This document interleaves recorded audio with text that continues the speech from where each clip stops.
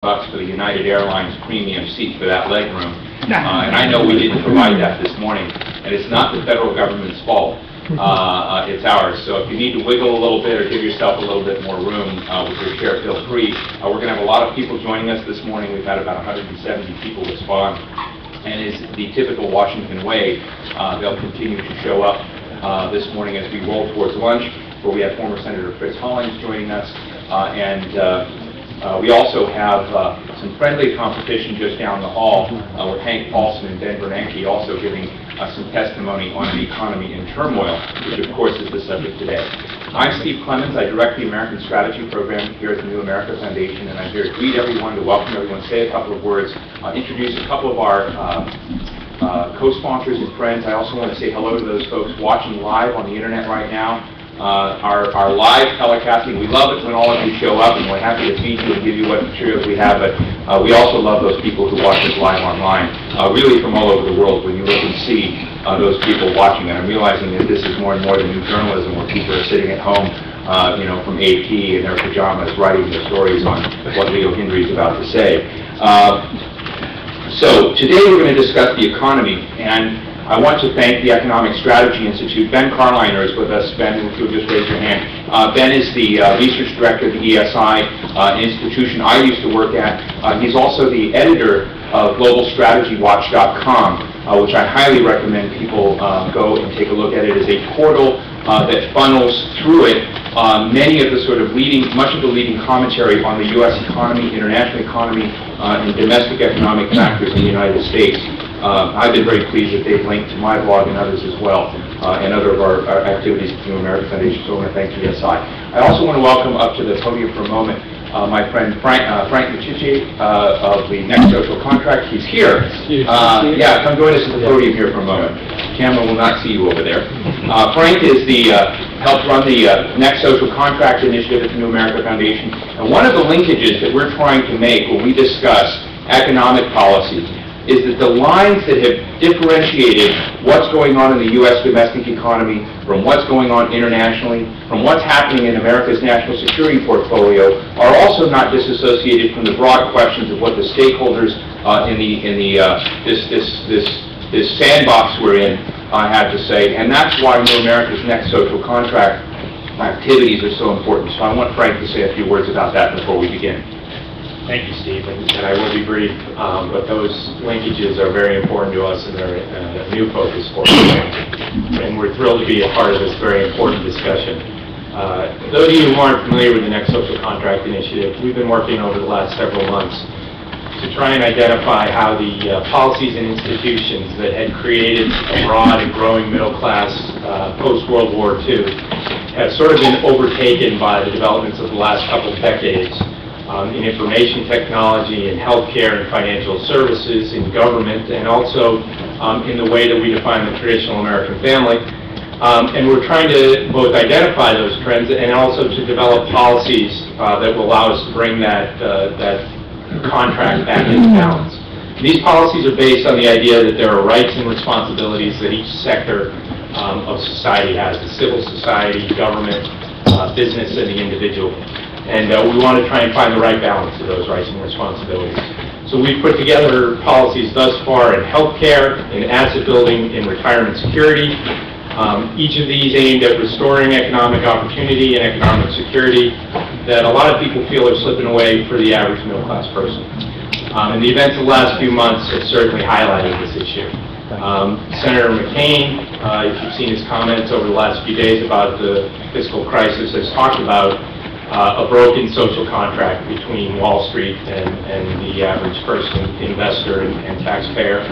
It's not the first time he's used the social contract language, or Senator Obama, but it's definitely the most emphatic. And another sign that we're making some progress here is Bill O'Reilly last night, in his opening monologue, twice mentioned the social contract and the breakdown of the social contract as being part of the reason behind the fiscal crisis. So we feel we're making an impact. These issues will continue to be very important, and we look forward to working with Steve's program, with Cheryl Swinninger, and others to highlight these issues. And you should have received a packet on your way in that includes a lot of the work we've done, including the policy papers and a new monograph we're very excited about by Mike Lind that chronicles the history of the American social contract. So hope you'll enjoy that, and if you want to check out our website, we're at nextsocialcontract.org. Great. Thank you, Frank. The coolest guy in the room right now is Congressman Walter Jones. I'm going to say a few words about him in a moment. But the next coolest guy is Leo Hendry. Leo Hendry chairs the Smart Globalization Initiative at the New America Foundation. He is the CEO of Intermediate Media Partners. He's been CEO of the Yankee Entertainment Sports Network as well as AT&T Broadband. We've provided an article which Leo has written recently about a contract with corporate America. And it is this focus, and it really plays into this next social contract and smart globalization approaches that we've been trying to take at New America Foundation, why Leo is the perfect match for this. But he wrote a book called It Takes a CEO. I don't know how many of you read it. We're giving a book out today that was written by Fritz Hollings. We should be giving this other one out because he does raise this question of what the fundamental responsibilities are. And given the economic meltdown we have today, what I really think this conference ought to be about, and what we all ought to be considering as we discuss this issue, are the question of the interests of various participants in the economy, both global and domestic.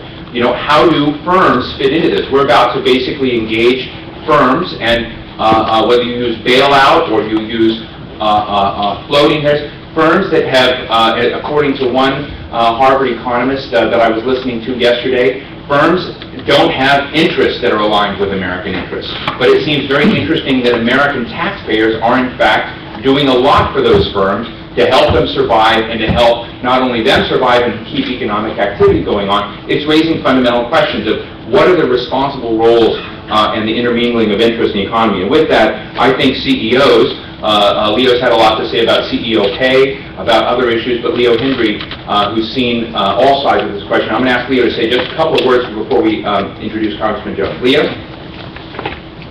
And you can clap.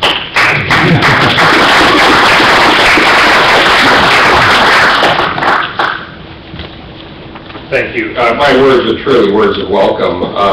The purpose of today's session is to hear from some very, very important folks, not the least of whom is our first speaker, Congressman Jones. But this will work well if, during the course of the morning, we hear from you. The theme that we have to begin to explore is what now? And what now cannot be the enactment of a 700-word piece of legislation to cover $700 billion of recovery to Wall Street. And so the theme this morning, as you've heard from Frank and Steve, and you'll hear from the Congressman, is what now? And it has to be both solutions that are truly meaningful and sustainable, but systemic changes that we don't ever put ourselves in this predicament again.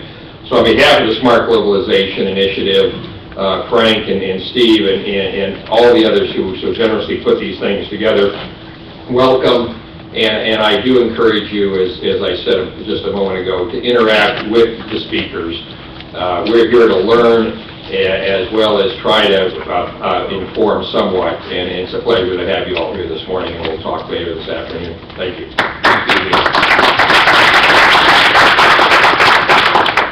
Now I have the great pleasure of introducing Congressman Walter Jones. I don't know if any of you have been paying attention to the political situation lately, but it seems like most folks have either divided themselves up on one side of an aisle or another. And as I looked at Congressman Jones's veto recently, there are not many more independently minded congressmen. In this case, he happens to affiliate with the Republican Party, which is I happen to affiliate with the independent, radical centrist crowd. But it's hard to find people who continue to maintain an independent posture on so many issues, on whether it relates to the war, whether it relates to the economy, and continue to play their role in such a distinguished fashion. It's a real honor for me to welcome Congressman Walter Jones here. Of course, he represents the 3rd District of North Carolina. This is his 7th term in Congress. Congressman Jones is a member of the Armed Services Committee, a member of the Financial Services Committee, quite appropriate for today's forum.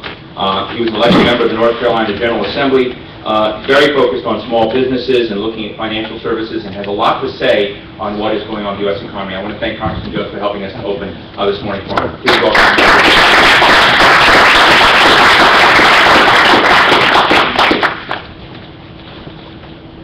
Steve, thank you very much, and I am delighted to have this privilege to stand before you, and Steve was very kind in his introduction. I am an American. I'm proud to be an American. I'm strong in my faith, and I am Republican. But to me, the points I want to make this morning in just a very few minutes, as an American who sees a nation that I have great love for just collapsing all around me. I will never forget the book written by Pat Buchanan called Day of Reckoning. And many points that he made in the book, but one that I have used time after time, even at high schools, even in grammar schools, in the 7th, 8th grade. And that is, any great nation that has to borrow money from foreign governments to pay its bills will not long be a great nation. How ironic that statement is by Pat Buchanan, and how ironic it is today as we sit here in Washington, D.C. It is time that the new president, whomever that might be, fully understand that this country has to have a period of time, that this country must, during that period of time, rebuild itself. We don't have the luxury of trying to police the world. Iraq was a failed policy from day one, and many of us who supported that policy, I being one, have regretted it almost from the first year on. That in itself, in my humble opinion, was the beginning of America finding itself in trouble. I go back as a Republican who tells you that for the party that I'm in, when President Bush became the president, we had the House, we had the Senate. We forgot, those of us who were elected in 1994, contract with America, we forgot the mission that we were on. And I think the beginning of the end that maybe we did not see it was the passage of the Medicare prescription drug Part D bill. I will remind you that this is the bill that the voting was kept open to about 6:30 in the morning. If you remember, I see some smiles. This was the bill that we started debating about 11:30 or 12 at night. This is the bill that many things were done on the floor of the House that were questionable as to influence and trying to change minds. And I mention that because it does impact on why you're here today. This country cannot come back to being the strong nation it has been unless we have honesty and integrity in Washington, D.C. It has to be in the White House, it has to be in the Senate, and it has to be in the House of Representatives. Because many times, those who seek power, many times have to become selfish and greedy. And what I have seen happen to the American people in the 14 years that I have been in office, and quite frankly, over the last 8 years, 7.5 years, whatever, has been very disturbing to many of us in the House of Representatives, in both parties, quite frankly. Because when you see a country that has lost millions of manufacturing jobs, and you see trade agreements that those who are promoting the trade agreements, in my humble opinion, have forgotten that a trade agreement, is two-sided. It should be good for the country that you are negotiating with, but it should also be good for your own country. And yet I've seen these jobs continue to go overseas. In eastern North Carolina, we do not have any textiles anymore. They're gone. In the state of North Carolina, most of the textile companies are gone.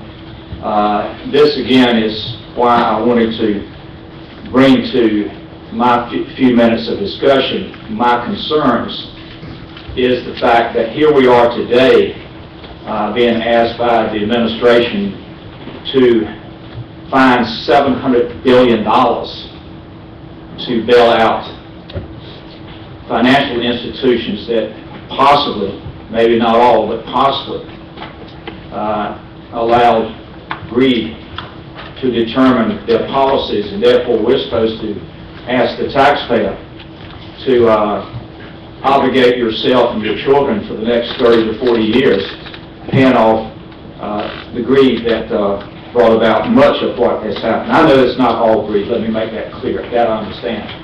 But from my standpoint of seeing that we just bailed out Bear Stearns, we just bailed out Fannie Mae. I didn't vote for that. That's the one I did have a chance to vote on. I just could not do that to the people of my district, because we hear constantly the average person in my district probably makes about $35,000 or $40,000. That's probably the average.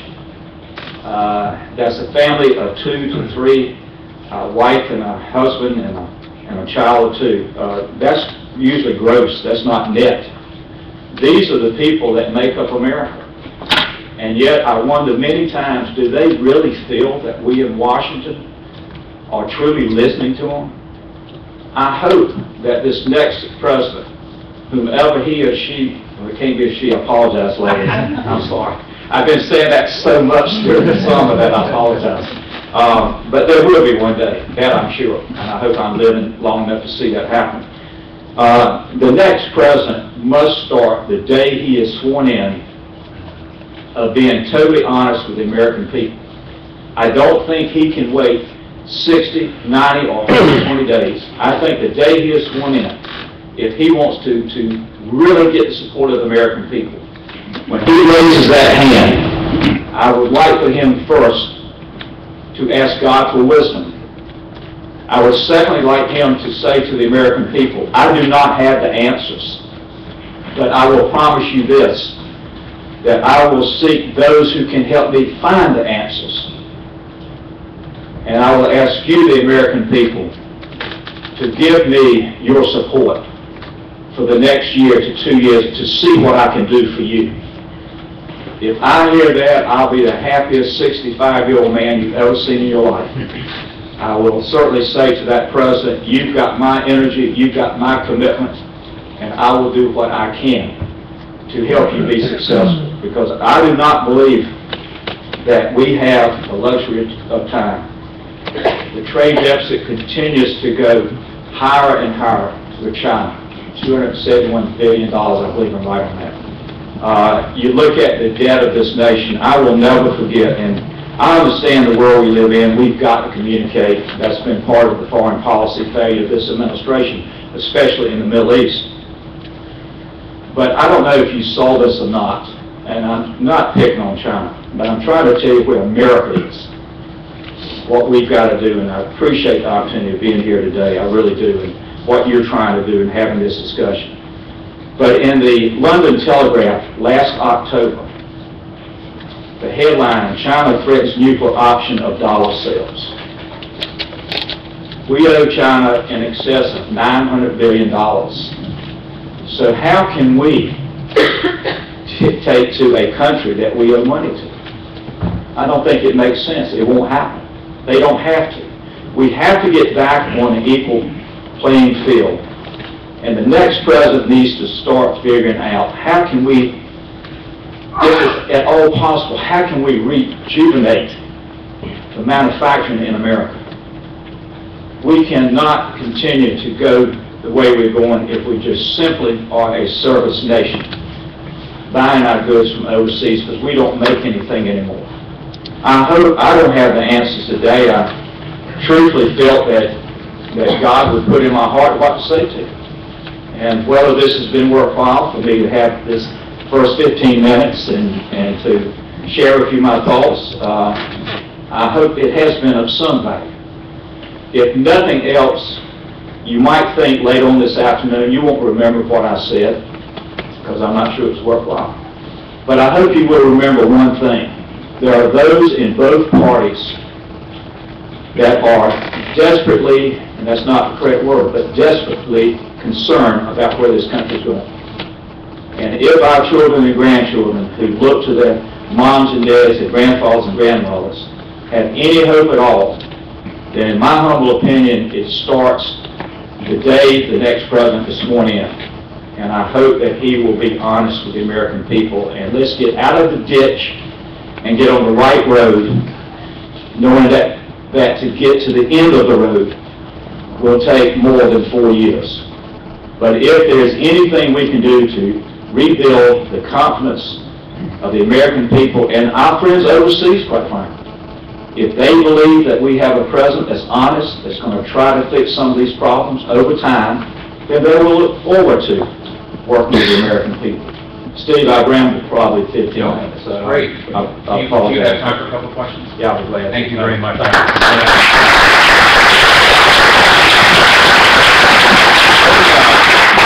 This microphone here. Let me open with one question. I'd like to open the floor, and because we are streaming live on the internet, I'm going to ask.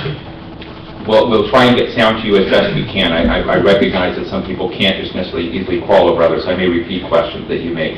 But my first question is when one looks at the administration's proposal in this bailout plan, as I understand it, Section 8 had a very interesting clause in it, which is getting a lot of attention today, and it was that the Treasury Secretary, if this plan was adopted, would not be subjected to any review, any accountability, any further discussion, review, or accountability by any agency. It's one of the most remarkable clauses I've ever seen in a system of supposed checks and balances in my life. That's the way it struck me, and I'm not on the left.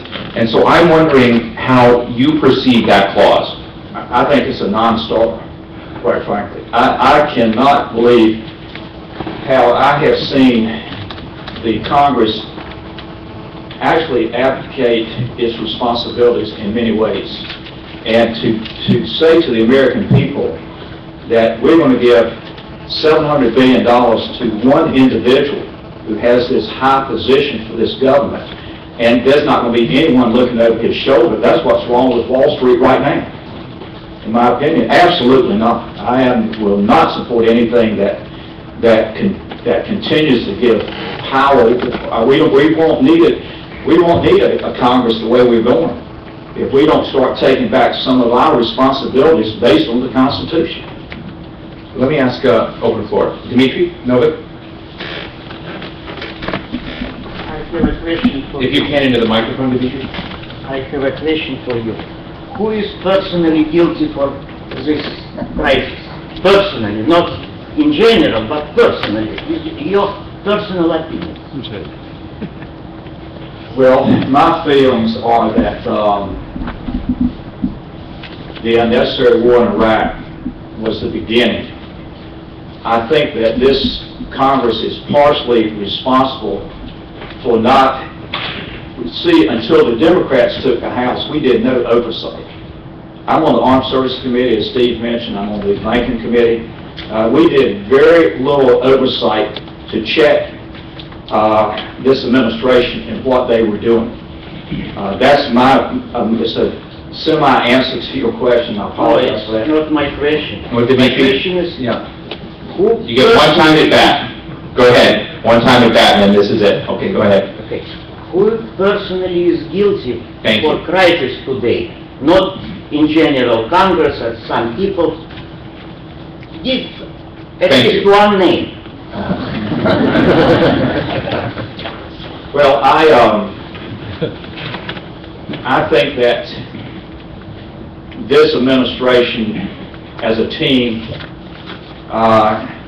has taken some liberties that have challenged the American people and put the American people into a situation where we have to bail out the government, and I am, at this point, not willing to say I would support a bailout at this time. I'll give a quick response of my own, since my role is partly editorial commenter. You know, there was a guy in the Philippines at one point who sat in an internet cafe and distributed what was called then the love bug virus. And I don't know if anyone remembers that. It was an extraordinary impact. This fellow cost the world hundreds of billions of dollars. And it was a small-time thing, but nonetheless it spread virally. And we have a lot of people in the hedge funds and the financial markets and others. Some view what's going on as the fourth or fifth end-of-world meltdown that they've seen that weren't end-of-world meltdowns, and it'll be nice to sort of look back on that if that's the case. Others sort of look at it as much more systemic. But one of the people who most impressed me, not on the political discussion he gave us, but the economic, was George Soros. And Soros said, there is a mountain of synthetic derivatives that have been built, and some of these derivatives are helpful in managing risk, but they so outstrip, to some degree, the ability of the regulatory bodies to understand or follow this world, that it is probably an innovator whom we don't know, to some degree, tied to the subprime crisis, and looking at the escalating effects of that, where now you've got quite healthy firms, healthy portfolios, healthy firms that are going under. And so I think it's an interesting challenge, because I don't think there is an easy villain. I think that there's a systemic problem that needs to be repaired, but that would be my quick response. Any comments, Congressman? Steve, yes, and it's going to be a little bit different than a direct answer. If you really want to give this government back to the people, change the way we raise money up here in Washington. It is a dishonest system, and both parties are guilty of it.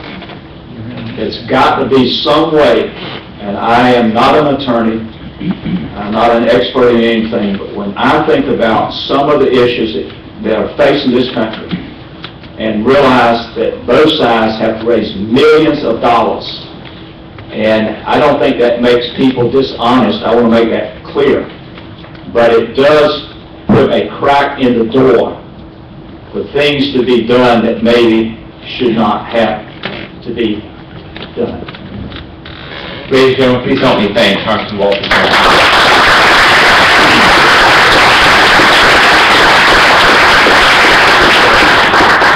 Thank you very much for joining us, Congressman, and I want to thank Josh Bolin and his staff for helping us make this happen today as well.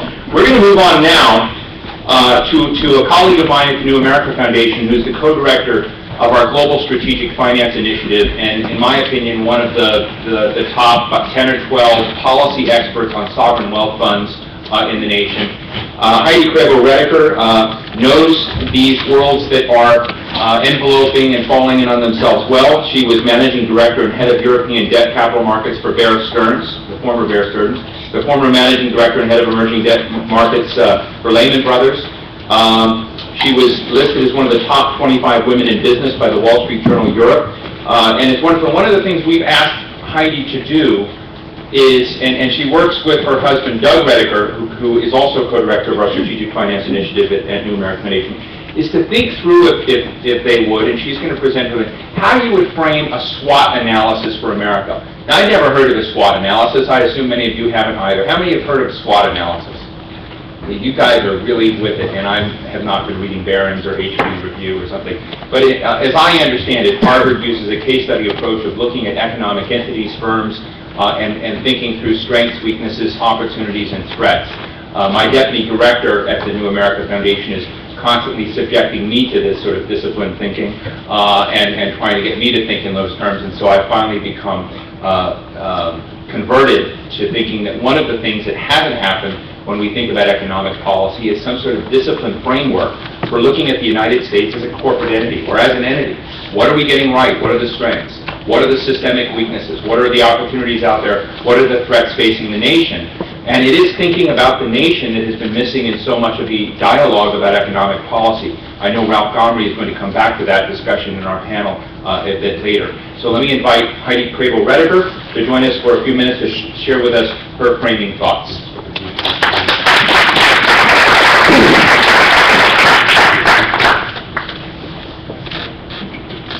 Thank you very much. I'm delighted to be here this morning, and I appreciate all of you coming. So my task today is to frame a discussion that I think America really needs to have, and I hope our panelists this morning will explore.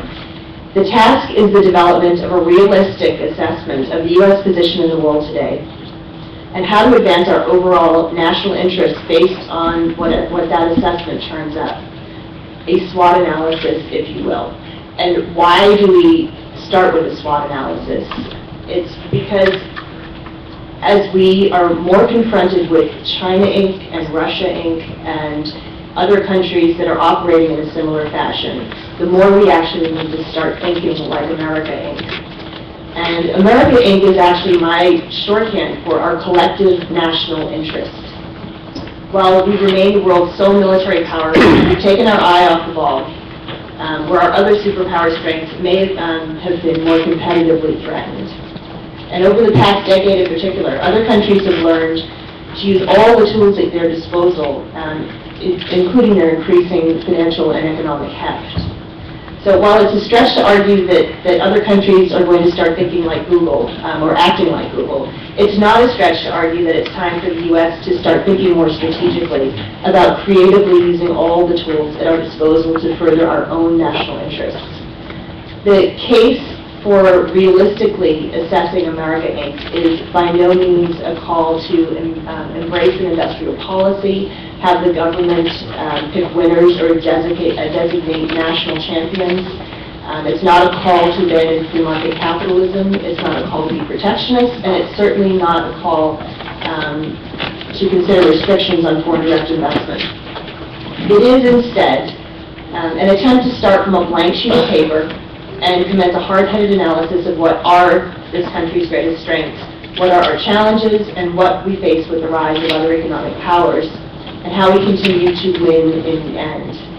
So in particular, the SWOT analysis, and I'm glad a lot of you have heard it, should include some of the previously taboo subjects, such as the proper role of government in a market-based, capital-driven economic model to further national objectives in an increasingly competitive world.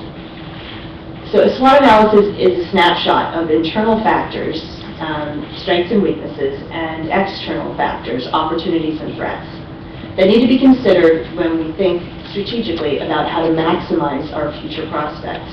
And it's a pretty simple tool that most businesses use in one form or another to anticipate and, most importantly, manage change. It serves as a very helpful reality check to avoid complacency and to foster smart, informed decision-making.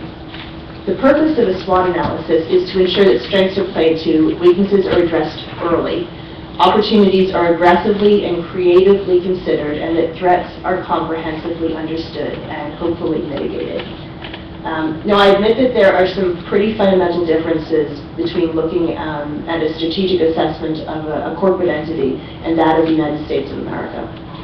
Nevertheless, the world has changed dramatically in the first decade of the 21st century, as has our place in it. And thinking about a framework for managing change is actually an important exercise. At the very least, it would provide a sobering assessment to ensure that we don't become complacent, unfocused, or blind to some of the really tectonic changes that are happening around us today. Because are we ready to grapple with the world, which even before the financial meltdown that we're witnessing, our share of global GDP, the pie is shrinking. Should we applaud or should we fear the world where the majority of the world's growth comes from emerging market countries, many of which have embraced economic and political models that differ from the U.S. model? These are not just economic issues, they're political as well, and they all have strategic consequences. A SWOT analysis allows us to avoid the pitfalls of actually clinging to one particular ideology over reality, or short-term tactical maneuvers over long-term strategic ones. And it helps us look at, assess, and actually plan for the challenges we're going to be operating in, and opportunities, more importantly, that we're going to be witnessing for the United States in the world today. When you are the world's most powerful nation, as we are, it's easy to believe that many of our strengths are obvious and put your number one and dismiss the need for an objective assessment of the country's strengths. But that only leads to complacency. If nothing else, recent events in the financial markets demonstrate that things taken for granted can change virtually overnight. That's why New America is launching this effort to create a full-scale SWOT analysis for America Inc., to create a snapshot of where we are so we can figure out where we want to go and how best to get there. And as I've mentioned, I'm only here to frame this discussion today, not provide all the answers. But I do want to throw out a few ideas to get started. First, before we conclude that we're stuck in a hole that we can never get out of, as the title of the next panel implies, let's not forget that our strengths are, in fact, formidable. To name a few, the absolute size of our economy and our internal market are incredibly powerful strengths. And beyond that, our economy ranks consistently the most competitive in the world, with particular strengths in the workforce, culture of innovation, and entrepreneurship. And in a world where talent is increasingly the 21st century's wealth, which is a line Tony Blair uses all the time, the U.S. is the world leader in R&D and protecting and commercializing intellectual property. Moreover, the dollar does remain the world's reserve currency, and in spite of enormous pressure right now, it appears likely to remain so for the foreseeable future, giving us an exorbitant privilege to access capital in ways no other country can. But a SWOT analysis also requires a realistic assessment of our weaknesses, which include an increasingly worrying deficit. Our national debt is now likely to reach over $11 trillion, and our deficit could conceivably reach as high as 7% of GDP. That's bad enough, but combined with our national aversion to savings, that means our increasingly large debts are being funded not by our own citizens, but by other countries, as was referred to earlier. That constitutes a strategic weakness. Other weaknesses might include those I believe will later be addressed by Sherrill, including our failure to aggressively take on the challenge of creating energy efficiency enhancing technology and our need to invest in our crumbling infrastructure.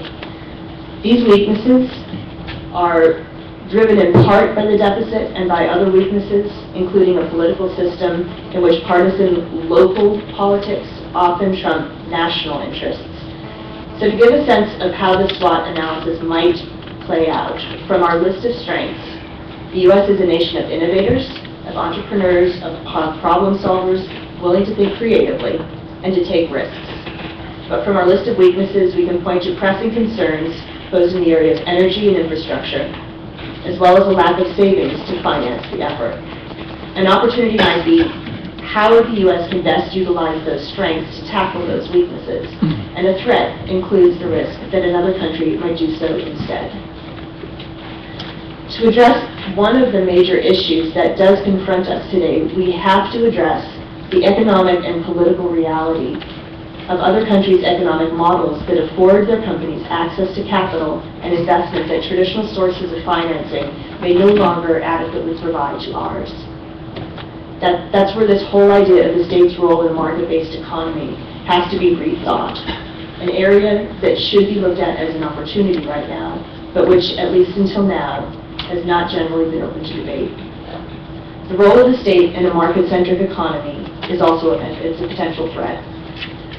As other countries have embraced capitalist economic models that differ from ours, but have also demonstrated strong economic growth, other developing countries have taken note, and some have been attracted by the possibility of economic liberalization combined with authoritarian governance. We have to recognize that the fall of communism did not represent the absolute triumph of U.S.-style capitalism, but rather the commencement of a new debate over what precise form of capitalism works best. The events of the past week in particular have forced us to grapple with this. And what happened over this past week to capitalism in the U.S. is truly historic. And it will hopefully start a conversation in America, allowing us to move beyond the ideology and question what we really mean when we speak of concepts of free market capitalism or market fundamentalism, as George Soros refers to it. What is the appropriate role of government ownership and the financial sector and beyond the financial sector? Because other countries have been having that conversation for a long time now. We don't need to become America, Inc. But I suspect that a realistic assessment of the opportunities before us will probably require a further partnering of public and private sectors to get beyond the capital constraints and the strategic limitations that purely private sector initiatives are going to lead us to achieve our national goals. Public-private partnerships are increasingly common around the world, but have yet to take hold in the U.S., and it's just one way to align business and national interests. So imagine if we could actually stimulate growth, create jobs, and tackle many of our public infrastructure needs, or develop energy-efficient technology on a global scale, and that we managed to do so by leveraging capital held by other countries' central banks. Of course, it's not that simple, but it's the type of opportunity that we need to start considering. It's this very same balance of state involvement in market economies that presents one of our most acute threats. The mass transfer of wealth that we have seen away from the U.S., coupled with the rise of new economic players that don't subscribe to capitalism American style, has changed the global competitive landscape. It's a fundamentally different challenge than what we faced in the past with Japan and South Korea and protection of national champions. American private companies will increasingly confront state-owned or controlled companies on the other side of the table. And the majority of the world's top 20 oil and gas companies are already in state hands. The U.S. government will increasingly need to deal with new strategic questions that these state entities present. When we moved back to the U.S. last year after living overseas for many, many years, we thought we would take advantage of the opportunity to see things from a fresh perspective. And one of the first things that we joked about was the fact that the next president should consider the creation of a new office, the Office of Chief Strategic Officer. And the first task that the CSO should have is to undertake a SWOT analysis of America, Inc. But since it's unlikely that we're going to get a Chief Strategic Officer of the United States anytime soon, we decided that we would initiate one at New America, try and develop it, and hope that it would be the next best thing. Thank you very much.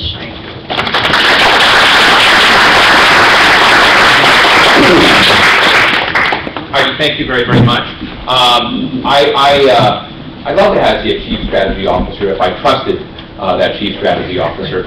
I think part of the question in terms of developing a SWOT analysis for the country and looking at this question of fundamental opportunities and threats is the question that the U.S. economy, to some degree, was able to operate in ways that were different than other nations.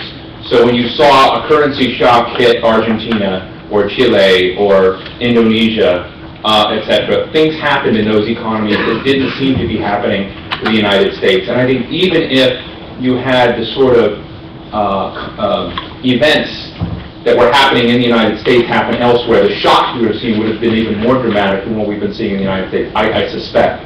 I might be wrong on that, but I suspect. But to me, the way I describe it is that gravity functions differently here than elsewhere. So the question is, do you think gravity is taking hold as the debt position of the United States has increased so dramatically, as the trade deficit, as the fiscal position of the country has become? I mean, do you think that we've undermined our ability to be different? Well, I mean, let me start by saying, from the perspective of sitting in London over a great few years, it was very clear that at least in the financial world, it was becoming very multipolar very, very quickly.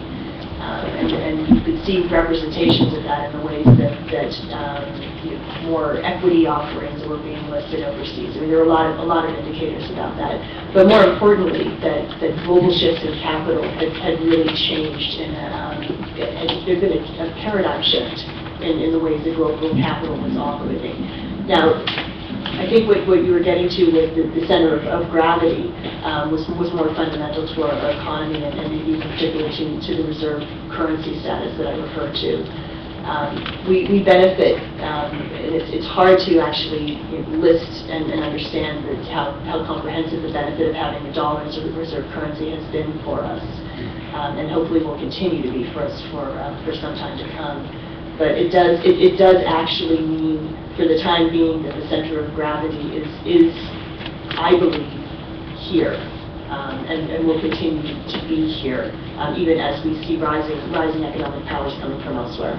Another question I have before I want to go to the floor is, we've got some giants in the financial industry. Leo Hendry, we've got Richard Vague, we have Scott Delman, who are they're all doing well in this market, which says something about their foresight and prescience of what they worry about. But from your side, working in an investment house, given what you saw happen with the derivatives market, the securitization of various kinds of what we see as I look at them as Japanese sort of non-performing loans. I sort of wonder if we're all becoming Japanese in the sense that our government's beginning to look like it's doing things more like we used to critique the Japanese government for doing. But how easy is it, or how impossible is it for a firm to smell risk in this market? I mean, were they making a decision that was conscious? In other words, could they afford to have avoided this sort of securitization of the subprime loans and stayed away? Or is the drive to growth and the activity so hot there that they couldn't have survived and stay out of it? In other words, what kind of choice do those sorts of firms make? Well, from the perspective of actually sitting on a trading floor and seeing the massive liquidity that was sloshing around in the capital market searching for a home over the past decade or so, it was a recipe for disaster, which we now are facing. Did people suspect it would be disastrous? But I don't think. I don't think that very many people suspected that we'd be in the situation we are right now. I would say probably nobody was thinking that we were going to be facing the redrawing of the banking map as we're watching right now. A lot of the instruments that we all now refer to fairly frequently, and when I was sitting in London, I would the parts of the credit derivatives market and the DEO market and mortgage-backed securities market was sort of a contained entity unto itself. So as the problems that were embedded in a lot of the complexity that was embedded in a lot of those industries started to unravel. We all became much more familiar with it at the time. It was a large industry, but it was fairly contained within various investment banks. So I don't think it was very well known at the top what the risks actually were. Questions? Yes, in the very back. Yes, Ken Jarbo, Lena Alliance, former colleague here in the Senate. Thanks, Steve. I don't have to introduce myself. Quick question on the SWOT analysis. SWOT analysis is essentially an analytical tool that gives you a snapshot of what's happening now. Right now, things are in flux. What tools do we need to use at the national level? We have Porter's competitive analysis. We got Prohalat's sticking to your knitting. You can go down all the strategic gurus from the last decade. How do we use some of those tools, not necessarily to take that next step from understanding where we are now, and this is where the opportunities come in, to actually creating what we want to create, because that's the opportunity we have now. We have an economy that is vastly different than what it was 10 years ago. We have a banking system, a financial system that we have to completely revamp.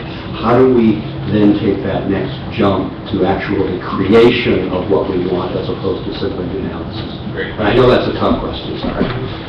If I had all the answers for that, but I think the reason that we started with the concept of a SWOT analysis is because before you can actually make informed decisions about moving forward, you have to figure out where you are. And it is a snapshot, and the purpose was to sort of have let's all get our arms around what's really going on and have a reality check. In the same way that every business from mom and pop up through IBM has done for forever. Before you actually start making the decisions about how best to move forward, you just have to figure out where you are right now. And so that was where the concept for this SWOT analysis came up. There are lots of tools out there, and again, I would hesitate to say that all of them are applicable for looking at a country versus looking at a company. But some of them can be helpful in just providing a framework, and I think frameworks are good when you have times of chaos and intense change. So I think we will get to the point where we start figuring out where to go from here. Right now, it's contain and figure out where we really are in the world and be realistic about it so we can make informed decisions. I should mention that Ken Jarbo works a lot on the intangibles field, the intangible part of the economy, which we should probably consider as well. Before we close, I just want to share why I thought a SWOT analysis from my own perspective was so valuable. I got into the issues in the economy in the 90s when I worked for Senator Jeff Bingaman and just across the street. And we were trying to look at what we saw in the polls were sky-high anxiety levels of working families, working Americans. And we kept talking to the Clinton administration at the time and saying, don't you think we should do something?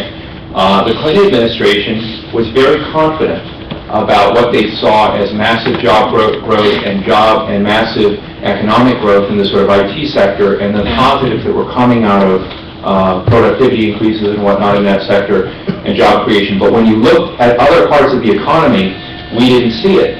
And at the same time, we were looking at the high-wage job problem in America. We call it offshoring today. We saw the precursors of this dramatically in other ways, not just in the movement of say, Boeing subcontracting facilities abroad, but we saw China, in one very famous case, Li Peng, calling the CEO of Boeing and saying, why aren't you advocating for our interests? And I remember at a large dinner raising the question about whose interests are in fact working. We have another fellow at New America Foundation who had a very different view of this, Dan Gross, who I think is a money editor at Newsweek, who wrote a book called Top on Why Bubbles Are Good. And then out of bubbles become enormous innovation, enormous new opportunity, the railroads, the internet revolution, etc. And the sort of dog-eat-dog fights that come after a bubble can be very healthy. And so as I looked at it, I realized that everyone has a narrative, but there were no fundamental fixed ways in which these narratives could be sewn together and analyzed. And when it came to a public policy question, you saw, and without due to partisanship, but you saw more negligence in economic policy than you saw action. And to some degree, that is why we thought a snapshot, which we think is a good base to begin to sort of bring this thing together, and then to sort of anticipate with Ken and others a way to look forward at what this economy and what those public policy practitioners need to do and how we ought to benchmark their behavior, their decisions, and the consequences of those decisions. So that's why we want to oppose the SWOT analysis. I want to thank Heidi Kramer-Rediker very much for helping to frame and set this up.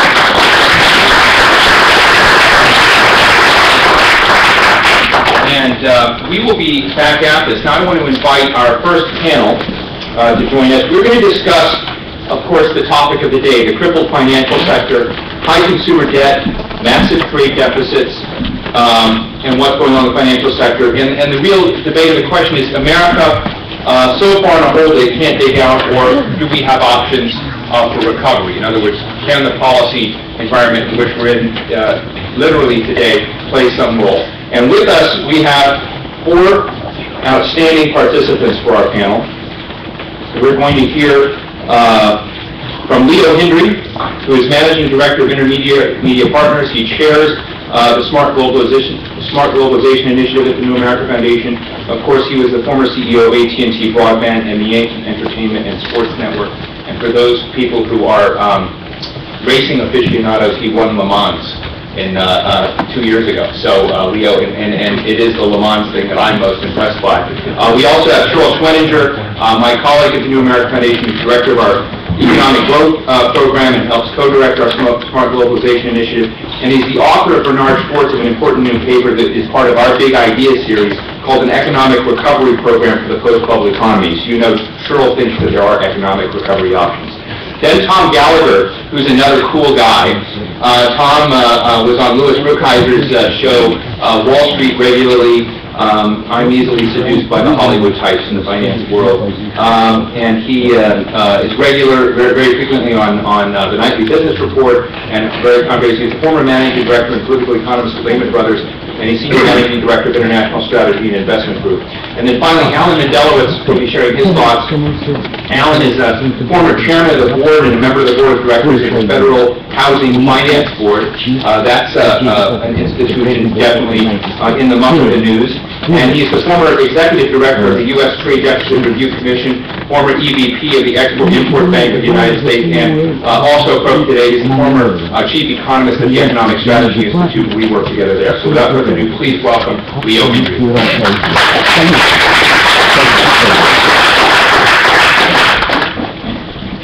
This really is the most extraordinary extraordinary 9 days that many of us will see in our lives. And yet it is such a partial phenomenon to the crisis that we're going to hear about today from others more learned than I. As we all know so well, the President has asked for this almost unbridled authorization to purchase $700 billion in troubled housing mortgages, which would raise, as Heidi has commented, raise the statutory limit on the national debt to $11.3 trillion from $10.6 trillion. We heard from Congressman Jones the apprehension that his colleagues have in Congress. Certainly one of the apprehensions they should have is whether this is enough, and I will argue in a moment that it is not even close to enough. Even the $700 billion, as we know, is over and above the $85 billion that's been committed to AIG, the $29 billion related to Bear Stearns, and the very, very conservative, and I mean very conservative, $25 billion estimated for the bailouts of Freddie Mac and Fannie Mae. These solutions, however we characterize them, are the most expensive combined bailout in the nation's history, and a point I'm going to make several times is that in a strong opinion that they will sharply curtail the next president, whoever it might be, to push for tax cuts or new spending. As I've said, I do not believe $700 billion is nearly enough. I'm dismayed at the rifle-like focus on the mortgages side. I don't think it comes close to covering, it's not intended to cover the exposure associated with leveraged loans, nor especially the credit default swaps market, what's called CDS, which has ballooned to an unimaginable $62 trillion from $900 billion as recently as 2001. This credit default swap market, untouched in the debate going on today, was developed by financiers, as Congressman Jones commented, who in our opinion hired the very best lobbyists they could to keep the regulators away. It's essentially nothing more than insurance on debt, but because there are now many more credit defaults outstanding than there are bonds for them to cover, it could potentially be a black hole of distress at least as large as the subprime mortgage crisis. Tens of trillions of dollars ago, these swaps became nothing more than a way to gamble with almost no money down. Alan Blinder suggested over the weekend that, quote, the root cause of all of our credit problems is declining household prices, and he is correct. But in my opinion, his observation ignores the fact that to this particular root ball were grafted a lot of other financial instruments which have grown into one heck of a tree. Senators Kent Conrad, Byron Dorgan, and Richard Shelby of Alabama and others were much more right than wrong when they said late last week that more than likely we're talking about $1 trillion. The degree of complexity, as Steve has commented, of the financial markets is in fact now so great, the product so new and untested, and the operations as Heidi herself lived so global that no amount of modeling was ever going to sufficiently see the future. And to make matters worse, these financial models underpinning many of the most sophisticated new products were based on trading practices and patterns from the past that are nowhere close to the patterns of today. But make no mistake, this crisis could have been avoided if regulators, who were kept at bay by the President and by lobbyists, had enforced rules and if officials had been able to question risky lending and other dubious practices. This indeed is the result of a willful and systemic failure by the government to regulate and monitor the activities of bankers, lenders, hedge funds, insurers, and other market players. The Graham-Leach-Bliley Act, enacted in November 1999, ostensibly by its purpose aimed to make the country's financial institutions competitive by removing the Depression-era walls between banking, investment, and insurance companies. What this act really did was to allow AIG to participate in the gold rush of a rapidly expanding global banking and investment market. It helped pave the way for firms like Bear Stearns and Lehman Brothers to become laden with bad loans and investments. Even though Senator McCain apparently believes that the economy is still fundamentally sound, and that even if it isn't, there is, to quote him, no need to be too specific right now, in everyone else's view, sadly, the one bailout at a time approach has not worked and it is no longer an option. Frankly, you can stick only so many fingers and toes and the holes in the dike before you have to acknowledge that the land you are trying to save is deeply underwater. And thus it is that the macro solution now being proffered is, at least in part, the right and correct approach. But just dumping a gigantic bailout plan with no limitations on the Secretary of Treasury on this economy isn't close to being a sufficient or enough response. Before anything else, we need to, in my opinion, commonly adopt and embrace the 4 principles that Senator Obama articulated on September the 19th.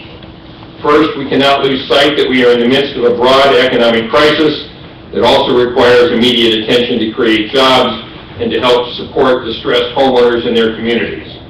To this point, I personally would add, and I think Congress should add, that this bailout legislation should thus be extended to include attention to unemployment benefits.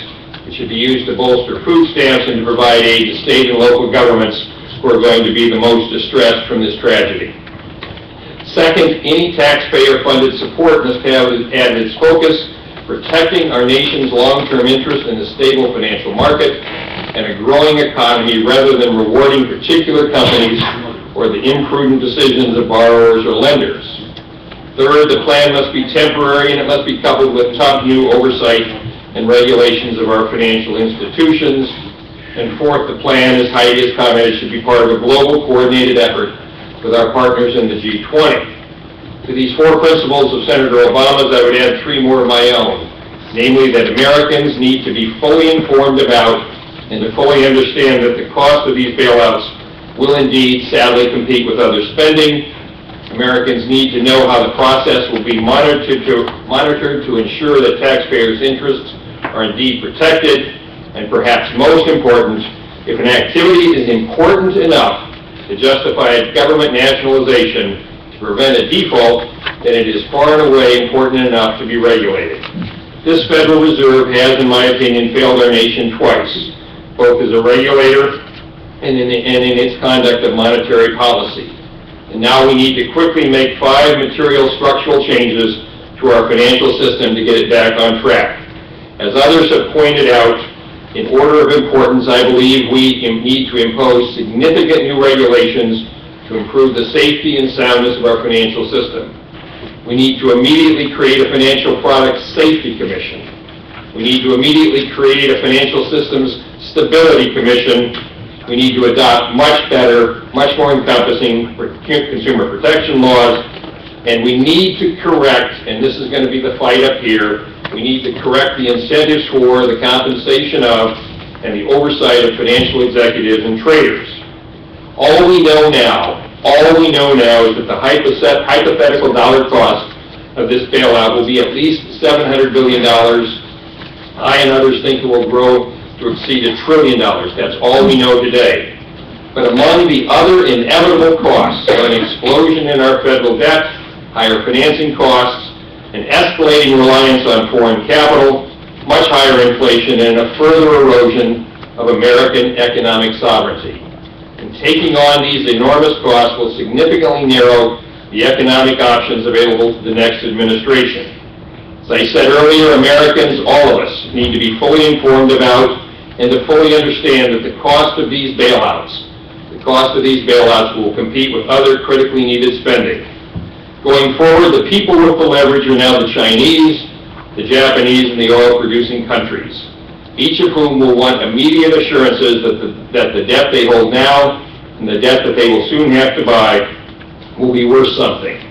A commentary that I found most foreboding was in the Chinese People's Daily on this point just last week on September 16th, when it said, "The world now needs to create a diversified currency and financial system and a fair and just financial order that is not dependent on the United States," unquote. That's the reserve currency issue that Heidi spoke about.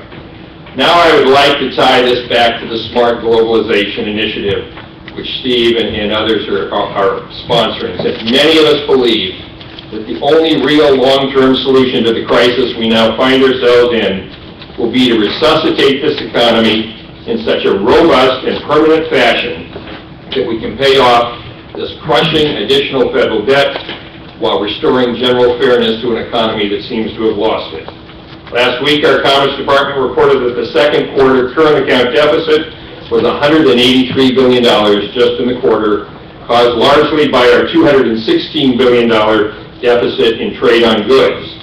And as they do almost every quarter, our trade deficit with China and on petroleum and automotive products accounted for almost 90% of this deficit. To finance our current massive current account deficit as it stands today, we're borrowing assets at a pace of around $600 billion a year, but of course with the impending bailouts, this number can only spike to truly unprecedented levels. U.S. foreign debt currently exceeds $6.5 trillion, and our debt service alone comes to about $2,000 a year for every working American. This current account deficit, which now can only rise, imposes a significant tax of sorts on GDP growth by moving, as you know, workers from export and import competing industries to other sectors of the economy. And if our current trade deficit were cut in half, then the movement of workers and capital into more productive export and import competing industries, as Congressman Jones advised us, would increase by at least $300 billion, or more than $2,000 for every working American. If we did this, our workers' wages would not be lagging inflation as they are, and ordinary workers would be more easily finding jobs, good-paying jobs, as that offsets to the nearly 3.9 million jobs we've lost in manufacturing just since the year 2000. We all know that lost economic growth is cumulative, and because of the record trade deficits accumulated over the last 10 years, our U.S. economy is now at least $1.5 trillion smaller than it needs to be, which comes out to about another $1,000 per worker. These trade deficits of the last 2 decades have reduced U.S. growth by about 1 percentage point a year, and in the year 2007 alone, we sliced about $300 to $500 billion off of our GDP.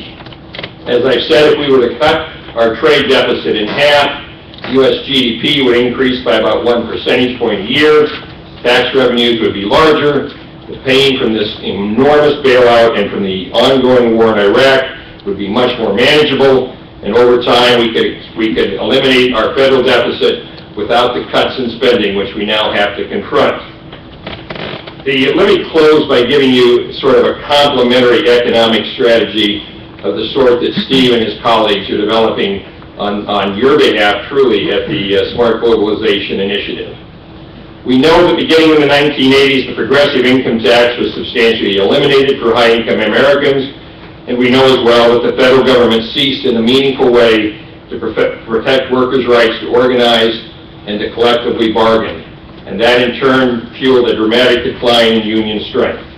By the end of the 1980s, U.S.-based global corporations, and the saddest maneuver I ever saw, began to see their non-U.S. operations not just as sources of raw materials, but as cheap production sites. NAFTA was the first legal embodiment of these changes. It was obviously followed shortly thereafter by the development of the WTO, and then by the granting of most favored nation status to China. But this history of decoupling wages and productivities doesn't do justice to the full destructiveness of our low-wage society, since this strategy also destroyed, as we know firsthand, our savings and our ability to invest. Employers not only reduced wages, but they substantially reduced the employer-based pension system, and in the public sector, the tax cuts, those tax cuts that overwhelmingly benefited the richest of Americans, robbed our states and local institutions from the public investments we needed them to make. As we negotiate, we and the American people in this Congress negotiate with the Bush administration the specific terms of this bailout, I think Congress should find, as a first step, both the will and the resources to also make meaningful public investments in infrastructure. The next Congress, early next year, should take the actions necessary. They must take the actions necessary to change our labor market policies to encourage a high-wage economy. We know that that means national health care and a national pension policy to restore adequate retirement savings. It means rebuilding the connection between productivity and wages, and it means making workers have the right to organize and bargain freely by passing the Employee Free Choice Act. This sword of Damocles that now hangs over our head is indeed unprecedented. It's more than $1 trillion, and in no way, shape, or form can we accept it without the changes I suggest. President Bush has suggested in the past, Senator McCain has echoed, that if you cut taxes, tax revenues increase.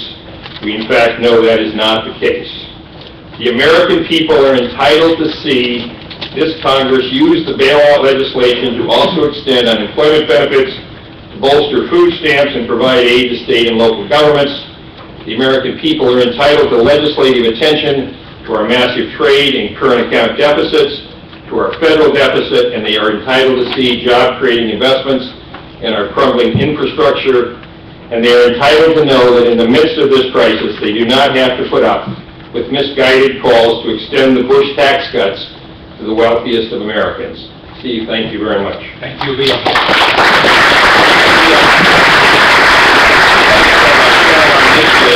Next, we'll have Cheryl Schwenninger join us.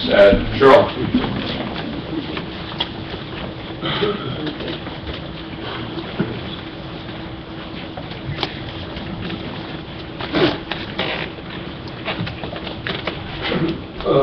Following on Heidi's framework, I think one of the great American strengths over the decades, indeed one of the core strengths over the decades, has been the ability to generate its own economic recovery and pull the rest of the world with us. And this is because we've had an activist... Could you pull the microphone? Yes, thank you. This is because we've had an activist bed. We've had a pro-growth, generally administrations in Congress. We've had the reserve currency, the dollar, and we've had a large internal market.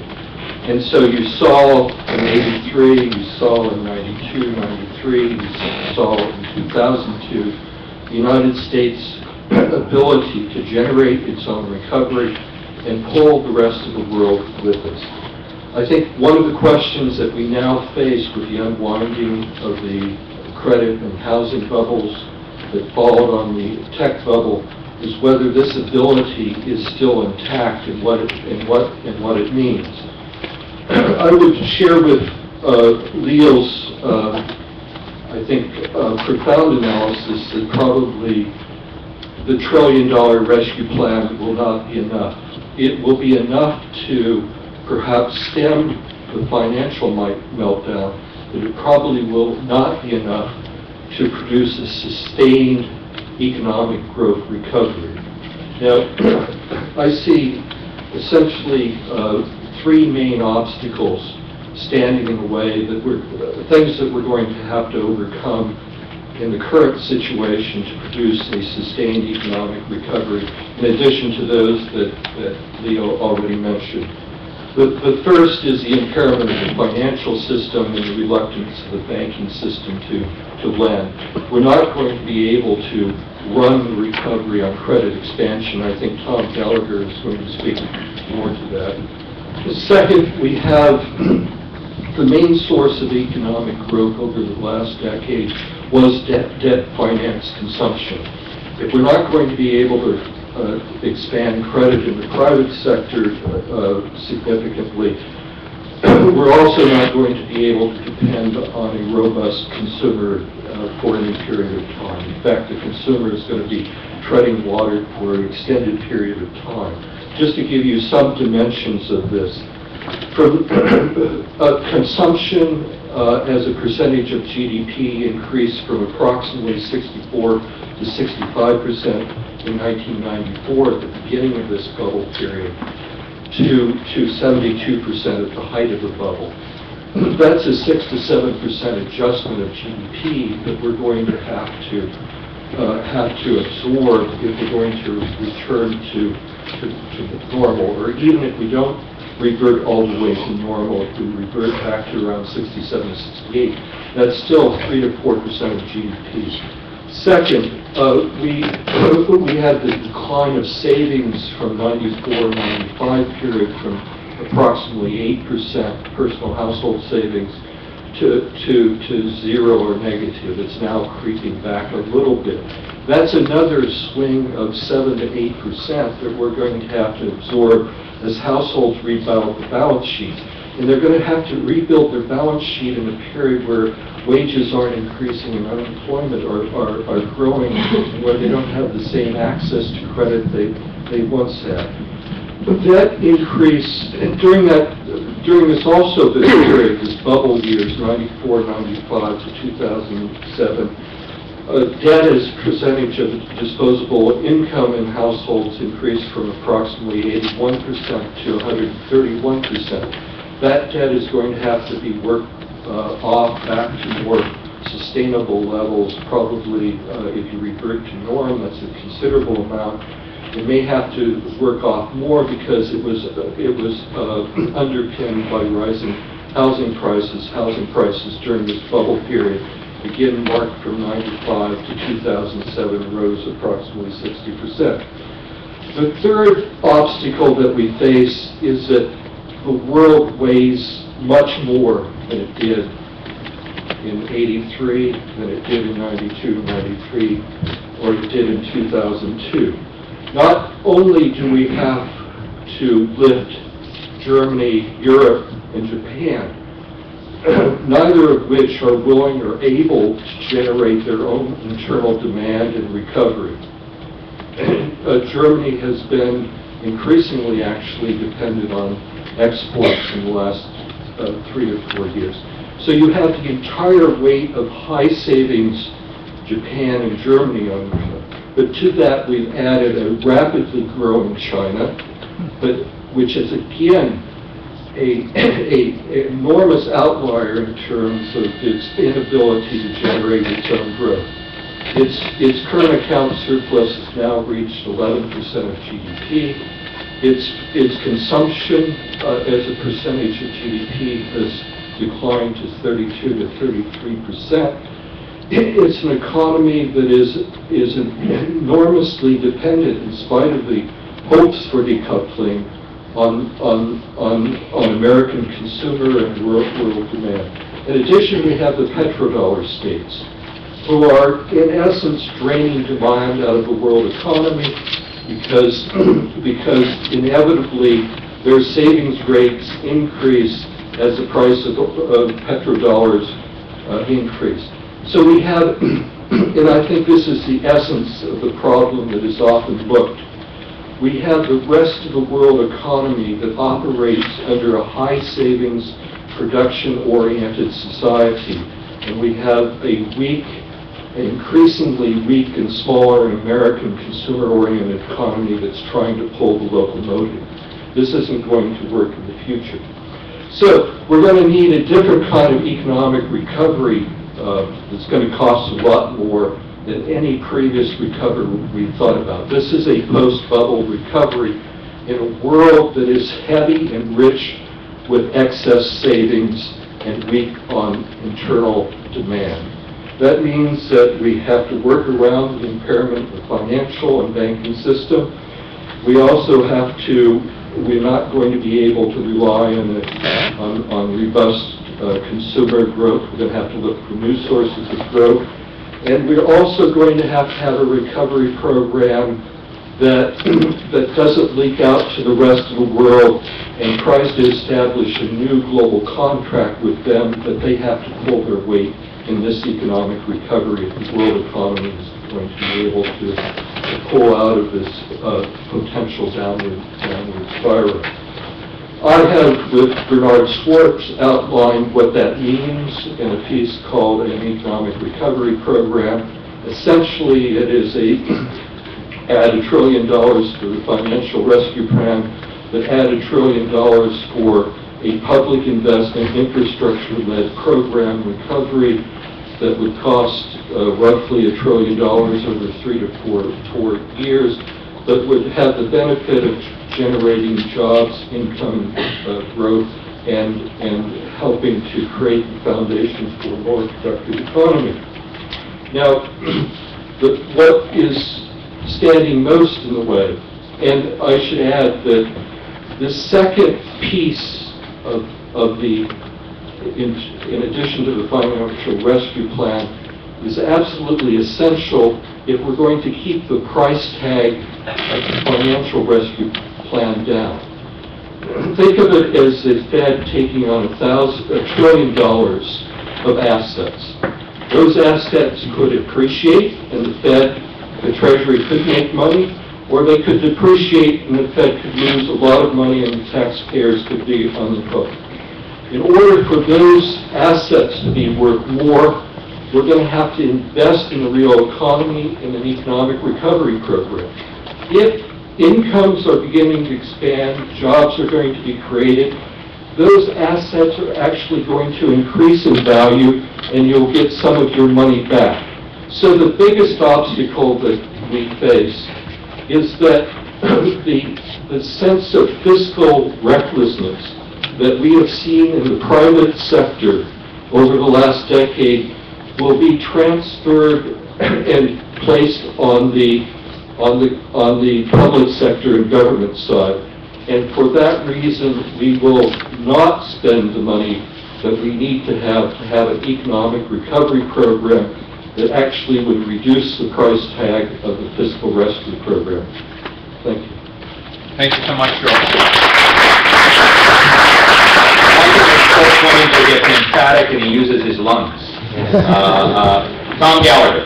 Please welcome Tom Gallagher. Thanks, Steve, for the opportunity to join the panel and to give me my thoughts. Oh, good. It is working. Basically, I think there are three major headwinds to the economy that I think that any policy response has to deal with. The first is the headwind caused by the shrinkage of residential investment as a percentage of GDP. I think that headwind is actually likely to bottom fairly soon in the next quarter or two. The second headwind is the one I'm going to talk about, and that's the credit contraction. The third is the wealth effect. That is, as consumers respond to declining asset values, that they can no longer use asset values to provide their savings for the future, so they actually have to defer some income, defer some consumption, and so that'll mean a higher saving rate and a slower growth rate of consumption for the economy.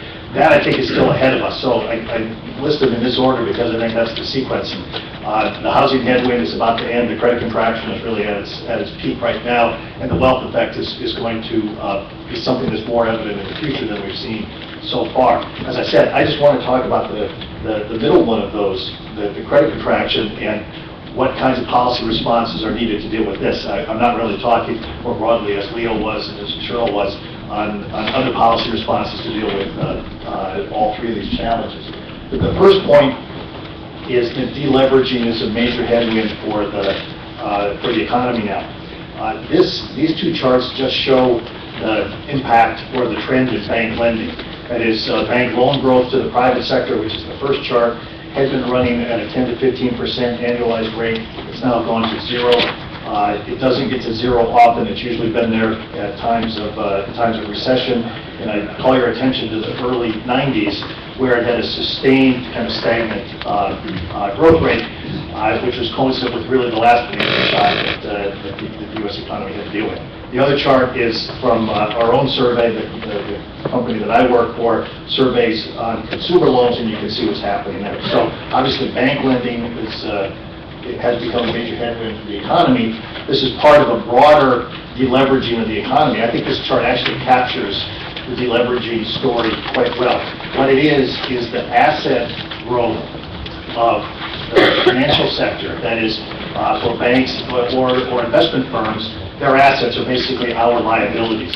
So as that has grown, you can see that in the previous, say, 5 years, the growth rate there, this is the increase in assets as a percentage of GDP, was around 16%. The bank lending has contracted a little bit in the last quarter, but the non-bank assets are actually shrinking, equal to 10% of GDP. So this is as financial institutions cope with the shrinkage of their capital, they have to rein in their asset growth, and they're therefore providing fewer loans or loans at tighter conditions for the rest of the economy. So the broader point here is that deleveraging makes this an atypical business cycle, which means therefore you have to have atypical policy responses. The traditional policy response to an economic slowdown is monetary and fiscal stimulus. We've had plenty of that, but we need non-traditional policy responses. And that's where you really have to throw out the textbook, because what's going on in the economy now violates most of the assumptions in the textbooks. And instead, I think if you look at the history books for what happens here, and the next chart shows what's happened when other developed countries in the last few decades have contended with a similar kind of financial crisis. This is the cost of recapitalizing the financial sector as a percent of GDP.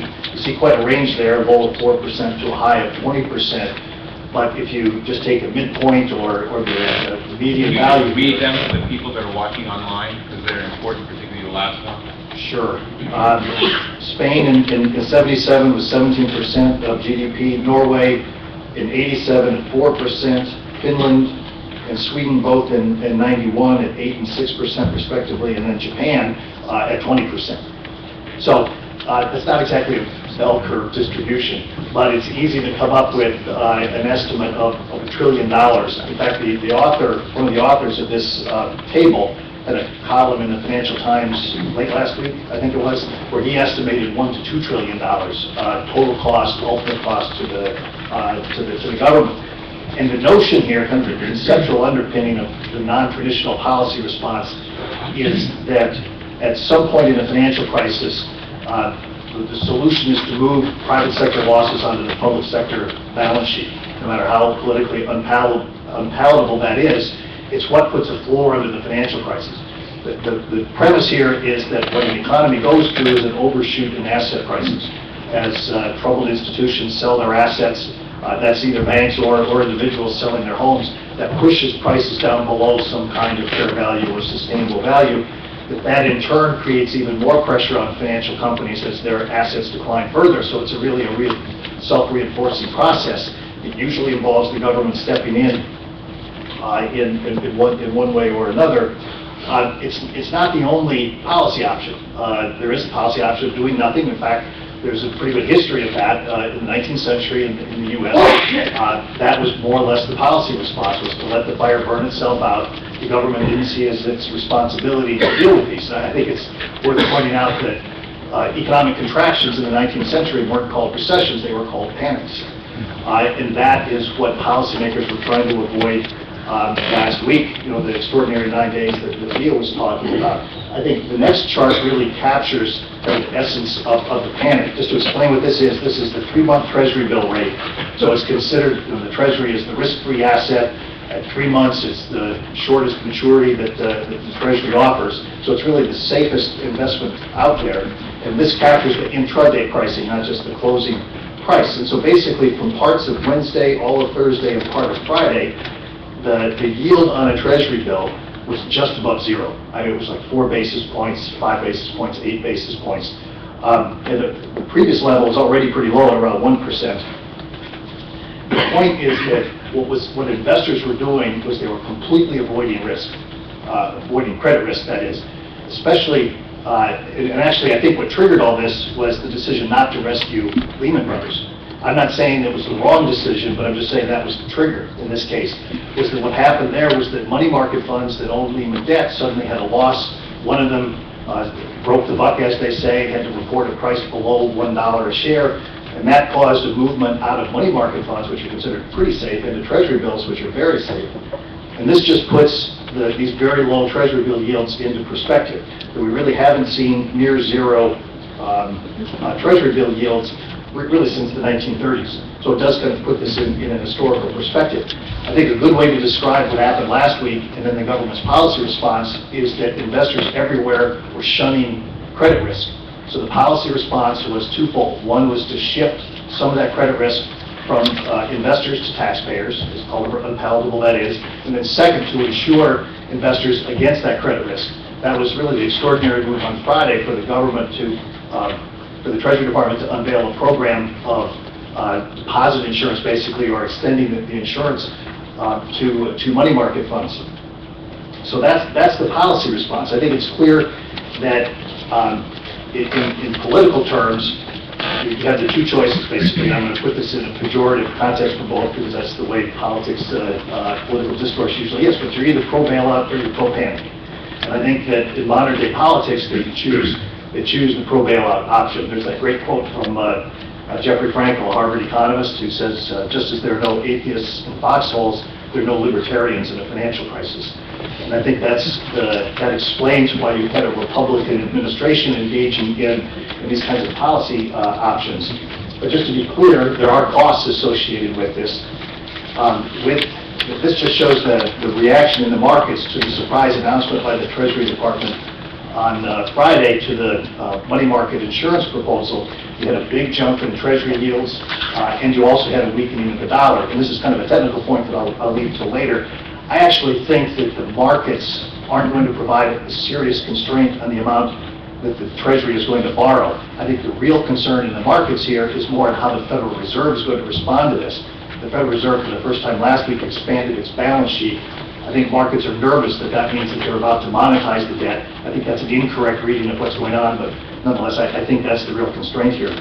So just to close, I'm not really here to talk about the details of a financial rescue plan, but I think the right way to think about if you do institute a financial rescue plan here, that I use the framework that John Macon, associated with the American Enterprise Institute, has laid out, where you have an acute phase of a financial crisis and a chronic phase.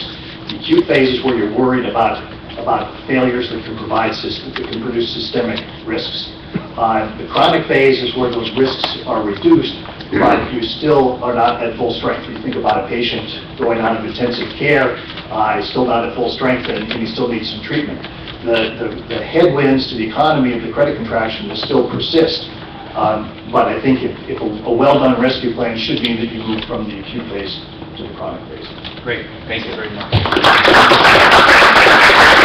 should mention also for those people who are watching online, I've been told we have a huge crowd watching online live that will put Tom Gallagher's PowerPoints, Leo Hendry's comments, any other prepared comments up on the web later today. So without further ado, Alan Mendelowitz.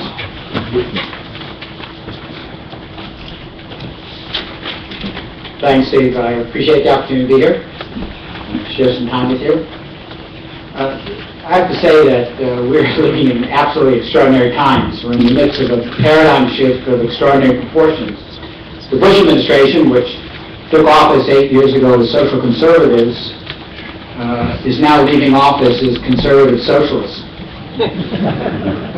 That's my best line. Events have clearly gotten ahead of ideology, and we're at one of those inflection points in which the reality of the world trumps over ideology and dogma. And I have to say, the economics profession, of which I'm a member, and its views on policy will inevitably follow. Until the Great Depression, the classical economic view was that markets are pretty much perfect and the government has a little role to play.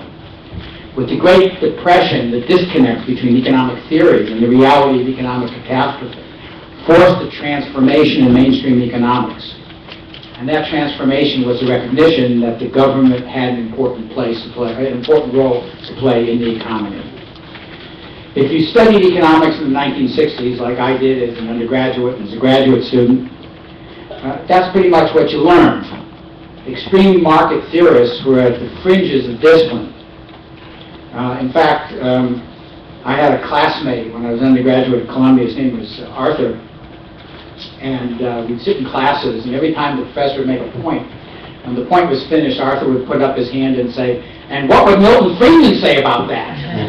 And the rest of us would sit there and sort of twitter, because at that point in time, Milton Friedman and the school of economic thought that he represented was very much on the fringes of economic thinking. By the 1980s, the monetarists and the free market ideologues had come to dominate economics. And the intersection between this ideology and policy was captured in President Reagan's first inaugural address when he proclaimed, "The government is not the solution, the government is the problem." The policy implications of this ideology was a pullback of the government from the economy, reduction in taxes, and a professed objective to shrink government. and most important of all, a reduction in government regulation. Now, I got to tell you, much deregulation yielded great benefits. However, like anything else taken to extreme and broadly applied, you run risks. And in the case of the financial sector, deregulation exposed the country to great economic instability. The events of the past year are as dramatic and as significant as the Great Depression. The difference is that despite the ideological approach to economic policy that this administration has taken, the most important lesson of the Great Depression was not forgotten. Namely, government inaction can turn a financial collapse into a full-blown economic depression. Now, where did this financial collapse come from?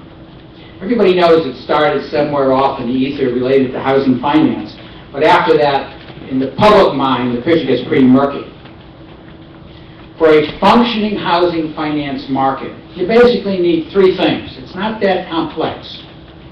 You need liquidity. Basically, if you want to buy a house, you have to be able to borrow money for a mortgage to buy the house. Second, you need good, sound credit underwriting on the part of the originator of a mortgage. Namely, if you go in to borrow money, you only get it if, based on sound credit underwriting, the originator determines that you have the likely ability to repay that mortgage. And that's why for the past 50, 75 years until this recent cycle, mortgage finance was one of the safest kind of loans to make in our economy.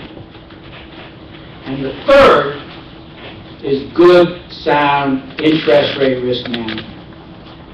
And if you look back at every housing finance crisis that we've faced over the past three-quarters of a century, it has been caused by a failure of one of the three components of housing finance that are essential to a well-functioning system. In the Great Depression, it was the absence of liquidity. The standard mortgage instrument up till the Great Depression was typically a 3 or 5 year interest-only balloon mortgage. Namely, you borrowed your money, you paid interest. At the end of the term period of your mortgage, you refinanced and started paying interest again. Unfortunately, for a lot of homeowners, no matter how current they were on their interest obligations, they lost their homes when their mortgages came due, and because of the absence of liquidity, they could not borrow a new mortgage to refinance and roll over the funding that they had used to buy their house. In the S&L collapse of the 1980s, irrespective of all the things that contributed to it all around the edges, at the core, the collapse of the S&L industry was a failure in interest rate risk management. The S&Ls were holding mortgages that were 30-year mortgages, which incidentally represented a government intervention in the market. It was, during the Depression, federal government intervention that created the standard 30-year fixed-rate self-amortizing mortgage. The S&Ls were sitting on 30-year fixed-rate mortgages paying 6 and 7%, and a spike in interest rates following the Volcker-Montes experiment meant they wound up paying 12, 13, 14, and 15% on their deposits. And there's no way that a bank or a savings and loan institution can stay in business very long if they're earning 6 and 7% on their assets and paying out 14 and 15% on their liabilities. And the crisis of 2007, the meltdown of housing finance last year, resulted not from the lack of liquidity, because there was plenty of liquidity around, probably too much, as I think maybe it was somebody mentioned it earlier. It wasn't from the lack of interest rate risk management, because we spent the past 25 years learning how to manage interest rate risk. It came from the most basic of all functions of the financial market, the breakdown of sound credit underwriting. The run-up to the recent crisis included years of political attacks on Fannie Mae and Freddie Mac, and administration efforts to weaken them and to shrink them. The critics justified their attacks on Fannie Mae and Freddie Mac because they claimed they represented unbearable systemic risk. After 2003, when their accounting problems arose, under regulatory pressure, their market share shrunk, and the place in the market was taken by the new private sector alternatives represented by the originate-to-distribute model of mortgage finance, namely mortgage brokers without any permanent interest in the debt being created who made their money off of commissions, doing the paperwork on the mortgages and passing them on to the investment banks to be rolled into mortgage-backed securities. This originate to distribute model led to an unfortunate and disastrous collapse of sound credit underwriting. And this is very different than the model that existed when Fannie and Freddie dominated the market. If you talk to folks who are in the market, one thing they would tell you is the system worked because Fannie and Freddie assured liquidity. Fannie and Freddie, through the domestic market intermediation and through their own sophisticated risk management, provided for good sound credit, interest rate risk management. And equally importantly, Freddie and Fannie were known as the gatekeepers of credit quality in the housing finance market. If you were an originator and you sold a mortgage to Fannie and Freddie and it was bad paper, they gave it back to you. You did that a couple of times. They cut you off and you were out of business. And so we had a system that worked. Liquidity, good interest rate risk management, sound credit underwriting. That came to an end with the private sector alternatives championed and promoted by this administration that represented, amazingly, given the political attacks on Fannie and Freddie, it represented unbearable systemic risk. And this is the great irony of this crisis. The systemic risk came not from Fannie Mae and Freddie Mac, but from the private sector alternative that was being championed by the free market ideologues. Now, I got to tell you, Fannie and Freddie made mistakes. I don't want to in any way be an apologist for Fannie and Freddie. They made mistakes, there's no question about it. But the central problems they faced were not of their own creation. The central problems they faced were, in fact, being caught in the downdraft of the broader economic problems created by the collapse of the private sector alternative. Now, the administration has responded. And I've got to tell you, one of the most dismaying things about the response of this administration to the current crisis is that it is devoid of any policy context. Every week there's a new ad hoc measure with a price tag that's becoming astronomical. If you start from a policy perspective, from a place in which you believe there is no important role for government in assuring a stable economy, protection of consumers, and well-functioning financial markets, you do not have the policy context within which to develop the framework for the solutions to the major problems as they arise. So the administration proposes spending upwards of $1 trillion with no oversight, no accountability, and no protections or rewards for the consumers. And I want to contrast, if you're with how the federal government in 1980 provided a loan guarantee to the Chrysler Corporation. One of the things that Steve left out of my biography was I spent 1980 as one of the principal negotiators who put the Chrysler loan guarantee together. They provided, the federal government provided a loan guarantee up to $1.5 billion to Chrysler. In the end, they got $1.2 billion. And they did it within a policy context and framework that was defensible and credible. And I'm going to go through the major points that I think contrast with what's being done now. First is, there had to be a public policy objective. The federal government was not stepping up to the plate and was putting taxpayers at risk merely to bail out a private company. There had to be a public policy objective. Number two, decision-making on the part of the Chrysler loan guarantee authorities in the government was vested in a strong, independent board with 3 voting members.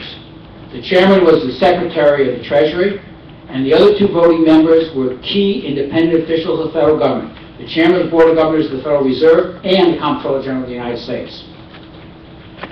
2 out of the 3 voting members were independent, having a board assured that decisions would be based on a record of sound data and good analysis, and that had to be defensible because you had to convince 3 powerful independent officials of the validity of a particular position. Third, approval of the loan guarantees that put the taxpayers at risk had to be based on a determination there was a reasonable assurance of repayment. And reasonable assurance of repayment of the taxpayers' funds at risk was based upon 2 things: viable operating and financing plans and a security interest in every asset that the company had. Taxpayers put $1.2 billion at risk. and took a security interest in over $2.5 billion of assets. Next, the federal funds were used sparingly because they leveraged contribution for others. For every dollar of taxpayer funds that was put at risk,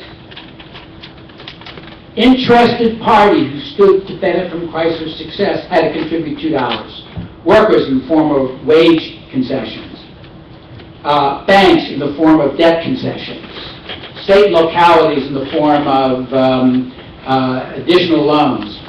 States and localities with Chrysler plants. Iacocca worked for $1 a day. I'm sorry, $1 a year. And we forced him to sell the corporate Gulfstream. And boy, was he mad. And lastly, the taxpayers got the upside of success in the form of warrants that were granted to the U.S. Treasury that yielded a profit over $300 million when the loans were paid off. So what lies ahead? I mean, there's no question we need to prevent the current financial crisis from turning into a full-blown recession. Everybody seems to agree on that.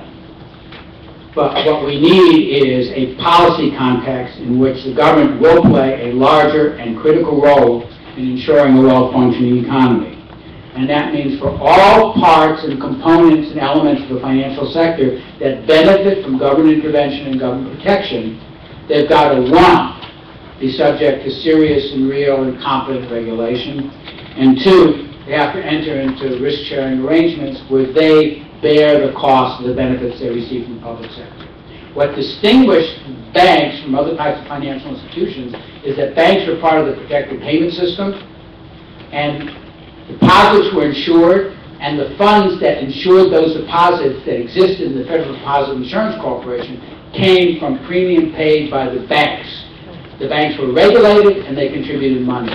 Now that we spread that protective safety net over a whole host of institutions within the economy, we have to think in terms of how to create a parallel system of both regulation and protected firms contributing to the funding of the insurance fund that provides the government protection. Thank you. Alex, thank you.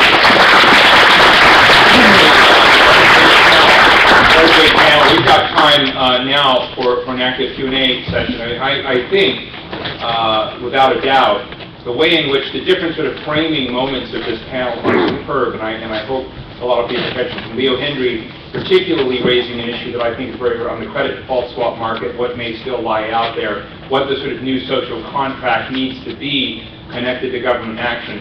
Charles Schweninger talking about the importance of an economic recovery plan that does something to sort of restore some of the seed corn in the country, particularly focused on infrastructure. I think the modeling of sort of acute realities versus chronic realities and what you do that Tom Gallagher raised. And then the very interesting presentation by Alan Mendelowitz, which is a bit, I should say, strikingly contrarian, given a lot of the treatment of sort of Freddie and Fannie right now in the public discourse, but focusing in on what the public responsibilities of these various actors are great. I'm going to open the floor to discussion. We've got about 15, 20 minutes to do that. We have Byron Dorgan, a surprise guest, Senator Byron Dorgan, who will be jumping in to talk with us for about 5 minutes. So when he does that, I'm stopping anyone who's speaking, and he was going to come up here and chat. That's just the way it's going to go. So let me open the floor now. Let me go to Scott Delman first. And Scott, can you speak into the mic since it's easier for you on the aisle? And for those of you not on the aisle, don't worry. I'll just repeat your question for the audience online. Scott? Sure. I guess I just have a couple of sort of quick points, questions. Had I known you would have been here, I would have put you on the panel too. I guess the first is in thinking about the plan that has been put forward by the U.S. Treasury. First, I completely agree with you that to the extent that what we're doing is actually recapitalizing the financial services industry, and we have the U.S. Treasury playing the role of really a private equity investor, we should be allowing the U.S. taxpayer to in fact have the upside associated with that investment, and just like any other private equity investor, we should have the types of governance rights that happen to generally be associated with that sort of critical investment. Second comment is that what I haven't sort of heard any of the panelists talk about happens to be the issue of what we call fair value, or really mark-to-market accounting, and the incredibly important role that has sort of played in this crisis. Because Do you think it's helping or hurting? Not to interrupt. But it is absolutely, in my view, exacerbating the crisis. When you have an accounting system that happens to force its market participants to price assets not on what the long-term economic value of that asset is, but simply what the last price is, and frankly a market where you don't have any buyers, you end up having huge inefficiencies in the market. And I think that if you look at a lot of these mortgage portfolios, these portfolios are currently being priced at values that are probably far lower than actually what they are going to ultimately yield over the life of these portfolios. In fact, ultimately, the U.S. Treasury is probably going to do just fine on this transaction. We should not look at this transaction as really being a major contributor to sort of our national debt, because we're actually going to be acquiring an asset that is sort of undervalued ultimately, and is going to sort of amortize those costs over time. But my last point, which is really a question with Cheryl, is sort of thinking about sort of the path forward. I guess my question is in looking at the notion of sort of public infrastructure investments, whether or not you think that at the Treasury we should be sort of shifting from a model whereby today all of our debt securities are being issued on what I would call a general obligation basis, and we happen to be using, and so we happen to have a single level of interest rates sort of associated with those securities, irrespective of their purpose. It's simply tied to the level of duration, and whether or not the U.S. government should actually be in the business of actually offering what I would call higher yielding securities that are sort of targeted for more what we call sort of equity-like investments. Thank you. Cheryl?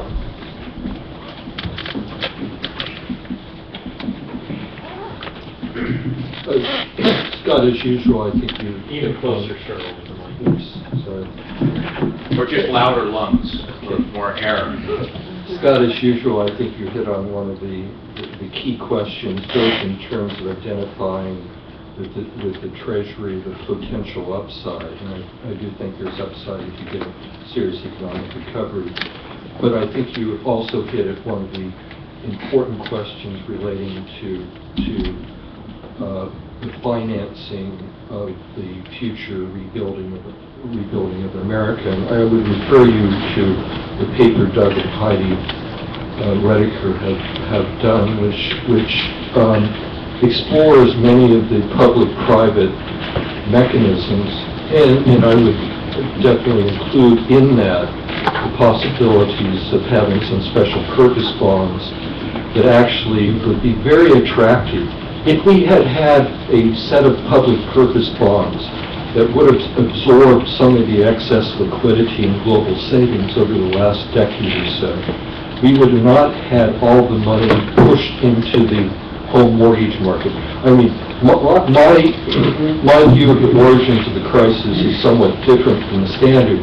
I saw enormous amount of global excess savings that had to be intermediated through the U.S. financial system, and it got pushed primarily into the mortgage market as a result of the revolution. Had we had that infrastructure option, we would be in much better shape to do. We'd have a stronger domestic economy, but we would have had less of the bubble in housing. Before Tom goes, do you agree with that? Let me just follow up on Scott's comment about mark-to-markets. The federal role that's about to be proffered here will obviously fix the downside mark-to-market problem. Don't ignore the fact that people that don't like the mark-to-markets on the downs were the guys who made money on the ups. You know, it's just been a fraud all around. The accounting system is broken. These rules were not any more understood than any of these other behaviors. The mark-to-market concern that Scott articulates will be obviated, and I think you'll hear in a moment from Senator Dorgan. Simply the premise that the federal government will be out there in the next several days has stabilized the downside marks. But you've got to fix all of these compensation schemes and the entire modeling that's gone into this. You can't just whine now that it's hurting a little bit on the down. Tom? Actually, that was precisely my point, that mark-to-market accounting or fair value accounting also allowed for the bubble to inflate even more. And so the solution isn't just to wave it in times like Tom, now. you're agreeing, Scott? Capital requirements. Great. Let me invite, as I mentioned, just for a few minutes, Senator Byron Dorgan is going to join us up here. We're pausing things, Senator. Please join us up here. Let me say a few words about Senator Dorgan. Of course, we know as a distinguished senator from North Dakota. When I worked for Jeff Bingaman here in the Senate, it was often on the floor of the Senate late at night. Senator Dorgan would be here very, very late, and he would come in and all of a sudden give a talk about the responsibility of government in sort of thinking about economic interests and a critique of the negligence. And what I remember when I first started listening to him, it was the Clinton administration in power. It wasn't the Bush administration, but his commentary was identical. That negligence then and negligence today, the forfeiture of responsibility to some degree by the federal government about thinking about economic interests.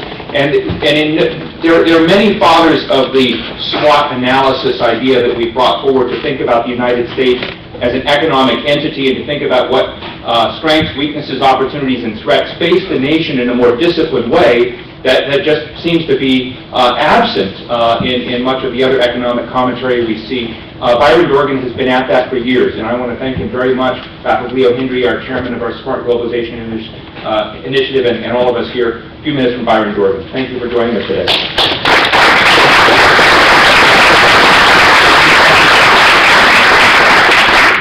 Senator, as you walk up, one of the things that has come up in just the 2 hours we've been together is sort of a common conclusion that the $700 billion and its focus only on the mortgage markets is not enough, that other instruments and other dollar amounts in the higher aggregate are on the offing here. Can you roll some of that into your comments as well? Well, first of all, I looked at your program, and this has to be a really interesting discussion with some terrific people, and it's nice to see all of you here. I was thinking about a bumper sticker that I saw in Austin, Texas once, and it said, "Onward through the fog." And it was sponsored by what I thought was a bar called Oat Willie's in Austin, Texas. So about a year ago at a hearing, I described this to relate to an issue, Onward Through the Fog, and I said it was a bar called Oat Willie's in Austin, Texas. I had learned later it was a psychedelic head shop. So I'm not going to quote that anymore, but Onward Through the Fog seemed like an apt description to me of kind of where we are. I wish that I knew of someone who knew exactly what we should do and what would work. But that's not very clear to me, frankly. What is clear to me is we have a crisis. I think this is very serious. I've spoken on the floor at great length about the confluence of events that could lead to an economic collapse at some point, the electronic herd running against the country's dollar that can cause lots of problems, the development of toxic securitized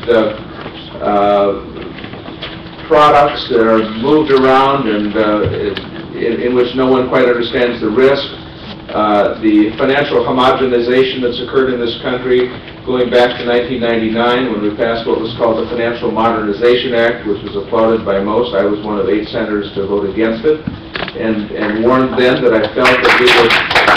I warned then in the congressional record in my speech on the floor of the Senate, within a decade I think it will subject us to the prospect of massive taxpayer bailouts. I regret I was right.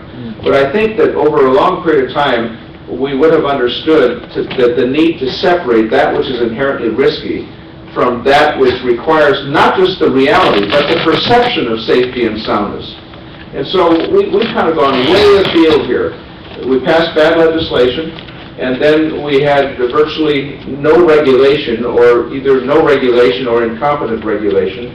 And so here we find ourselves in a circumstance with an economy at great, great risk. And the solution is not to do nothing. I mean, I don't think we can be in a situation where we say, you know what, whatever happens, happens. On the other hand, I don't believe that, some of you won't like this word, I don't believe that we should be stampeded here. If we're taking action that has significant consequences, it's very important we think through what are the range of alternatives and what are the possible outcomes from those range of alternatives. Over the weekend, some suggested, one of the major issues here is the capital for our banking institutions. There's different ways to get capital into banking institutions. Secretary Paulson has said a $700 billion bailout fund tended by a 3-page piece of legislation that provides prohibition against review by anybody of whatever someone might do with that fund. It is interesting to me that yesterday, I think, suggested to us that we should be very careful here. Yesterday, what happened on Wall Street was interesting and ominous. At least the analysis by some was that people started thinking yesterday, some of the analysts started thinking, well, what if you add the $700 billion on top of all of the other guarantees, taking it to $11.3 trillion indebtedness, and just keep pushing money out there, what happens to the value of the dollar? And so does that diminish the value of the dollar? Does it begin to persuade people that maybe this currency collapses, maybe the electronic herd runs against the dollar? And then what happens is people begin to take their resources and invest in gold and invest in oil, up $25, net up about 14 plus yesterday in one day. By far, the highest increase in oil in one day, by the largest drop in the dollar in one day. I mean, my only point is that reaction, I don't think, came from dithering in the United States Congress, because we've got people working in the House and the Senate. I think that came about as a result of people trying to evaluate what are the potential consequences of doing this without some notion or some reasonable certainty that this would work. So now I've confused all of you sufficiently, because, again, I don't think we have the luxury of saying, you know what, whatever happened, happened. I have a pretty strong view of the greed and avarice that exists in this economy. I think it is unbelievable. But we have a responsibility, in my judgment, to try to work through this and take some action that we think can put this country on a more stable course. Exactly what that menu is not very clear yet. We're working through it. There are a range of alternatives, and Leo talks about what kind of upper limit exists that might give you some ability to stabilize things. Again, I don't think we know the answer to that. The hearing today is going to be very important. It's going on now. We'll probably last 6 hours with Bernanke and Paulson. But I just came from a leadership meeting a bit ago in which we spent a lot of time talking about this. I think we're better competition. You are. This is very interesting. And I don't want to diminish your confidence in the ability of our government to do something, but I think it is honest to say that we should not we should not rush to a judgment of something so important with such significant long-term consequences. I think there are about 5 things we ought to do. I've set them out yesterday in something I wrote. I won't go through them at the moment, but I appreciate being able to stop by to further. Senator, thank you very, very much. Use the issue for you. Thank you so much.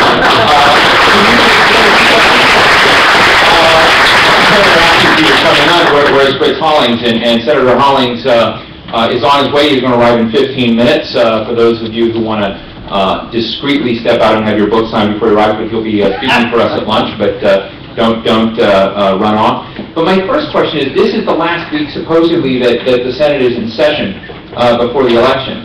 And I guess my question is, do you think that's wise for the Senate to go out while this is going on? Well, first of all, the Senate is not going to go out. Whether it's the last week of full-time work is a separate question. My guess is probably not.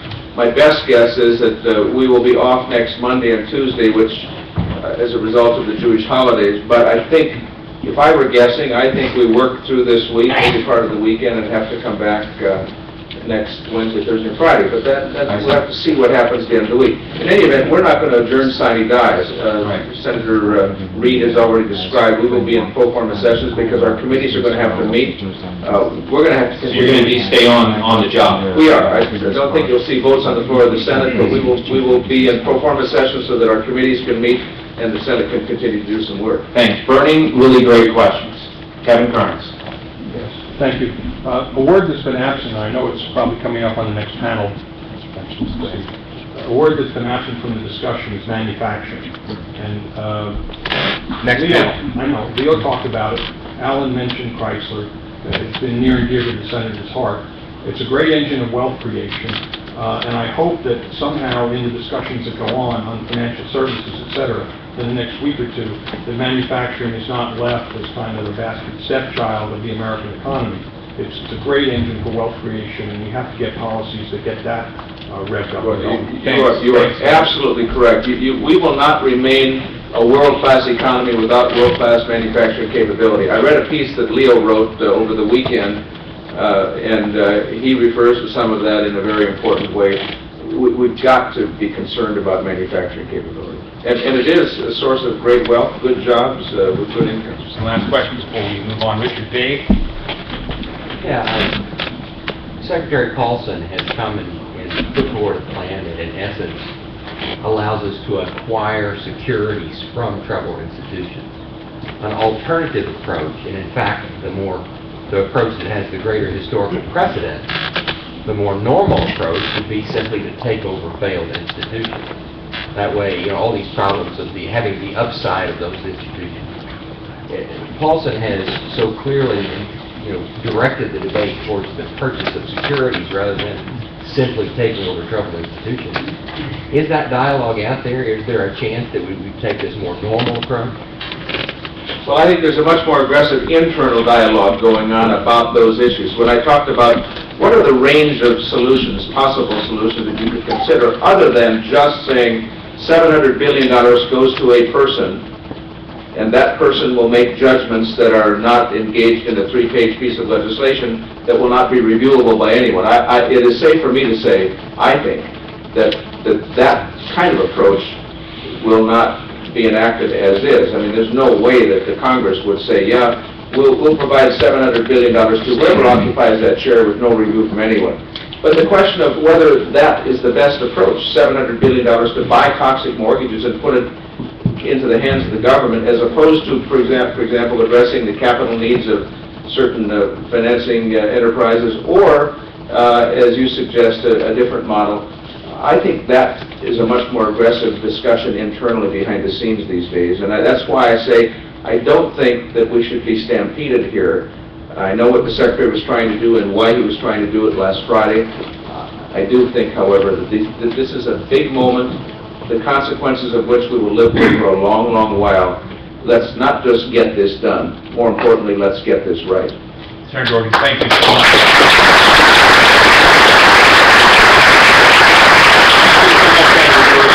Now what I'm going to do is we'll take one more question and then we're going to start the next panel. Pat Malloy.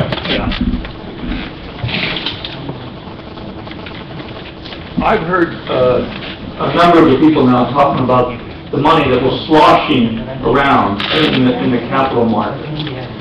Here's what I saw, and I wanted to just ask the panel. The Asian countries have achieved vast amounts of money, partly by underpricing their currencies and creating these enormous trade surpluses with the United States. As part of managing and keeping their currencies underpriced against the dollar, they've accumulated vast amounts of dollars in their central banks, which they then poured into U.S. Treasuries and Fannie and Freddie, making capital cheaper here. And because nobody wanted to invest in manufacturing because they saw what was happening due to the erosion of our manufacturing base due to this, the money went into real estate. Does anybody see that there's some semblance of truth in the analysis that I've put forward? Is that true? Or well, I know I heard I'm going to open the panel real quickly, and then we're going to move to the next panel, Ralph, where you're going to be on. But very quickly, I heard it in Cheryl's comments that one of the things that happened was an absence of vehicles to move this to infrastructure. But very quickly, 30-second responses, Cheryl? Yeah, that's the core of our economic report that we did 2 years ago, warning that inevitably this results in asset bubbles. The key geoeconomic event of our lifetime was the 97-98 Asian-Russian financial crisis, which then resulted in this decision to repeg in a way to build up foreign currency reserves and run trade surpluses and rely on the American market. That was the epical event that led to the real blowing up of the tech bubble and then the housing bubble. And we spelled that out. Consistent with your analysis. Leo? I think, Pat, if you dropped the question mark at the end and made it a statement, I wished I had made it myself. I think that's the point of Heidi and Doug's analysis going forward. Cheryl's right. It's these systemic issues, and you have to listen to Senator Dorgan. You can't just bail this out without these systemic fixes based on a solid, honest realization of the predicaments that we've gotten ourselves into. That's where Alan and Tom and Cheryl were trying to take you, which is, this is a nightmare. If all we do is give the Secretary $1 trillion of palliative capability without doing what now, it is indeed a failure. And that's where Senator Dorgan is cautioning his colleagues in the caucus today, which is, lard this thing up, because if you don't put this stuff on top of this debate now, that's a nightmare. You cannot leave this Congress in adjournment with just this sort of funny little lifeboat called $1 trillion. Yeah, bubbles never have one cost. I think bubbles never have one cost. You had low interest rates, you had deregulation, innovation, and Asian savings. And without, I think they're all part of this. The murder on the Orient Express solution, right? I mean, everybody did it. So I think that's a part of it. You throw in the rating agencies, there's always a complicated explanation. The reality in policy formulation in Washington is anytime there's a debate, the side that determines the terms of reference of the debate, the side that poses the questions, is 90% of the way toward winning. The reason why Steve said I gave a contrary view about Fannie and Freddie is because the entire debate over Fannie and Freddie over the past 8 years was formulated by the enemies and the critics and the ideological opponents of Fannie and Freddie. They posed the questions, and the fact that they posed the questions meant they were 90% of the way toward winning, and the very fact that Steve would view my view as contrarian is an indication of the success of that strategy.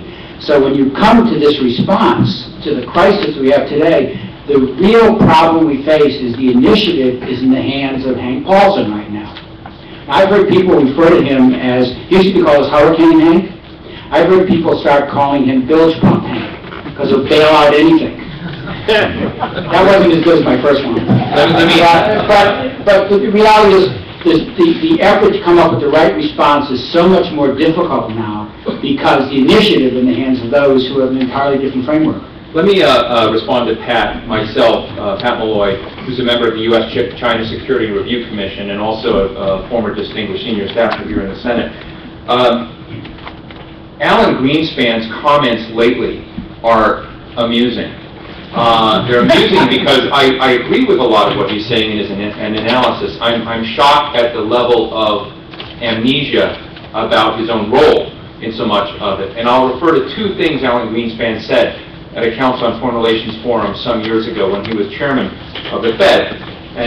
They were both shocking, and these were two different talks that he gave. But one is, he said that his job, and that of Bob Rubin's, central bankers, treasury secretaries, is to speed up the rate at which capital moves around the world and to decrease the friction.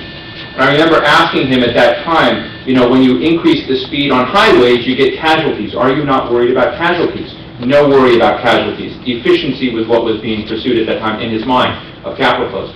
On the second occasion, Alan Greenspan talked about the aftermath, the impact of the East Asian economic crisis in '97 and '98, in which we saw the collapse of those currencies.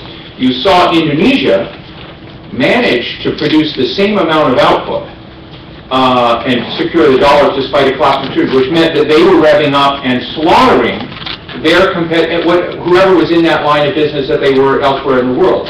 And that kind of constraint on currencies, I think, was there. And Greenspan said this was an unexpected and positive shock for the American economy because it would enable us to continue to sort of have low inflation, have low price pressure on wages, and as Kevin Carnes laid out, it certainly helped gut manufacturing. I need to bring it to an end, but I just want to give you a response, Pat. I just want to make one point. I think you all agree that that analysis bears some fruit. The Treasury Secretary had a responsibility under law to identify countries which were underpricing their currencies. Because he failed to carry out that responsibility, he's now coming up here looking for $700 billion to bail out the taxpayers. I think that's an important point. Thank you, Pat. So, thank you all, gentlemen. Please thank Leo Henry, Cheryl Twinninger, John Gallagher, and John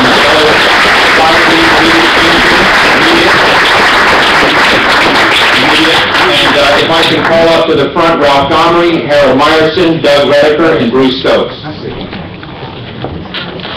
Yeah, right now it's crazy, but it's not like that ever.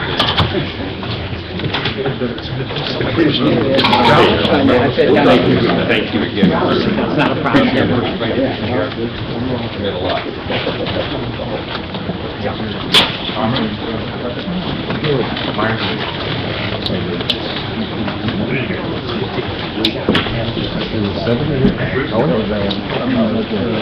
Everybody having fun? Great. I know, bathroom breaks are at your own option. We don't believe in them.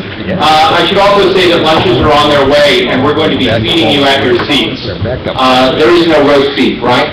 There's no roast beef. I refuse roast beef. There's too many problems with that. So we'll be feeding you, and as I mentioned, Senator Hollings will be coming and joining us here in the room in a minute. But let me open the floor, and I'm going to ask Will Amatruda and others not to speak in here. You can take it into the hall. Thanks. Will Amatruda, into the hall. That's what they pay me the money for. I've got to keep it going and talking. Senator Dorgan's comments were much appreciated, but we need to proceed here. Now we have a discussion face-off with state capitalism and mercantilism. And state capitalism as a concept was in part raised by Heidi Crapo-Rediker this morning. And thinking about the role of the state, the tools of the state. One of the things that I didn't mention this morning, and I would have asked had I had more coffee, but when you think about the way in which the financial world used to look, there used to be this giant river of capital coming through New York. It was like the Mississippi River of capital. And it's like a big river that's been siphoned off and drained off, and now you see it in London and Moscow and Beijing and Shanghai, etc., where that river has dried up somewhat. And it's raised the fundamental question of how that happened and what's going on in terms of the way other states are organizing their interests in financial activities, how they're thinking about the combined interests of corporation and state. And we have a great group to talk about that today. First, we have Ralph Gomery, former Director of Research and Senior Vice President for Science and Technology at IBM. He's President Emeritus of the Alfred P. Sloan Foundation, member of the President's Council of Advisors on Science and Technology, recipient of the National Medal of Science. Ralph is without a doubt one of the great science and technology policy thinkers, economic thinkers in the country today. To his left, we have Harold Meyerson, who's without a doubt one of the most important chroniclers and thinkers about economic policy, what's happening in a global sense. And to some degree, Harold's been very important in my own framing of thinking of what our tasks are. Many of us in this room have were engaged in the 90s and the 80s, even before that, on the trade debates, the old trade debates. And you had two classic lines, like most of Washington. You had the manic neoliberals and you had protectionists. I think we're beyond that, and it's sort of thinking about, you've got momented introspection among some manic neoliberals, and you also have, I was with Lori Wallach the other night from Public Citizens Global Trade Watch, people in the labor side who definitely evolved into different directions, and but the subject of manufacturing and the subject of how to get these things right is back today as strong as ever. And Harold Meyerson has been a chronicler, a thinker about that. He's editor-at-large of the American Prospect, and of course a columnist at the Washington Post. Doug Redeker, as I mentioned, is a former senior investment banker, private equity investor in some of the world's largest, formerly world's largest investment firms. Sorry, Doug, I couldn't help that. You know, and we have Bruce Stokes, a great friend. He and I have been working on public policy debates and questions on trade, economic affairs for a long time. He is an economics columnist for National Journal in the Atlantic Media Group, and he's a transatlantic fellow with the German Marshall Fund. So we have a great program here. Let me ask Ralph Gomery to lead off now. Ralph, and we'll do it up here.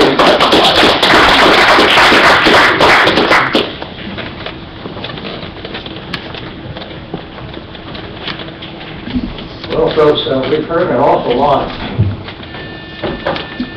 What do I do with that? I'm not sure. I just want to leave it there. Doesn't taste good. I thought you were the IBM technology guy. Folks, we've heard an awful lot about financial issues, but behind all that, there still is a real economy. And the lack of policy direction, the lack of clear purpose, which some of you and some of the previous speakers have talked about, no policy context. These lacks are present in our whole economic structure. It's not just in the financial services world. And I would say this, that if we continue with our present economic policies, the result will likely be a lower standard of living for most Americans in the future. Our present policies are allowing the interests of our large global corporations to diverge from the interests of the American people. How can that be? What does that mean? Let's look at it this way. Countries need companies.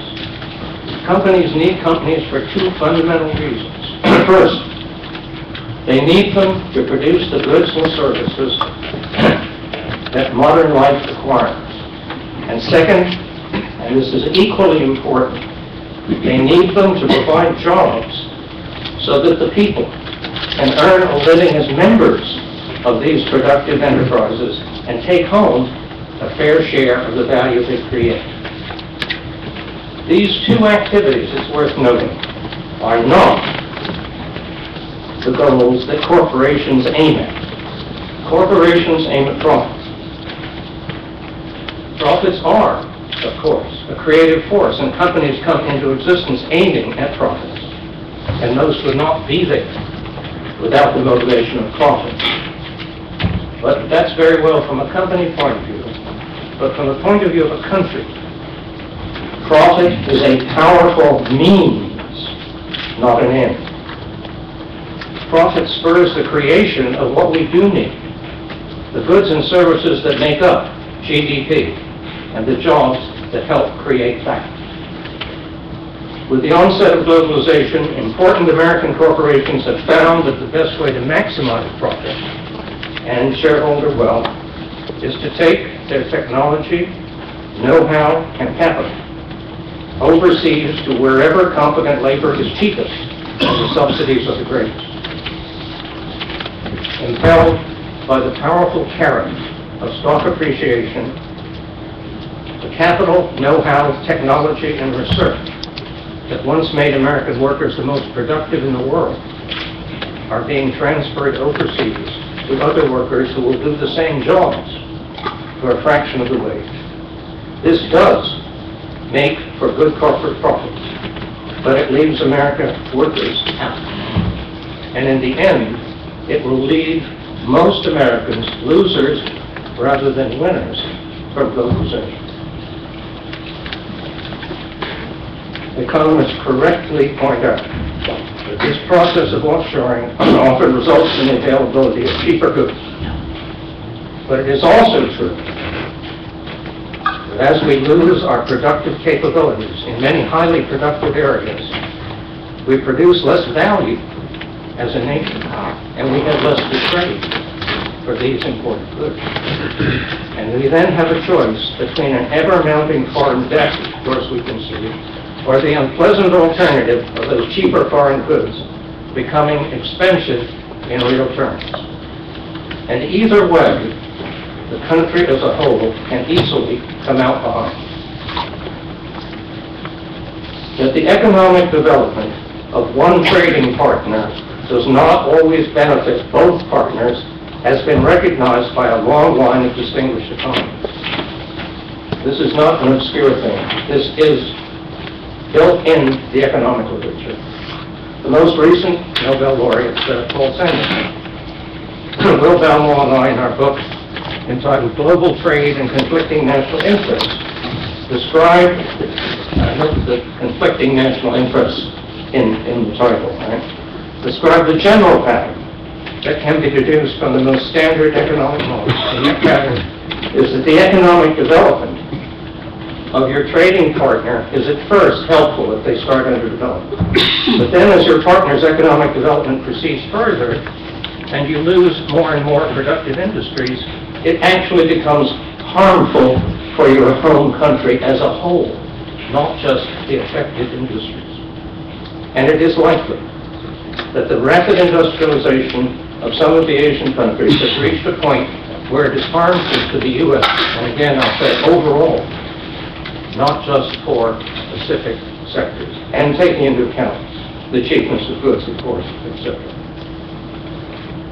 We should also remember that globalization has other effects that go beyond growing or not growing the total GDP. It matters who gets the GDP also. And as we will see, our company's single-minded pursuit of profit today means that shareholders are getting much more of the economic pie than wage earners. And it's good to remember that U.S. corporations were not always so purely profit-oriented. When Reggie Jones became the CEO of General Electric in 1972, he asserted that his responsibilities as CEO of GE were, of course, to the company and its shareholders, but also to its employees, to American industry, and the nation. And this sense of broad responsibility was not unique to Jones, and at that time it was pervasive throughout American industry.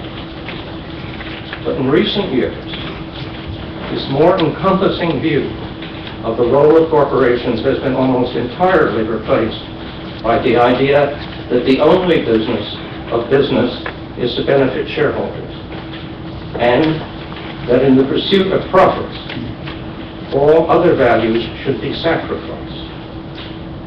What has been the result of this attitude? During the 3 decades after 1973, the United States GDP increased steadily as new technologies were introduced that increased productivity. And here again, I betray my background because I talk about the real world. It wasn't just consumer demand that increased. Our capability to make things increased, goods and services, and that's what makes growth, right?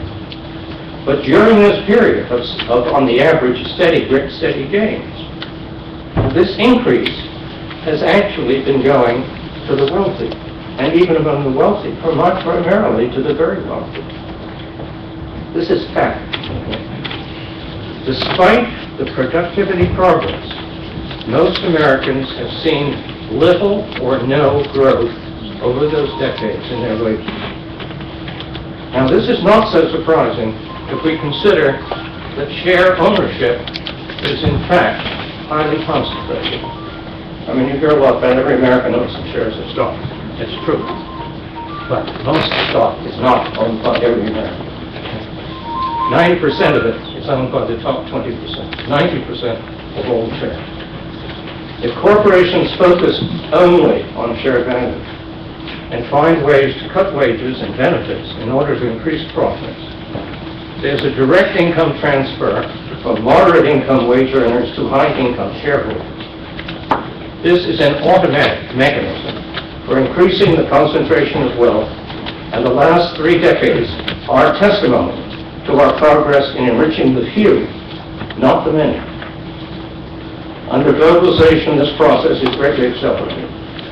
With offshoring, the jobs leave the country altogether, so the wages are paid in Asia to form part of their GDP there, while the profits are to some extent brought home. In discussing profit emphasis, I have not touched on the doubtful practices that led to the Enron and WorldCom events, and now to the vast morass created by the subprime mortgages and their derivatives.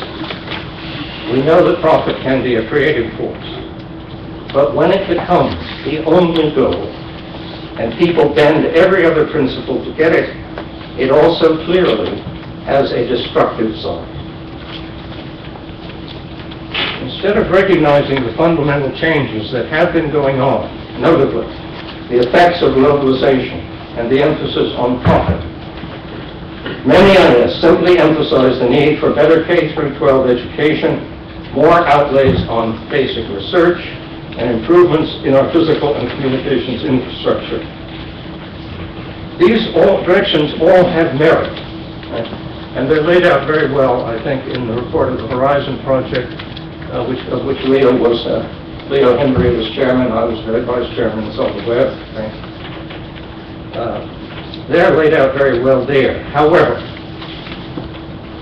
it is unlikely that that sort of adaptation is adequate in dealing with a world of profit-oriented, globalizing corporations, corporations that can spread whatever innovations we come up with around the world through their subsidiaries or related companies. So we may invent, but who will do it?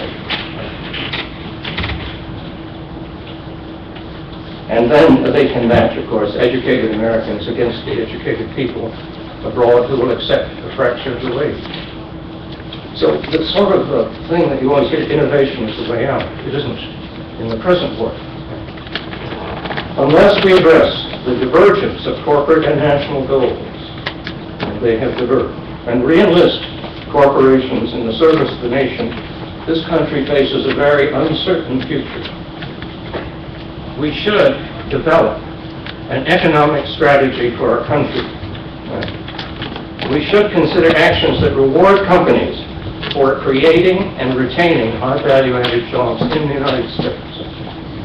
We cannot follow the path of the Asian countries who successfully make individual deals with individual companies. That's a modern form of commercial politics. But we can use a familiar means, familiar in this country, the corporate income tax. We've already used the corporate income tax to spur R&D. So why not apply it to directly reward what we do need, productive companies with high value-added jobs? And with such a tax, if such a tax were determined by the value added for a full-time U.S. employee, it would be high for unproductive companies and low for productive ones. It could be revenue neutral. It would directly encourage corporations to return to what a country wants of them, high output and jobs in America. Furthermore, since this is not a deal for a chosen corporation, but for every company, it would reward anyone, large or small, that can find a more productive way of doing business. A better mom-and-pop store, even. It would make America the country where any new and productive way of doing things whether this is technical or non-technical, large or small, is automatically rewarded. But this approach is only an example, but it comes from focusing on and directly rewarding the things we want from companies. There are many other actions we could consider, and more will be invented if we take aim at better aligning company and country values. Many groups would oppose any such strategic change, saying that our national economic strategy is and should be to leave markets alone and take whatever free markets produce. But there is no one free market, and some free markets will give better results than others. Which is better? A free market with antitrust laws or without them? With or without the ability for labor to organize? Or with or without effective regulation of financial institutions? All these different free markets will produce different results, as would free markets in tax structures or charters that reward companies for having high-value jobs, or those that reward companies for sharing their gains with their employees. If most Americans are to benefit rather than lose from this evolving and changing world, we need to better align the goals of corporations with those of the nation. We need corporations that do those two things, high output and productive jobs in America. If we visibly declare it our goal to attain those things, we will find many ways to that result. Thank you. Ralph, thank you. Thank you very much.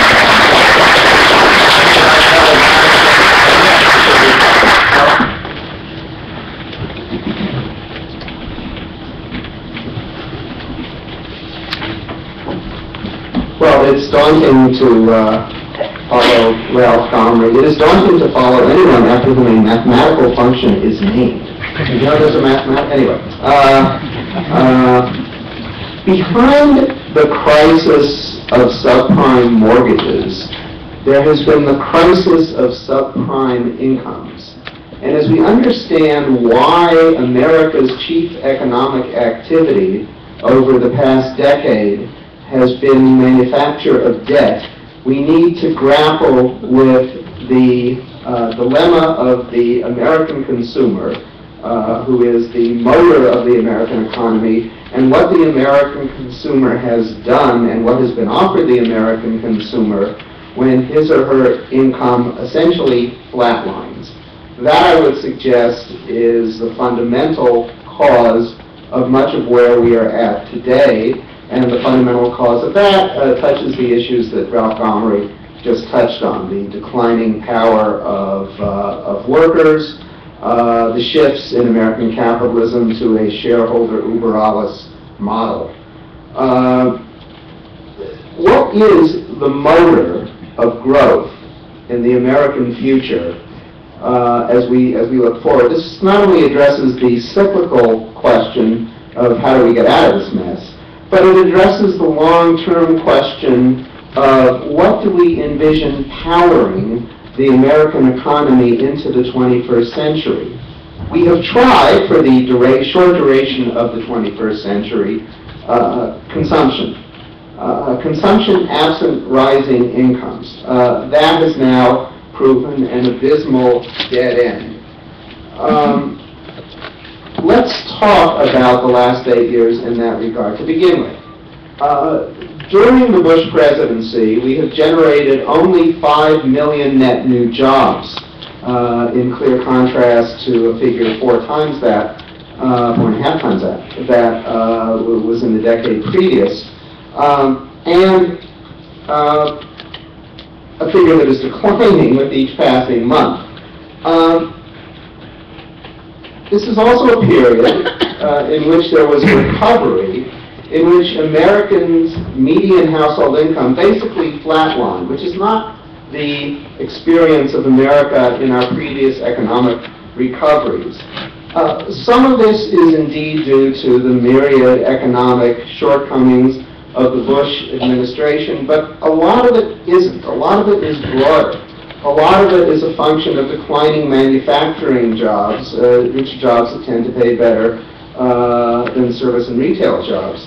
A lot of it is a function of the decline of unionization. I mean, we need to emphasize that the effect of going from a 35, actually even higher, percent unionization rate in the private sector in the mid-1950s to a 7% unionization rate today is that the bargaining power of Americans in the workplace has sunk precipitously.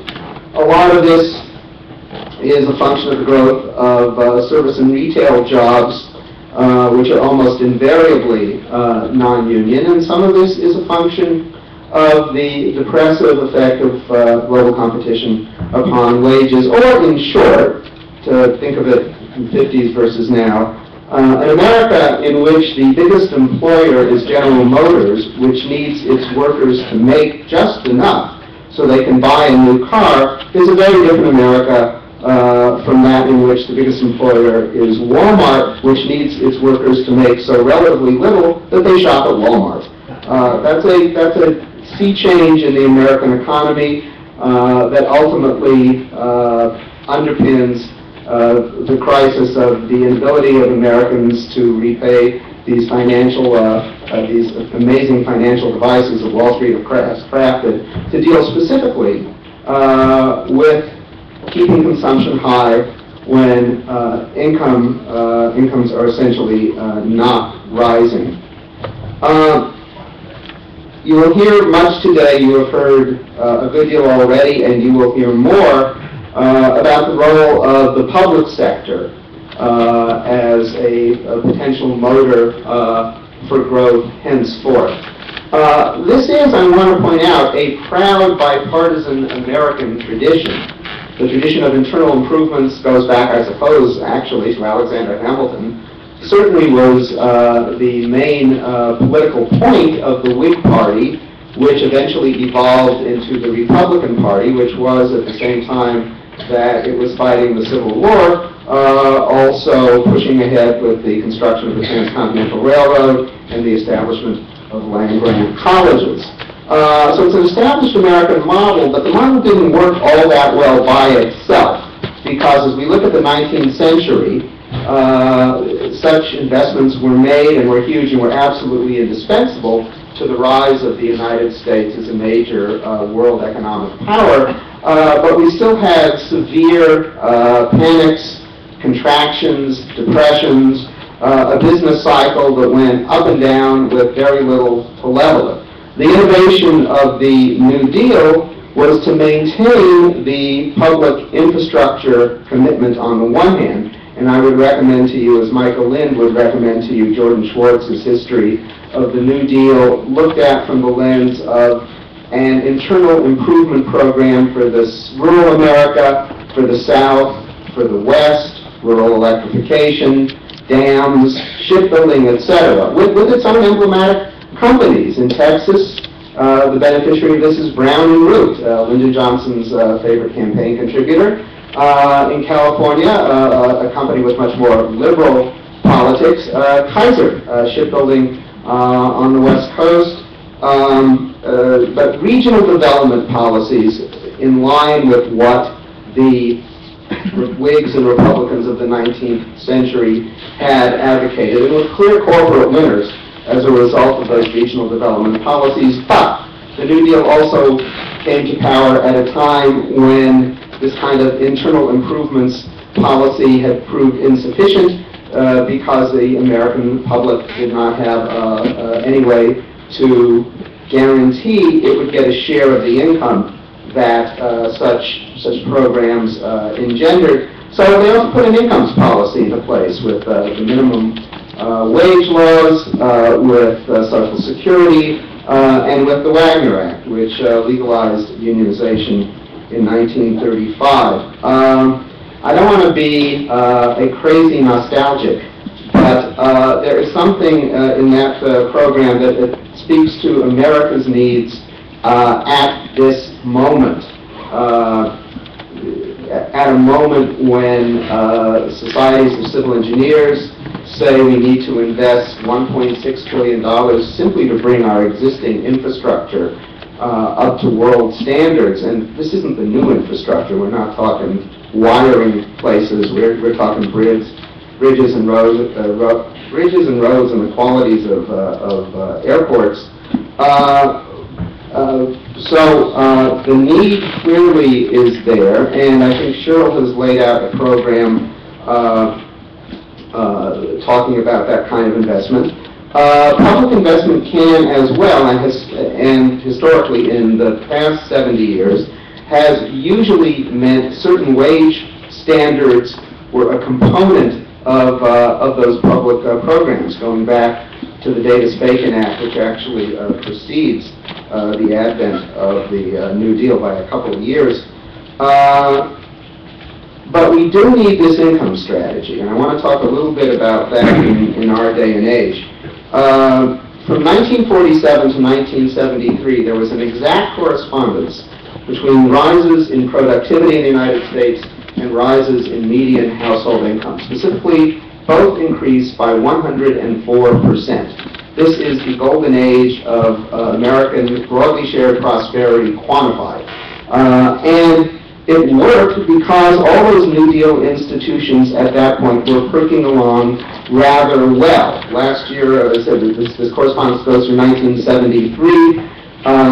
Reggie Jones taking over GE in 1972 may be viewed, therefore, as the last CEO guardian of this contract, which came undone. And thereafter, as Ralph said, productivity increases sharply decoupled from median income.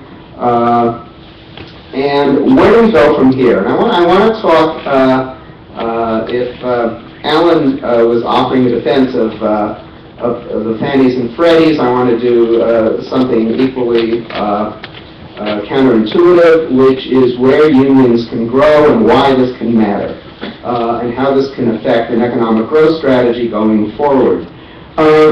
Several years ago, as you know, a number of unions broke off from the AFL-CIO and found the so-called Change to Win Federation, as lame a name as I could ever imagine. In any event, Change to Win, if you try to figure out what those unions had in common, and I think one could say today they haven't entirely figured out what they have in common, but one of the things they do have in common is that they represent non-offshorable jobs.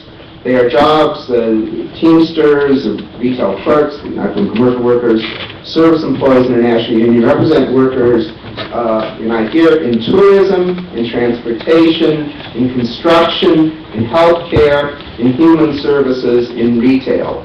44 million non-union jobs, they estimate, in sectors that cannot be offshored.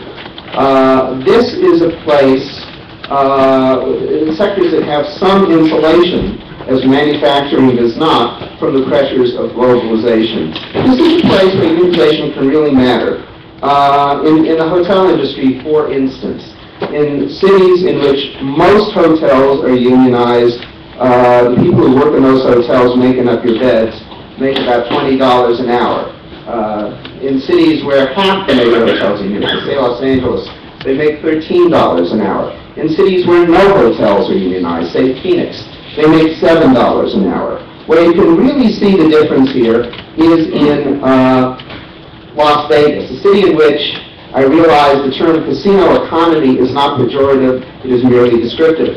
In Las Vegas, one of the few great union success stories of the past several decades, the entire hotel workforce, with a couple of exceptions, is unionized. And this has created this Las Vegas boom. We're talking about 60,000 people in the hotel local in Vegas.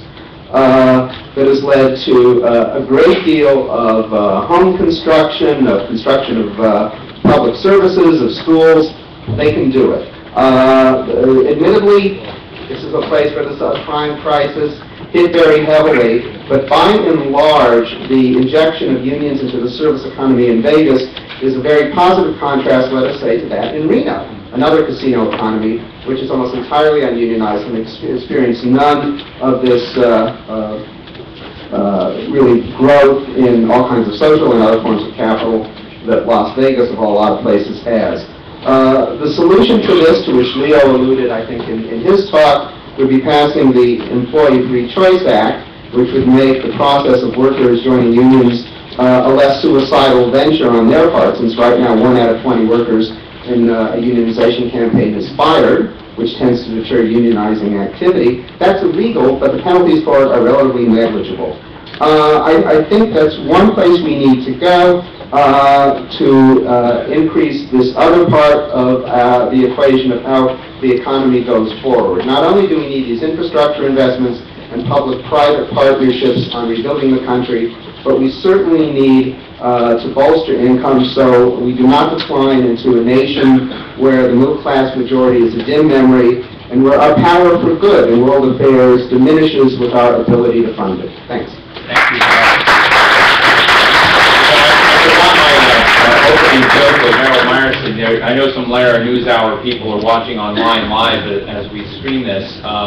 But one of them called me, one of the producers called me and said that so many copy editors have been let off from the Washington Post that the headline on Harold Meyerson's recent Washington Post piece was wrong, because it said corporate America gets just deserts as opposed to desserts. As it turns out, Harold is right that the spelling of desserts in the sense of somebody getting what's coming is spelled deserts. So, but said desserts. Two things. I did not write that headline. Your mic's not on. Yeah, writers never write their headlines. No, I did not write that headline, A. And B, the copy editor who did was indignant that people didn't know this until Fred Hyatt, the editorial editor, walked into the office that morning and said, "Why did we misspell dessert?" So, a widely misspelled word. Well, great. Next we go with Bruce Stokes to offer some reactions, and then finally Doug Redeker before. And I want to just say that we've got a very distinguished giant of the United States Senate here with us. Fritz Hollings. You're not speaking yet.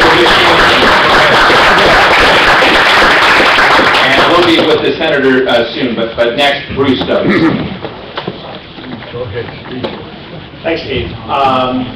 I want us to pause for a minute and think about what we've been going through this morning. We could very easily have launched off in a different direction. I would say in the 1980s or 1990s, early 1990s, we might have launched off in the direction of blaming others for our problems.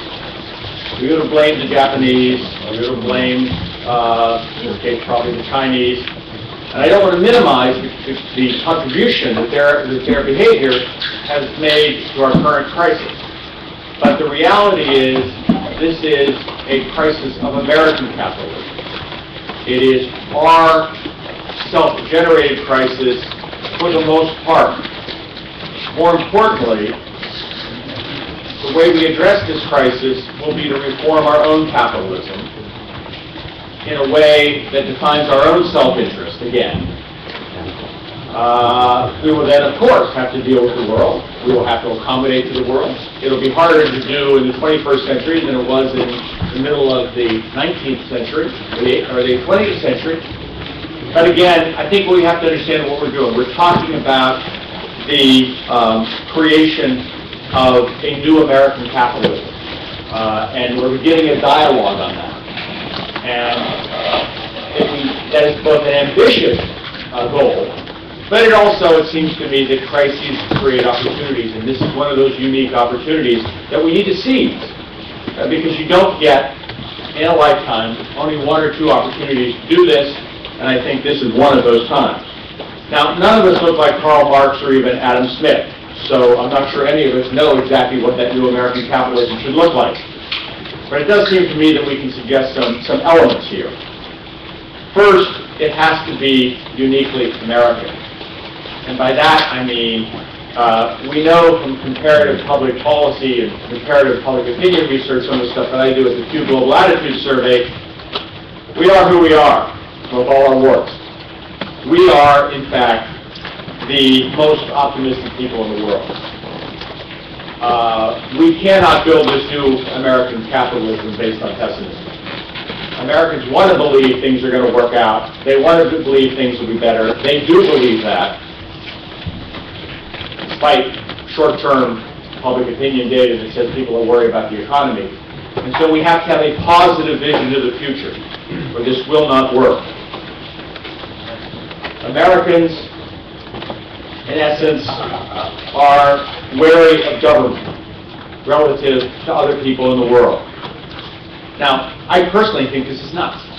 I think that we need to all work together to help each other solve these problems. But I think we have to accept the fact that Americans relative to others are more wary of government. And how we frame this, how we devise this new American capital, the role of government in that new American capitalism, has to be done judiciously and with an acceptance of American wariness of government. Americans believe in technological progress.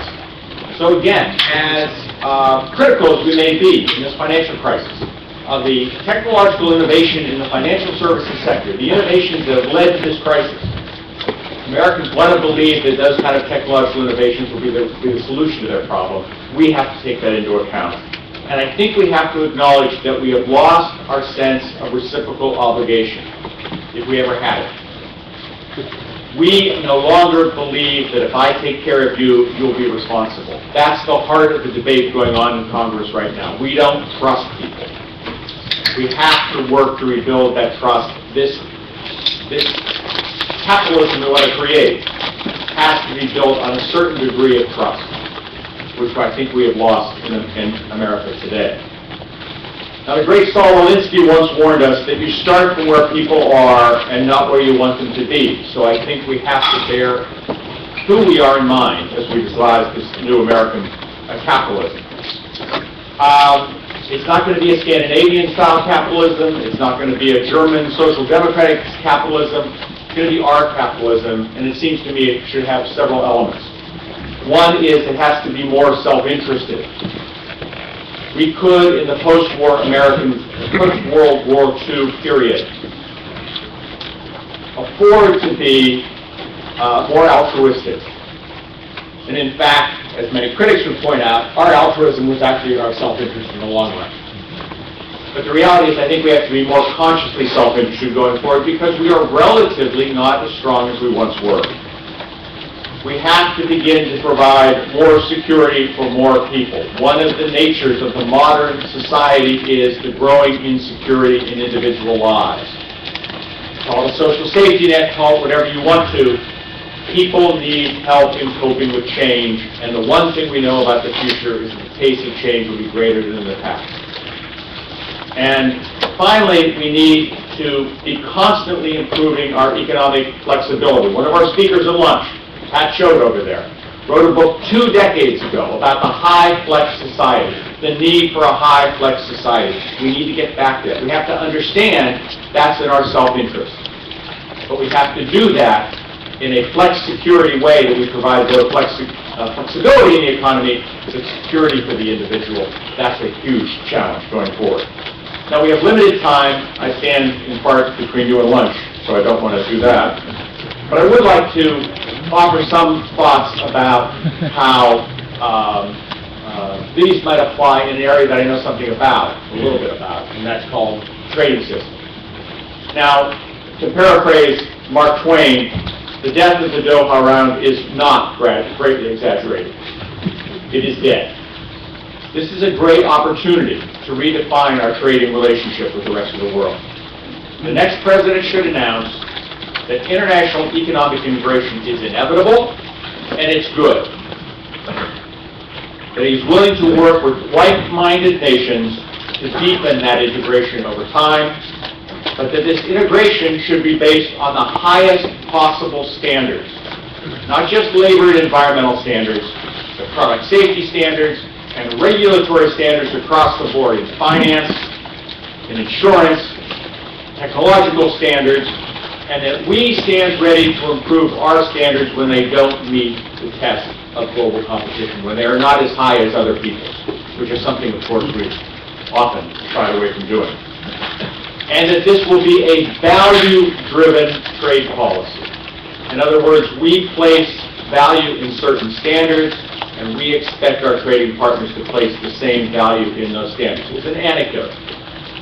A week ago today, I was in Western Pennsylvania visiting AK Steel, the successor of Armco Steel. Used to be 4,500 people on the plant I was visiting. There's now 1,300. Thank God it's still producing. I asked the people there, I said, how does this differ from the 1960s when I was growing up in western Pennsylvania and you had 4,500 workers? They said, oh, back then our highest priority was worker safety, our second highest priority was working conditions, our third highest priority was profit. And they said that with a sneer, as if how outmoded was that idea. Well, the company had to change because who we were competing with had different sets of values. We need to make sure that we have our values aligned with the interests of our people. President Obama should announce that the U.S. trade policy will be going forward on a non-MFN basis. That means countries that do not agree with our values do not get the benefits of trading with the United States. At least not the same benefits of those who do trade, who share our values. It should be done on a reciprocal balance of benefits basis. We forget that in the original GATT system, there was not only an MFN standard, there was a reciprocal balance of benefits standard which was never enforced. In other words, if I give you a benefit, I need to get something comparable in return. Again, in the post-war period, we didn't feel that it was in our self-interest to do that. I think we can no longer afford this. This does not mean, by the way, and I would add, that we should run trade surpluses. I personally believe the richest people in the world need to buy more from the poorest people in the world rather than sell them more. I think it would be immoral for this country over time to run trade surpluses. That said and done, our trade deficit is much too high. I mentioned here in passing we should cut it at least in half. I think that's what should be the goal of the new administration. We need to accommodate the needs of the poor going forward. I, for one, would say to the poorest countries of the world, you have tariff-free, quota-free access to the U.S. market as a unilateral gesture from the United States. This would cause problems for some of our industries. We need to address those. But we also need to demonstrate that we are sensitive to the needs of the poor as we go forward. At the same time, we should announce that we welcome foreign investment on a reciprocal basis. If we can't buy German banks, they can't buy our banks, let alone Chinese companies.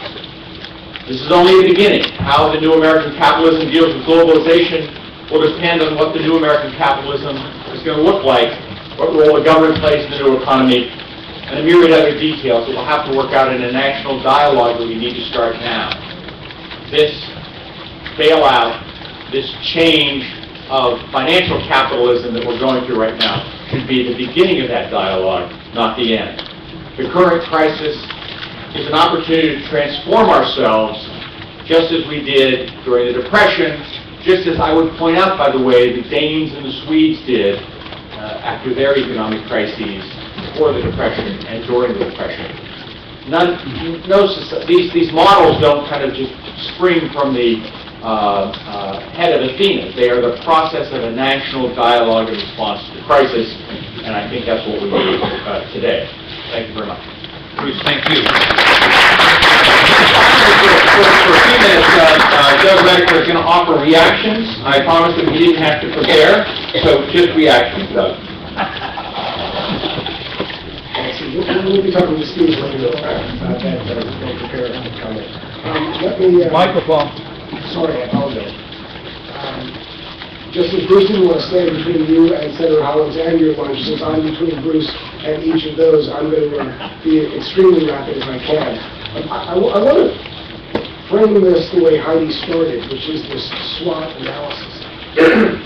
Excuse me. I take a step back, because we, as Heidi mentioned, lived outside of the country for almost 17 years. So when we came back to this country, we came back as neither Republicans nor Democrats, but extremely nonpartisan.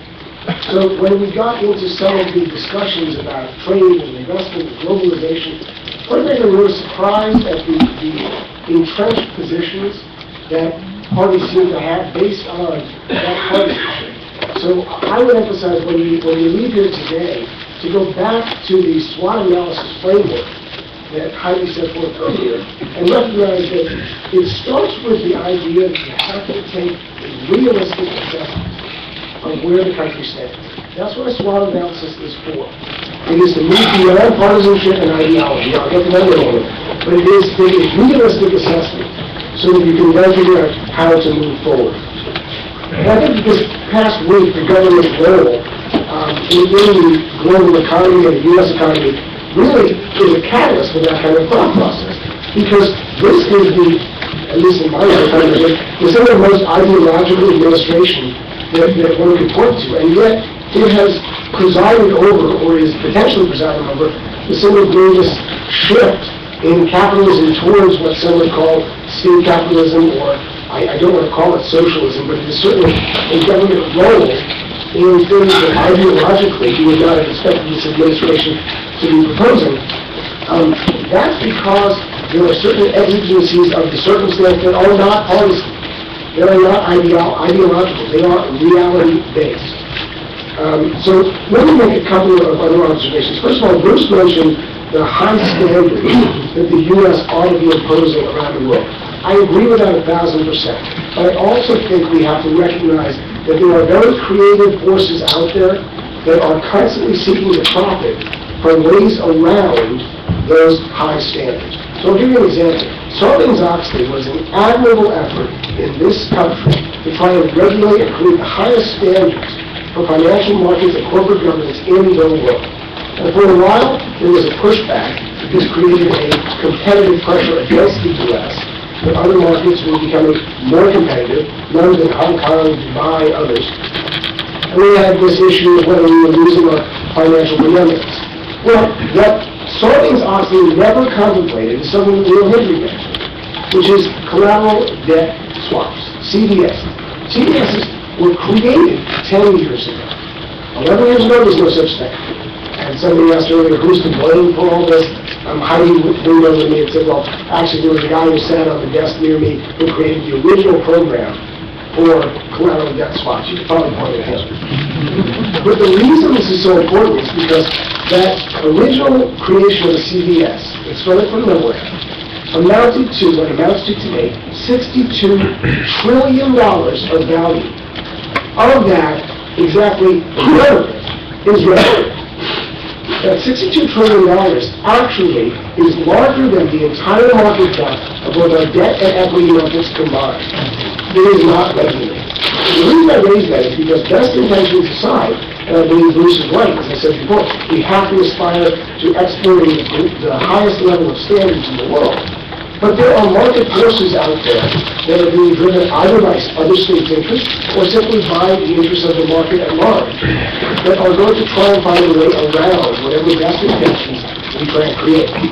Which leads me to the point, again, I think Bruce was getting at, which is we need to find a way to work with other countries to make sure that it is not the U.S. as a standalone outlier in creating higher standards than everyone else, because admirable neighbors may be, we may be able to exhibit some great sense of triumph when things go pear-shaped, as they say in certain countries. In the meantime, it can put our markets at enormous competitive risk. So we have to figure out how to embrace not only state capitalism or a new form of capitalism, but a global sense of cooperating with other capitalists and other forms of capitalism that are embraced by other markets and other countries. I want to pick up on two other points, scale and speed. Scale is important because we talked about earlier today the historical analogies of the savings and loan crisis, the Chrysler bailout, and certain other analogies. This country is never at a loss, or should never be blamed for talking about history too much, because in fact this country often ignores history for the sake of immediate consideration. But in this case, the markets have moved enormously quickly over the last 5 to 10 years. And drawing analogies between the Chrysler bailout or the U.S. oil crisis can put us in a very misleading position. Misleading because things have changed. And in part they've changed because of the scale and the speed driven by technology and other forces that has created a different environment and a different landscape over the past several years. Scale is important because of one word. That word is trillions. Do you know that in the United Kingdom, they don't have the word trillions. They use the phrase 1,000 billion. And that's because it was just too big a number. It was absurd. I have a 4.5-year-old daughter. She thinks everything is a zillion. Well, in a sense, the British consider trillion to be along the lines of what my daughter thinks of as a zillion. Just too big to think about. That's important because when we talk about billions, it's a big number. But when you think of a trillion as 1,000 billion, that's just qualitatively different. And for us to adhere to an ideology of pure market capitalism, without regard to the fact that the scale, when we're talking about trillions of dollars, is fundamentally different than how it affects cultures, societies, countries, and the world. We've got to understand that is a big, big number. Speed. 5 years ago, 10 years ago, Heidi mentioned, we sat on trading floors in financial markets. The difference between the speed at which capital flows around the world in just the last 5 years is astonishing. Someone mentioned, I think it was used to be Alan Greenspan's comment about the fact that capital should basically flow unencumbered around the world as quickly as possible. Well, there is some merit to that. However, that has a huge amount of risk, as you suggested, that the faster things go, the more likely they are to occasionally crack up, and the more damaging those crack-ups are going to be. So we have to recognize that historical analogies are tough unless we take into account the differences in speed and scale. And then I want to come back to where I started, which is on this whole point of ideology. The ideology of capitalism, of free markets, is a fantastic thing. And especially having lived in Europe for many, many years, I can tell you that a lot of the elements of social capitalism are terribly counterproductive. But for us to be wedded to ideology without regard to reality runs the risk of simply making that SWOT analysis irrelevant or not being used as the tool it really ought to be. The point one of the speakers earlier made, I think Alan, was talking about the benefits that Fannie and Freddie brought to this country. They were enormous. They were creative uses by the government of market and generally capitalist tools to advance the social good, the common good, but not to put taxpayer money at risk as if you talk about $700 billion that Secretary Paul was talking about. This is not taking $700 billion, burying it in a and waiting for it to go away. It is a means by which you achieve a benefit, a means by which you achieve a benefit through market forces in which you can actually profit. Somebody mentioned earlier the Chrysler bailout. This was buried, but it's real. The Chrysler bailout actually turned a $300 million profit on a $1.2 billion investment. Not great, but not bad. So Fannie and Freddie were actually well-intentioned, well-executed, served the common good. They were a fundamental form of, let's call it, state capitalism. But when we went off the rails was when Fannie and Freddie, A, got privatized and became something other than purely GSEs. They became this, neither this nor that. Nobody knew what they were. And then they ended up creating layer upon layer upon layer of non-core businesses on top of what was the fundamental business, and became something other than what they were created to do. They became very large hedge funds. And that's not what they were created to do. So I just want to end by saying, ideological, partisan positions that actually simply say market's good, government bad, or that say, the government's role is to basically manage the economy against those greedy Wall Street types. Both of those points have a little bit of truth to them. But more often than not, they actually have a lot wrong with that starting point, because it doesn't allow us to actually try and use the benefits of both. And let's just remember, it's not just Fannie and Freddie. We have interstate highways here. We have great things that are created by the government by using not just taxpayer funds as a direct outlay, but by using market forces and the capitalist market mechanics that we actually all subscribe to. So state capitalism, big topic, means a lot of things. Our governments are using it to their benefit, to our detriment. We should not be wedded to ideology. Think realistically about how we can harness those forces to the greater good of this country. Thank you, Doug. I don't believe in having any forum without questions. I just can't do it. I'm going to open up just very quickly as I want to move to the senator, but I see a question here. Norm, we're going to go to there, and then Job next. But I want to quickly ask Ralph, just very quick responses if we can. Ralph, you laid the groundwork, which many of the people have thought about it, different free markets, different forms of free markets. And for those watching online today who want to know more about this, do you think there exists a model, a model that you think of a free market world in which you're talking, in which the mutual interests of the players are better represented? Or do we have to just kind of feel and grope and stumble our way forward in the dark? I would go for the second. Great. Yeah. I think these things are very complicated. They often hinge on detail. Right. I think you just start moving and adapt and find the things that go wrong and patch them. Okay, thank you. Good question. Norm Curlin? This is Norm Curlin from the Center for Economic and Social Justice and also for-profit Equity Expansion International. The question is really on the model. I want to respond to your question and ask the audience whether I want to see by raising a hand whether how many people in the audience have read Louis Kelso's book. This is the 50th anniversary of the Capitalist Manifesto. I see one person, Russell Longstreet, who was the campaign. You got 30 seconds. Okay, sorry.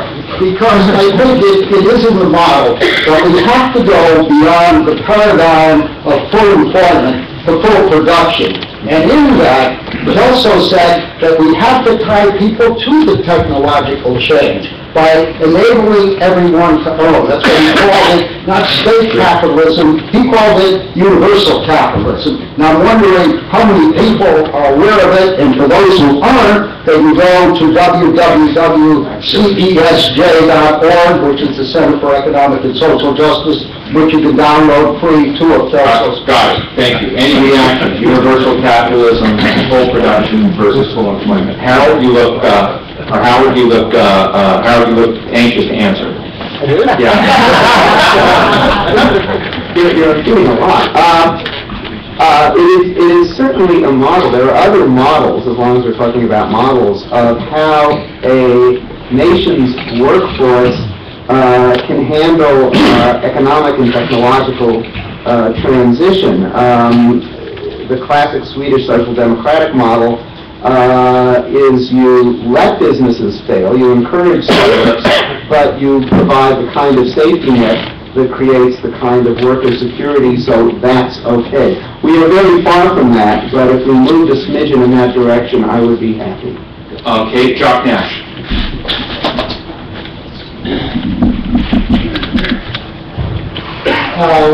When Bruce Stokes, my friend Bruce Stokes, by the way, was speaking, he mentioned the importance of reciprocal obligations and responsibilities. And then the one discordant thing that got me is that Bruce wants to help the poor. And I have nothing against helping the poor, but there are billions of them out there. We've got 7 million manufacturing jobs left. We've lost 1 million manufacturing jobs just in textiles, and I'd like to know what order of magnitude difference has it made in the world that we've lost those jobs that are no longer here, and now they're in more service-oriented jobs. So if we're going to go reciprocal trade, fine. If we're going to go fair trade, fine. But if our trade policy is based on helping the poor elsewhere, I'm not sure how you do that. Thanks, John. Now let me ask Bruce, just to build on that question. There is this question about would America be in better shape to help the global development challenge work if, in fact, we were still producing all the stuff? When you were talking about democratizing trade policy in a report that they did with Pat Choate I'm about to introduce, that was one of the key functions, which is to really look at how you rebuild manufacturing as a sector. Thoughts? Quick thoughts? I actually looked down at my notes and I thought, should I say this? Because I know it's going to get a rise out of somebody in the audience. It's a debatable point, certainly. We have given it the office already to a great extent. I actually put that in there almost as a point to make that as we define our self-interest, whether or not we have duty-free, quota-free access for all products from the least developed countries, that we have to acknowledge that this is in a world, this is in a global system. And the attack that will come against us as we proceed down that road is that it's the rich ganging up against the poor. And we can debate whether my idea is the way to address that or not, And I think you make some valid points that we have already made incredible contributions in that direction by the sacrifice of many of our low-wage jobs, move those overseas. I do think that the broader issue, though, of how we acknowledge that as we move towards a value-driven trade policy among like-minded parties, this will in essence be the Europe's and the U.S. and Japan's of the world working together. And it's not at all clear how Tanzania plays in that game, and we have to kind of get on that. Folks, I want to thank Ralph Gomery, Harold Myerson, Doug Reddick, and Bruce Stokes very much for an excellent panel.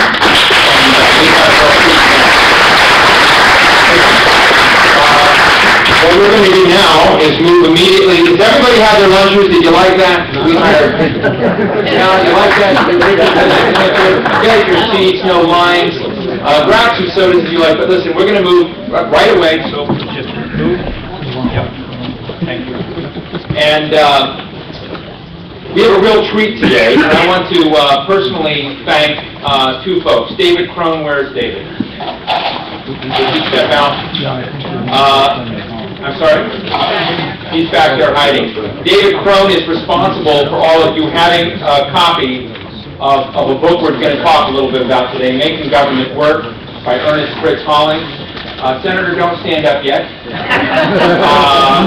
I also want to thank Sheila Dwyer, the Assistant Secretary of the Senate. The Senate has been incredibly gracious to us. I also want to thank Senator Richard Durbin, who's personally responsible for us having this room today. There are a lot of folks, when you work in the Senate, you have a fairly smooth operation like we've had today. A lot of folks behind the scenes that we owe our thanks. I want to thank Sheila. I also want to thank David for contributing these great books. I have asked Michael Linds. Michael, who's a senior fellow at the New America Foundation, he's a contributor of one of the documents we've issued today for the next social contract initiative called the American Social Contract, A Promise to Fulfill. He also wrote the National Security book, which is somewhat the manifesto for our American strategy project called The American Way of Strategy, U.S. Foreign Policy and the American Way of Life, as well as Pat Choate. Pat Choate almost needs no introduction to Washington. He was listed in Washingtonian for many, many years as one of the most powerful players in D.C. He was then heading TRW's office. So he had TRW's clout behind him at the time. He went on to do many things. He directs the Manufacturing Policy Project. As Bruce Stokes mentioned, he wrote the book High Flex Society, which really, the term competitiveness, as we think about it, was hatched by Pat Choate. More recently, he wrote America in Ruins, The Decaying Infrastructure, and just out recently, we hosted a book forum, Dangerous Business, The Risk of Globalization for America. Pat was also Vice President running mate with Ross Perot. I remember hanging out in Pat Choate's office when I moved to Washington. I met Richard Gephardt, Pat Buchanan, and Ross Perot in his offices at different times, and I said, you know, crazy independent guy, Democrat and Republican, and he says, it doesn't matter, Steve, who you run with. He says, you just got to capture a franchise. And that was Pat Choate. But I've asked Pat and Mike to offer reactions to someone who I wouldn't want to be in their shoes, because Senator Fritz Hollings, as anyone knows, was a sort of the creator of dynasty in Washington. And I, in a very friendly way, want to say that Sheila and David are part of that dynasty. When you look at dynasties, you look at the impact someone had on the public policy environment. Fritz Hollings has few equals here in this great chamber of government. He was served in the military, and when he came back after World War II, at the end of World War II, he went into public service. He was a South Carolina legislator. There's some great pictures in the books here of him on Inauguration Day as governor of South Carolina. He was senator here from 1966 to 2005, and a presidential candidate, of course, in the 1984 election. He's an expert on trade policy, telecommunications, the environment, defense, the budget, space. He was one of the principal framers of the Telecommunications Act of 1996. The nutrition program for women, infants, and children in 1972, and he's just been an incredible public servant. But I want to read to you a very present. When was this book published? May. When did you actually write it? Last year. Last year. It is written a year ago. Yeah. Just to get that on the table. Jock will like this. We must rebuild our manufacturing base. The country can't pay for health care and vital improvements in infrastructure unless we create jobs. We can't defend America unless we rejuvenate our industrial base. But presidential candidates avoid the problem of outsourcing. Instead of, in quotes, "if the economy's stupid," today's campaign slogan in the presidential race is, "don't ask, don't tell." Today, as confidence in our economy continues to slip, Washington is preoccupied with war. There is no greater blunder for our government than to attempt to force-feed democracy, as we have done in Iraq. I have long known we squandered the goodwill toward the United States that rose around the world in the wake of the horrific attacks of September 11, 2001. Today, our military is stretched thin, and our country is isolated on the world stage. Government has gone off course. We refuse to pay our bills. Instead, we accumulate more debt. We waste billions in interest costs that buy nothing. Our manufacturing base is decimated. All the while, casualties continue in a battle for a cause the country thinks a mistake. The Congress flounders in dangerous waters. The greed of capitalism has reached compatibility with the greed of politics. The capitalist is divorced from country to seek profit, and the politician is divorced from country to seek contributions. Desperate needs are ignored. Despite these problems, this is no time to despair. The government might be in a standoff, but the country is strong. As I show in this book, government has worked before, we can work it again. I think this is the reason we held today's conference. And without further ado, please welcome Senator Fritz Hollings.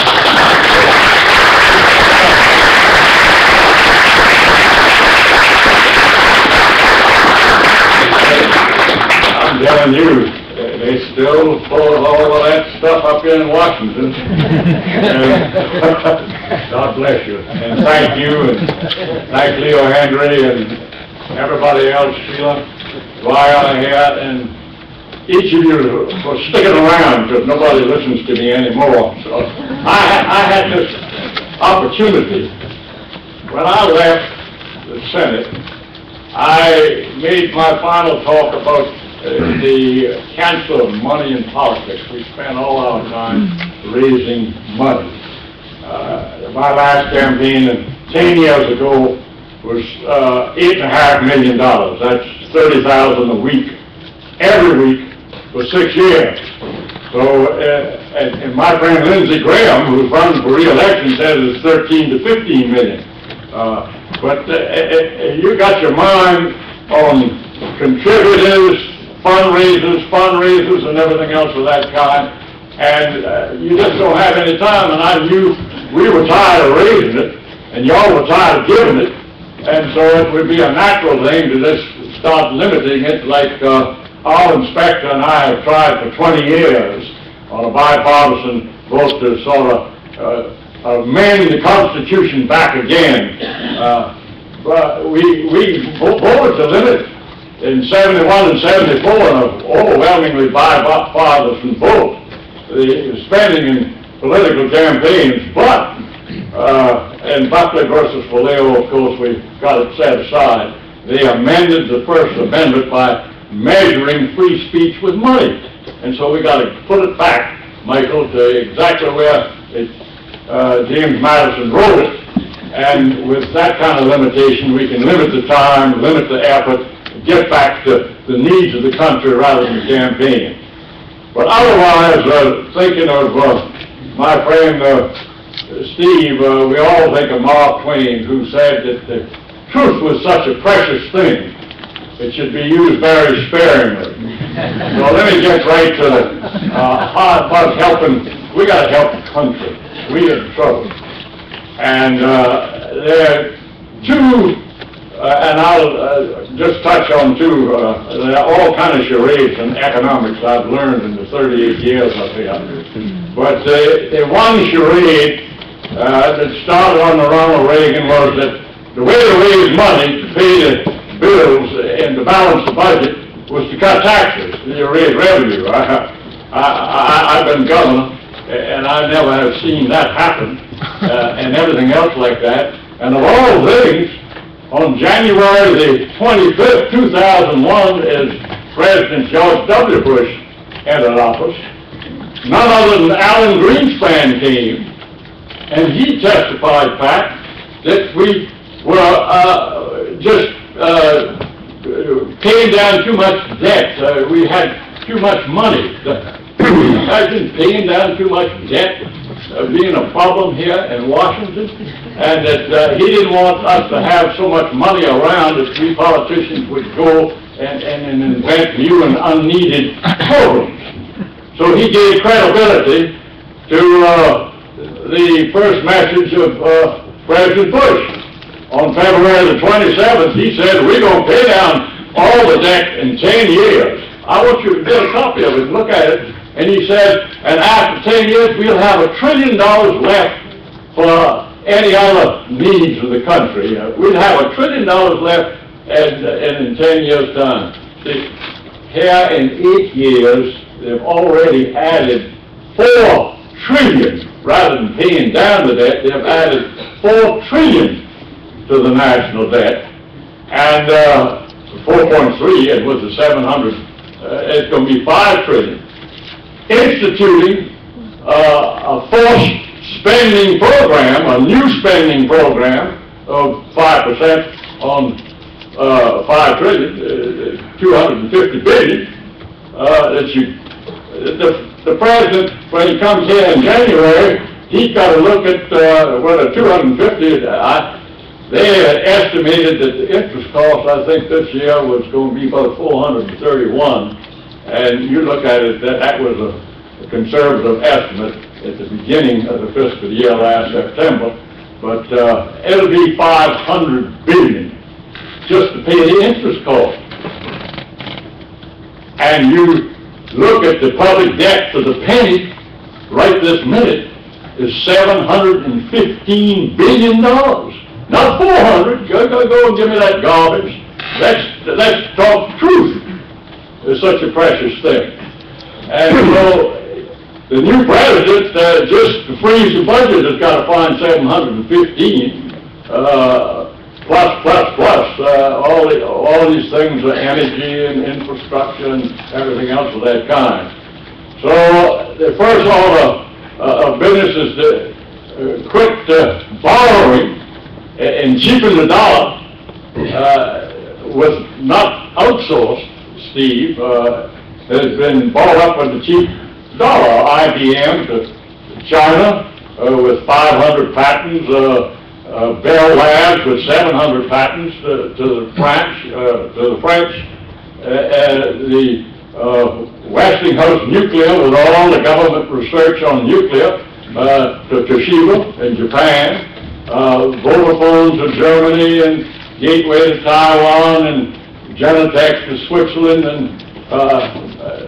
our favorite in World War II was Fire Point. It was turning out all the steel in Bethlehem right over here in Maryland. That's gone to Russia. That nonsense has got to stop. And this other thing about protectionism and free trade, I don't know whether any of the panel, but they've written a book on it. The best book is The World is Flat. You know what I mean? By my friend Tom Friedman. And he gives all these fanciful and dynamic developments in technology and business techniques. Then he gets to the final conclusion. He said, it's only fair is that we're going to build a wall around us. And how are you going to build a wall?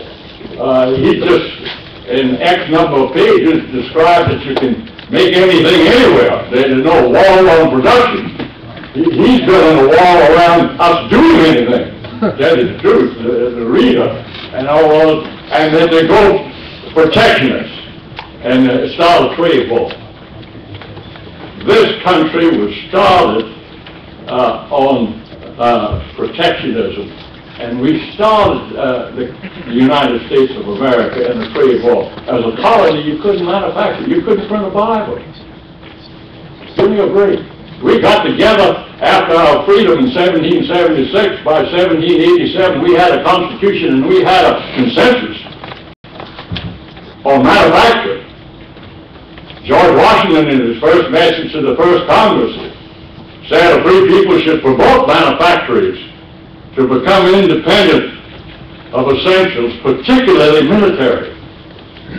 And the first bill, after we adopted a sealed, the first bill was a 50% tariff on numerous articles, protectionism. We financed and built the United States of America on a trade war and protectionism. For the first 100, we didn't pass the income tax until 1913. And we won the war by the turn of the century. If you ever get one of the best books on Edmund Morris's Theodore Rex, on page 21, you see that we had beat the mother country. We were 25 billion richer than Great Britain and twice the GDP of Germany and Russia combined. It just reads along. Theodore Roosevelt himself said, "Thank God, I'm not a free trader." So we got to understand that we started the country with a trade war. And Japan after World War II, I got to tell you about Lee Kuan Yew. In 1969, I was going on my second trip to Vietnam, and Mike Mansfield, the professor of Far Eastern Studies at the University of Montana, he said, "Now, Fritz, you want to go by Singapore and call on Lee Kuan Yew, the wise man of the East," and seated around the table. And we were arguing about the United States couldn't afford the defense of the entire world. How we got to have shared costs. I was thinking of Japan. We don't want Japan to have an army. We don't want to have an air force, but give them a navy. That's a lot of ships that cost money. And let them patrol from Okinawa down past the Philippines, Australia, New Zealand, where there's no trouble. We go on up past Korea and Vladivostok. And Lee said, "But Senator, you wouldn't give them nuclear." I said, "No, I wasn't thinking of a nuclear vessel," but I said, "Will you give the Germans nuclear?" He said, "Yes, they've learned their lesson." But Japan, they teach in the schools that World War II is just a temporary setback, and they're determined to take over the world economically. Now, Dick Shelby, I just passed where they have a hearing down the hall here. I wanted my friend 6 years ago, Dick Shelby, to hear this from Lee, and we were in Singapore, and I called forward, and of course he's retired now, and his son is the Prime Minister. And I said, "Lee, tell Senator Shelby," what he said, I wrote that in the book. Here's the book, and he autographed the book for me and everything else. But he said, "Now wait a minute, Senator." He said, "Hu Jintao, the incoming president here of China, he came into Singapore, and we didn't see him. He didn't call on anybody in the government or me or anybody else of that kind, and he stayed for 5 days. And after he left, we called it springing in and said, 'What gives?' It said, Hu Jintao wanted to know how Singapore, with no natural resources and the most mixed of populations, ever could become an industrial power, a real strength here in the Pacific Rim." And that's China. He says, "You've got to look out for China now." Japan started a trade war after World War II on market share.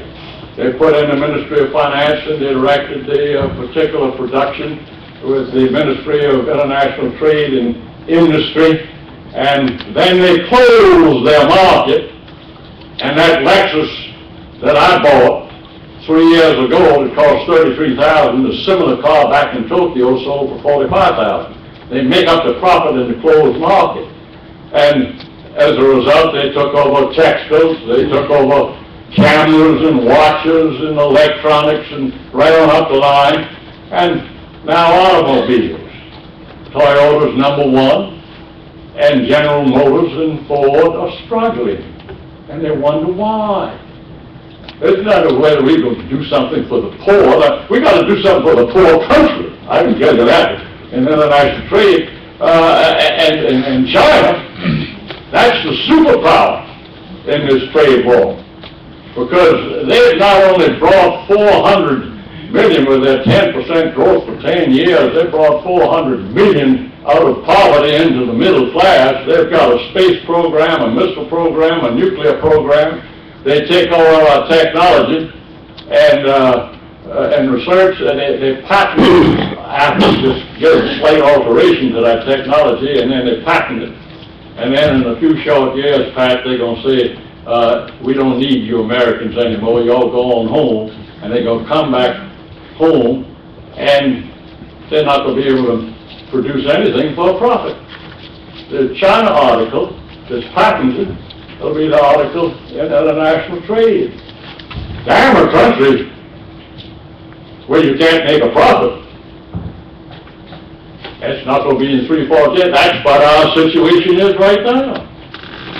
You know, Article 1, Section 8 says that the Congress of the United States, not free trade, should regulate trade, both domestic and international and foreign.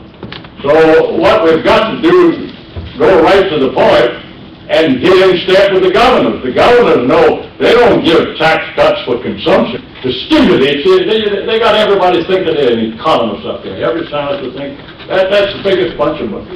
I'd say like, what is it, in the Henry VI or something, kill all the lawyers, kill all the economists. Glorified lobbyists. I can tell you that right now.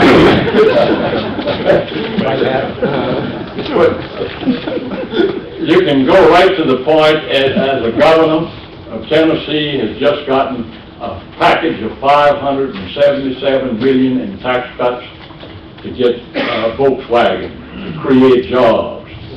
Mississippi has just put together a package of $300 million to get Nissan. And Alabama, last week, put a package together of $1 billion to get Tyson Steel. These governors know how to create jobs. They're not stimulating the economy. If a governor had to cut taxes to stimulate the economy, he'd get run out of office. I never heard of such nonsense. But more than that, we've got to put in a value-added tax or get the devil out of the WTO. One of the two. Because in international trade, every industrialized country but the United States has got a VAT, and it's rebated at the port. And all our corporate and business taxes and everything else like that, plus the high standard of living and cost of doing business, clean air, clean water, plant closing notice, parental leave, and everything else like that. There's a cost of doing business. We can't possibly compete, and we've got to make a competing globalization. We've got to trade. And not just roll over there and say you can't do anything. Free trade, don't start a trade war. We're into a trade war now. We can take the same Assistant Attorney General that forces the trade laws against domestic protection, antitrust. Ask Microsoft, Jeff Bingman's wife Ann brought that case. They've got to get with the program and enforce the law. We don't have to pass a bunch of new laws. Get rid of the International Trade Commission. That's just a put-off of an administrative hearing because the country's had growth and you haven't had injury. And you've gone totally out of business and everything else. But they can't even find injury to you. And otherwise, put in that value-added tax. Fred Bergstrom, of all people, says that, you know, exports are saving the country.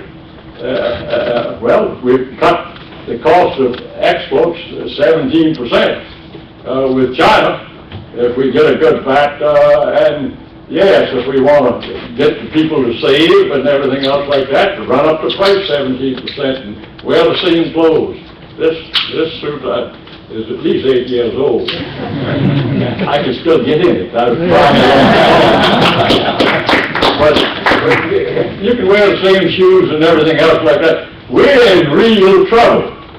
And after you pass that VAT, get that list that the Commerce Department is burdened under the law. I used it with Jack Kennedy in 1961 to get his 7-point program. We bought George Ball and Arthur Goldberg, Luther Hodges, and all them, we had to justify to show that textiles was important to our national security. The Secretary of Commerce lists the critical materials necessary to our national security, but Boeing couldn't build a plane today without getting parts from India and Japan. Ford couldn't build a car without getting the parts from China. Come on, we talk about the troops, and they are worn out in Iraq.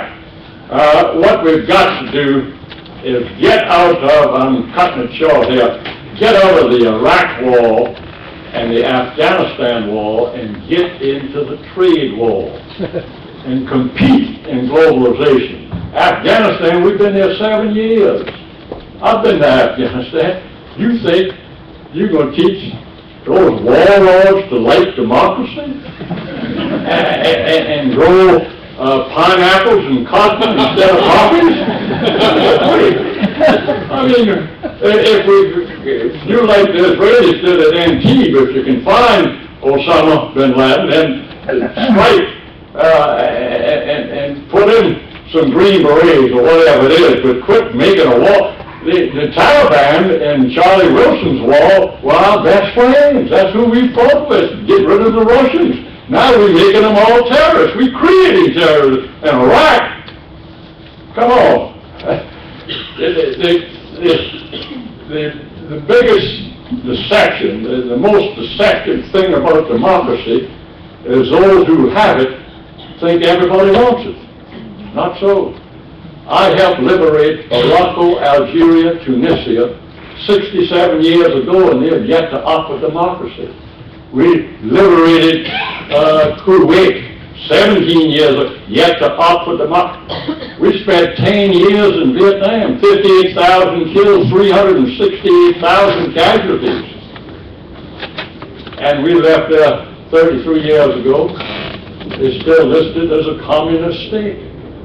They're not looking for they look at, in the Muslim world, more important than freedom and democracy is religion. They're not looking for one man, one vote in Iraq.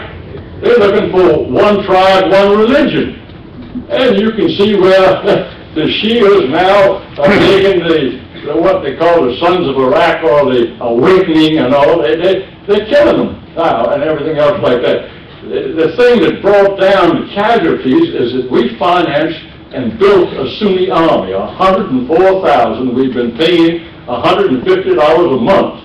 And now we got a Sunni army. The Kurds have always had a 100,000-man army up there in the north. And we got the Shia army of over 400,000.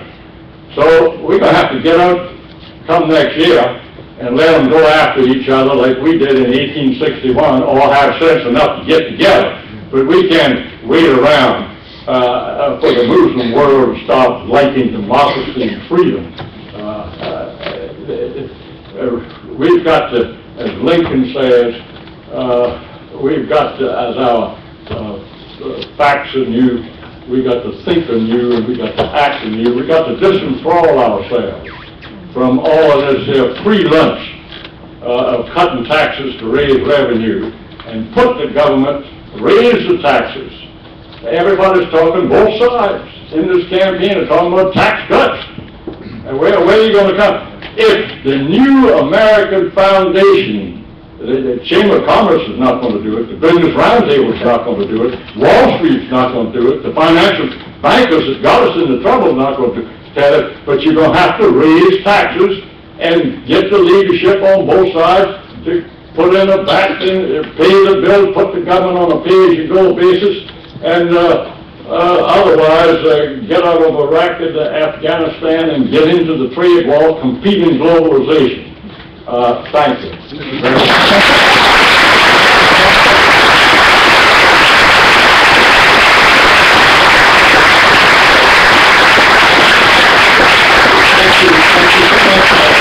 All of you sort of feel that kind of shudder in the building, like it sort of woke up a little bit? He's back. Let me invite Michael Lynn to share some reactions, and then, of course, Pat Choate. Michael is the Whitehead Senior Fellow at the New America Foundation. Michael Lynn.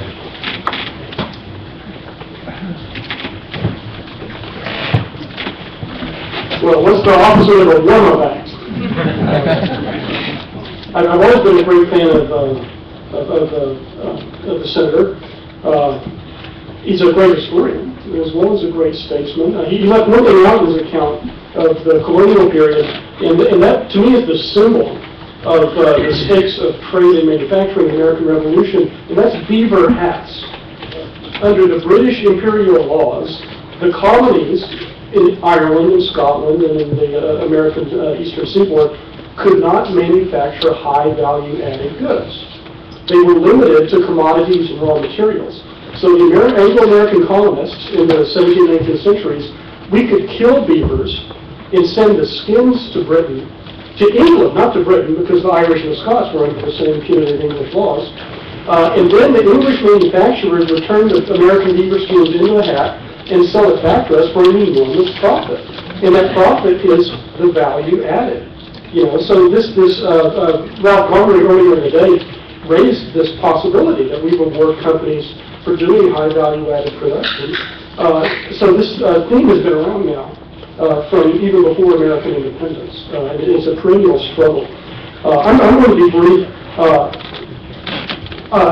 The senator quoted Mark Twain. I want to quote Mario Maverick, a great New Deal Democrat from Texas.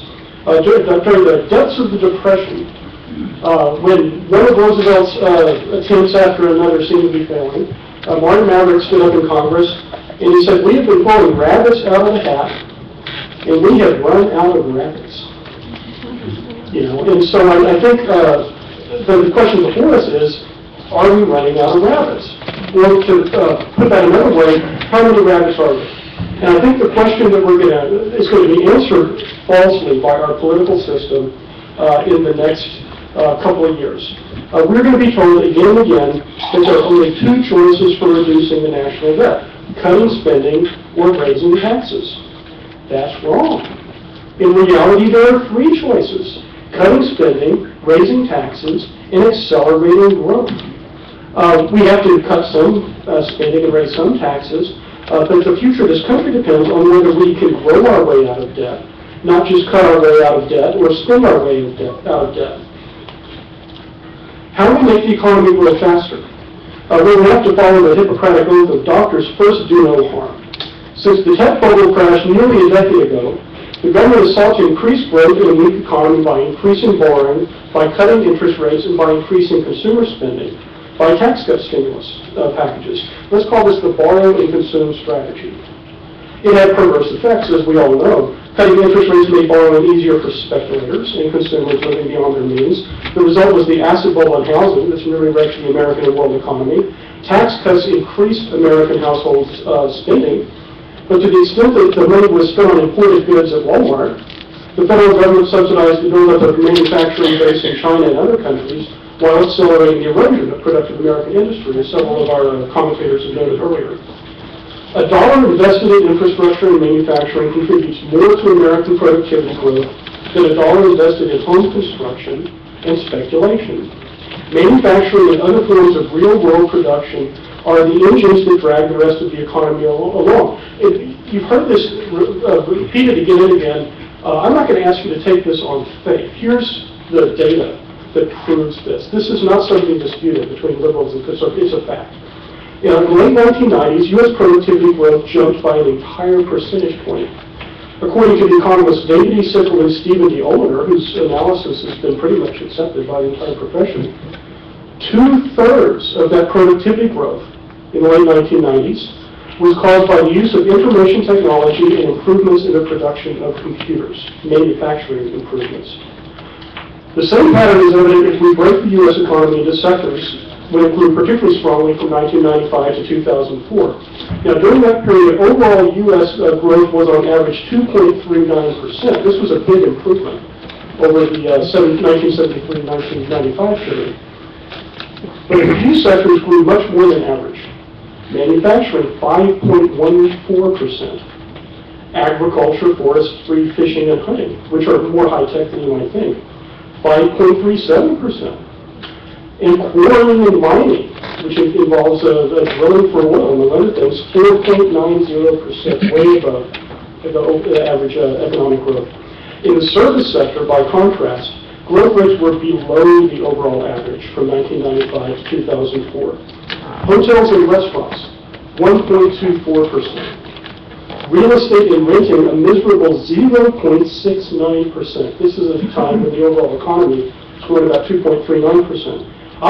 Financial intermediation showed a high rate of growth at 4.92%, but we now know this was all smoke and mirrors. It was imaginary wealth. The real is, if the manufacturing, agricultural, and mining sector of the U.S. economy, the sector identified with the use of ever more advanced technology to produce physical goods, had been larger as a share of the whole, we would grow more rapidly in the last decade. Conversely, the larger the relative size of low productivity sectors like hotels and restaurants and real estate, the lower the overall U.S. economic growth rate. In America, whose economy is dominated by what's been called the FIRE sector, finance, insurance, and real estate, is going to be a slow-growing, poorer America.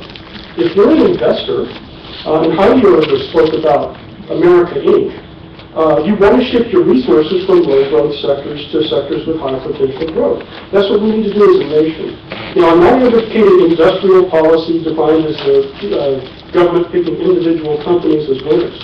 But there is nothing whatsoever wrong with sectoral policy, a mix of public and private investments and incentives that increase the long-range productivity of the economy by encouraging investment in the sectors with the most technology-led growth.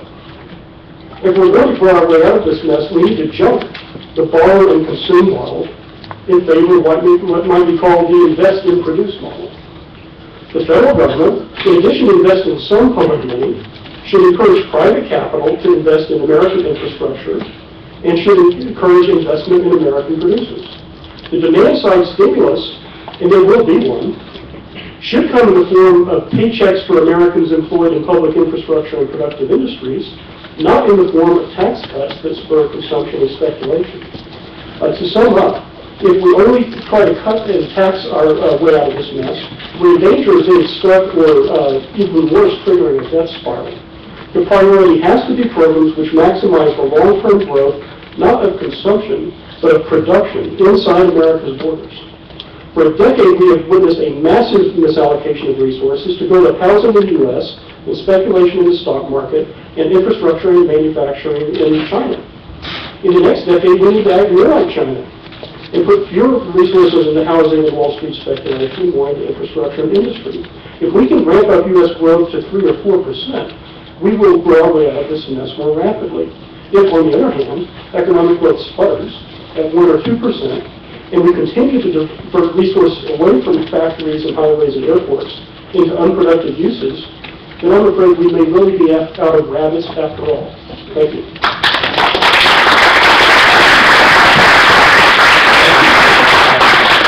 I always think in terms of fish, but please welcome Pat Choate. Pat?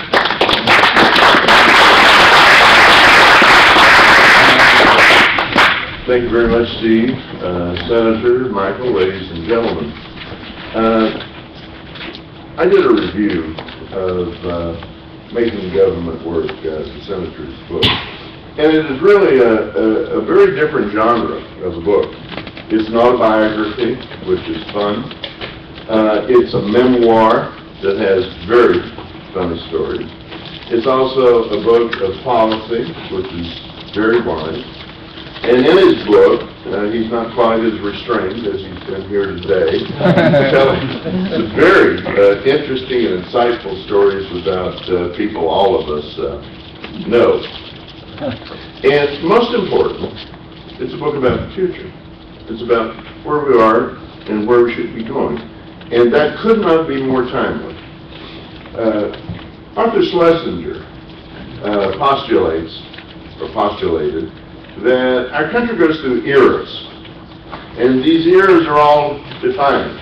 We had the New Deal era, we had the progressive era, and I would say that we've been through an era that began on inaugural day, January the 20th, 1981, when President Reagan made his famous pronouncement that government is not the solution, government is the problem.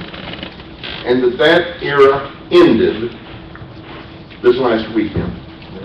We're now in an in-between time. We're between the Reagan era and whatever else comes, whatever else is next. So let me take this group, taking the senator's points, and ask you, let us move our minds to that we were in the spring of 2009. President's elected on the private sector. Some sort of a package is going to be put together that's going to affect the private capital.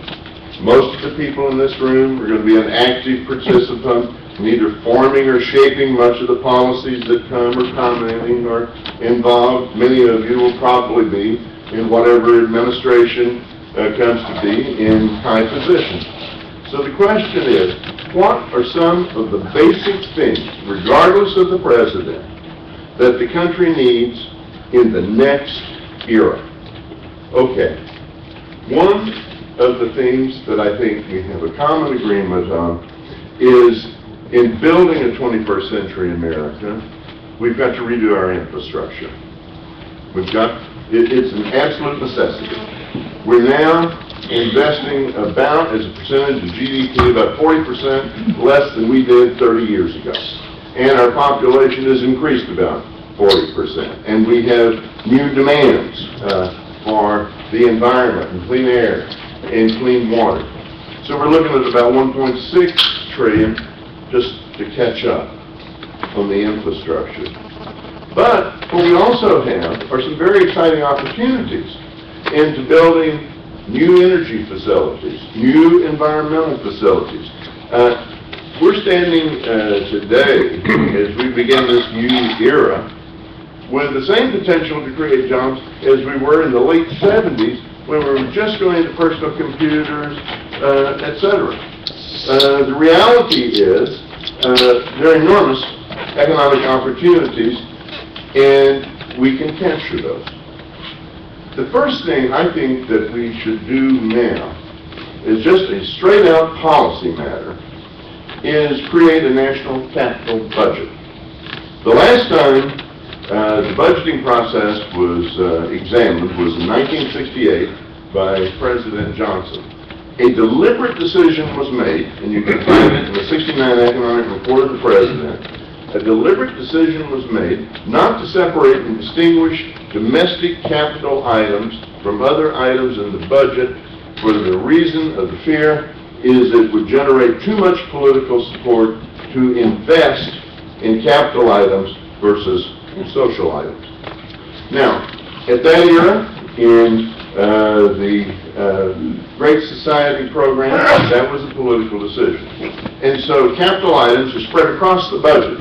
You'll find domestic civil works in Department of Commerce and HUD, etc. And so the capital items as a percentage of the budget, of the allocation of resources, are not considered. We do not have long-term plans. They're not integrated. We don't do the trade-offs. We're in a point where we need a capital budget. Every corporation has it, every state has it, etc. So the foundation of an infrastructure program is a very solid, forward-looking, laid-out capital budget that identifies priorities.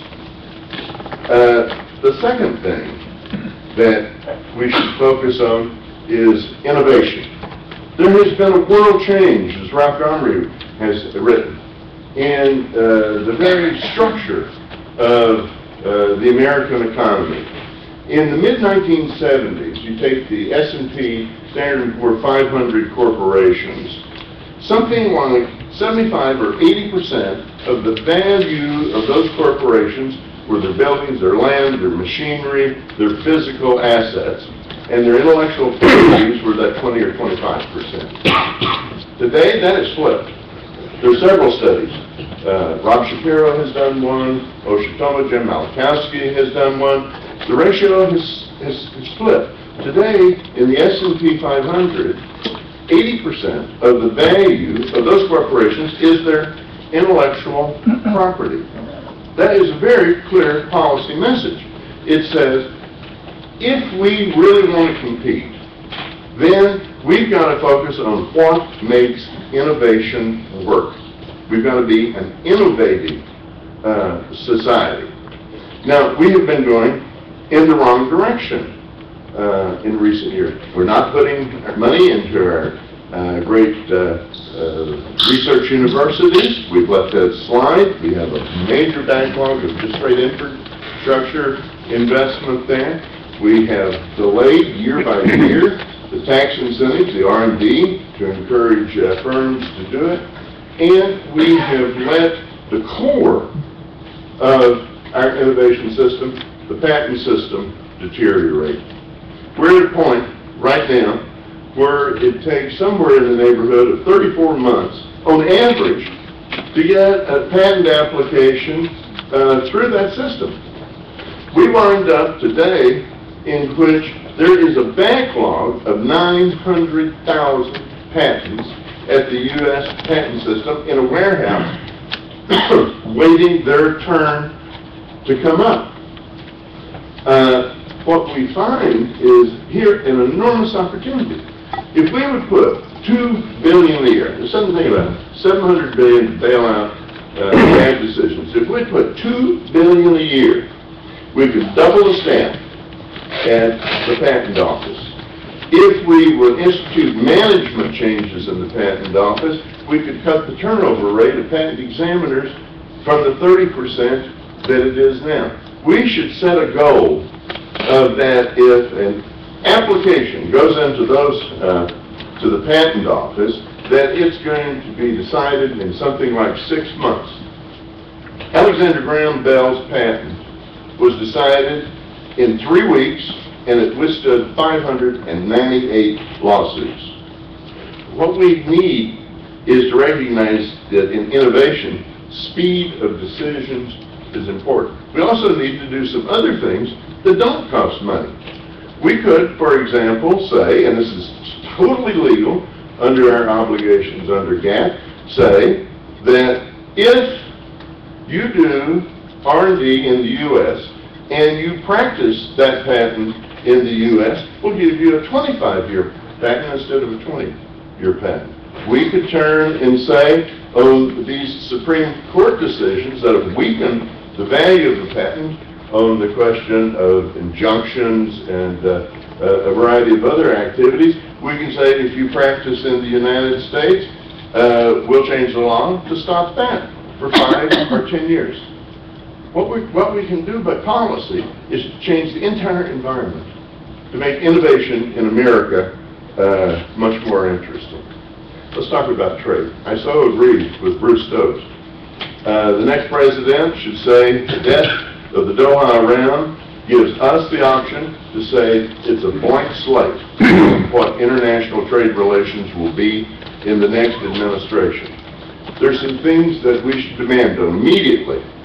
First of all, that it be transparent at the WTO. It is not transparent at the WTO today, the actions. We should say that there's proportional voting at the WTO. The very idea that our vote counts as much as Antigua is absurd. The third thing that we should insist is that the U.S. corporate tax, a direct tax system, be treated as the indirect tax system, as the senator was talking about, of 151 other countries. Think about this. Germany has a 19% VAT. A Mercedes-Benz coming into this country comes in with a rebate of 19% back to the manufacturer, tax rebate. Cadillac goes to Germany. It's added 19% VAT on that, and a VAT is added on the transport, the insurance, and all of the other related expenses. That's a 38% differential. You add it up from all the countries in the world, and the value of the subsidy of imports coming in here is about $350 billion a year. And the amount that our companies must pay because of the VAT getting in there is about $150 billion a year. The company's a fool. The CEO's a fool to keep his operations inside the U.S. if he's competing in other markets because under the WTO rules, indirect taxes are not considered.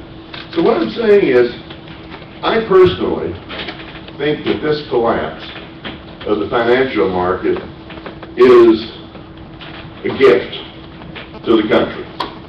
All of us know that it couldn't go on. It is within the bounds of something that we can handle. It ends an era where the policies were wrong. It gives us a chance at the beginning of a new administration to rethink it. And as the senator's title says, now the challenge for us is to figure a way to make government work. There's some things there that have to be done. Our institutions of government have been greatly harmed with outsizing and putting in people who are in and don't believe the missions, are sabotaging the missions of the agencies where they go. That's got to be solved. We need some political change. Right now, we have 41 members of the U.S. Senate and 190 members of the House of Representatives and 250 challengers for House and Senate seats have taken the pledge of they will approve and do no new taxes. We cannot solve the problem with people who are paralyzed on one solution, that they cannot raise taxes. We're going to have to raise taxes. As Michael says, we're going to have to cut things, and we're going to have to do things in a new way. And I'll stop here so we can throw it open for an exchange. Great.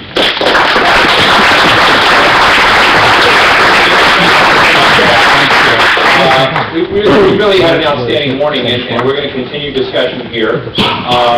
I want to say, when I've been coordinating travel and stuff on my little new iPhone, which I don't know if it's made in America or not. I hope it's making something of it, probably not. But I've been told that we've been streaming live. Hello, you stream watchers. And we've had close to 6,000 people with us watching at least part of today's forum over the internet. So there are efficiencies in this new world we wandered into, and one of the things I've been very happy about, so those of you who didn't get a free book, go on to Amazon.com, Making Government Work. Let me tell you about my view. I have read a single chapter of this book, but it is, I think, a vital update of a book written by Eric Redmond. Some of you may remember the book, The Dance of Legislation. The Dance of Legislation was a book that my boss, Jeff Bingaman, gave each staff member when he or she joined the staff, and said, read this book. I think I was the only one in the office who actually really did read the book. And it was sort of like this story about how you could, as a staffer, do good things. And it just filled me with all these ideas in trying to make good public policy as opposed to being a passive, do-nothing player. And I hate to say that there are a lot of those up here. There are. They're not. They're certainly not Sheila Dwyer. They're not surely David Cronin. I see Ivan Schlager, who's someone who, just listening to Ivan in the old days, taught me a great deal about trade policy.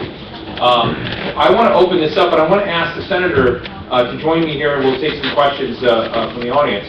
But I guess the real question I have, you were here for so long. You mentioned Jack Kennedy. You were also here during the time of Nixon and Carter. And one of the interesting graphs that Tom Gallagher, an earlier speaker, shared with us the last time he spoke on economic policy with Leo Hendry was public attitudes towards government involvement in fixing things. And in 1979 and 1980, the American public became disgusted with America's government's heavy hand in the economy. And you saw in the Reagan years a real rollback of that. Today, if you go out and you poll again, there is a public desire for government reentry into that. And I'm going to ask you the question, since you lived through and presided through these different phases. As we look through toward government having a hand again, I think what Pat Choate put on the table, all very reasonable. But do you run the risk, how do you avoid the overdoing it problem, which people who want more regulation, who want to be, nonetheless don't want to live in such a controlled environment that they can basically overdo that? Let me start there, and then I'll open up the floor. Excuse me, there's no chance of overdoing it, Steve. I can tell you right now, I was heartened to hear Pat Choate say that get rid of the government. The government is not the solution, the government is the problem. It started really with Ronald Reagan. he pledged to balance the budget in a year's time, and he added $1 trillion, like I say, sort of thing. And incidentally, let's wag about spending.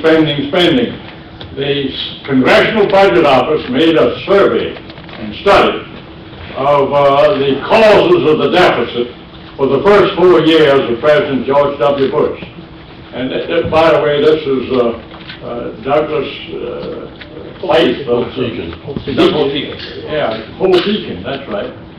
And they found out that 48% was due to tax cuts, and 35% was due to the cost of the war and security, and only 15% was due of the deficit. The cause of the deficit was increased spending. So, I mean, let's get to the tax cuts. You got to get rid of all of it. Now, I can tell you, I come from a state. It'll go Republican, and they're trying to get rid of the government. It's going to take a long time, and a few the responsible people, and I think Henry Paulson is responsible, and he's trying to do the right thing. and Pat Schultz and Michael Lind, they're going to change and everything else like that. But the average voter, he's taught by the pollster is to be against taxes, and make the sign the pledge and everything else like that. It's posted government, and get rid of the government. Government is the enemy, and everything else like that. It's going to take a long time. I don't think you're going to get too much regulation. The globalization is nothing more than a trade war. I'm Johnny One Note on that thing, but it's the economy stupid. You can forget about the Sixth Fleet and the atom bomb. Come on. Even the foreign minister of Iran 2 or 3 months ago said it used to drop next to your shores and change governments.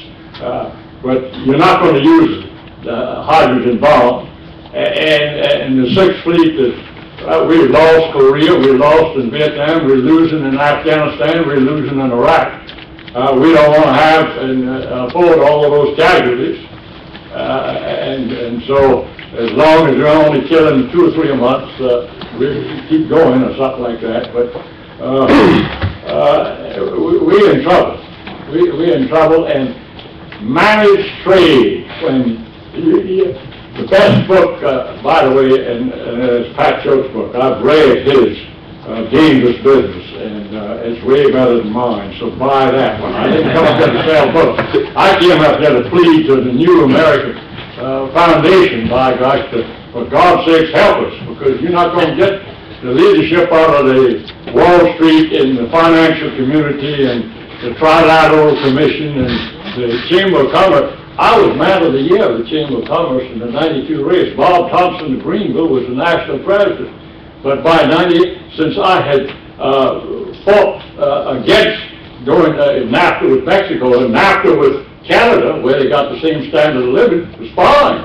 But NAFTA with Mexico, you got to have a free market before you can have free trade. So in the common market, they taxed themselves, the countries, for 5 years, $5 billion to build up the entities of labor rights and everything else like that in Greece and Portugal before they give the Man of the Year award? Yeah. Did they revoke it? Yeah.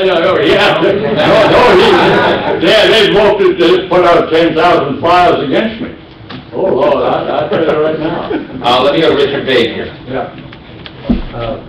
This is a question for Michael.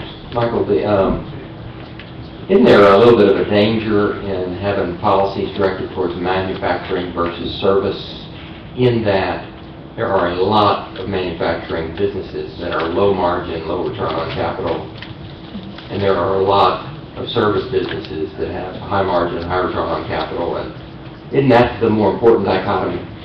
Interesting question. Yeah, that's a good question. That's a good question. Yeah, of course, you want to have highly productive, high return service sector industries. One way you can do that is to raise the wages in the service sector through unionization, high minimum wage, a living wage, immigration restriction in some cases. Capitalists do not invest in labor-saving technology unless they have to. We've seen that in this country. We've had a vast pool of low-wage labor, both immigrant and native.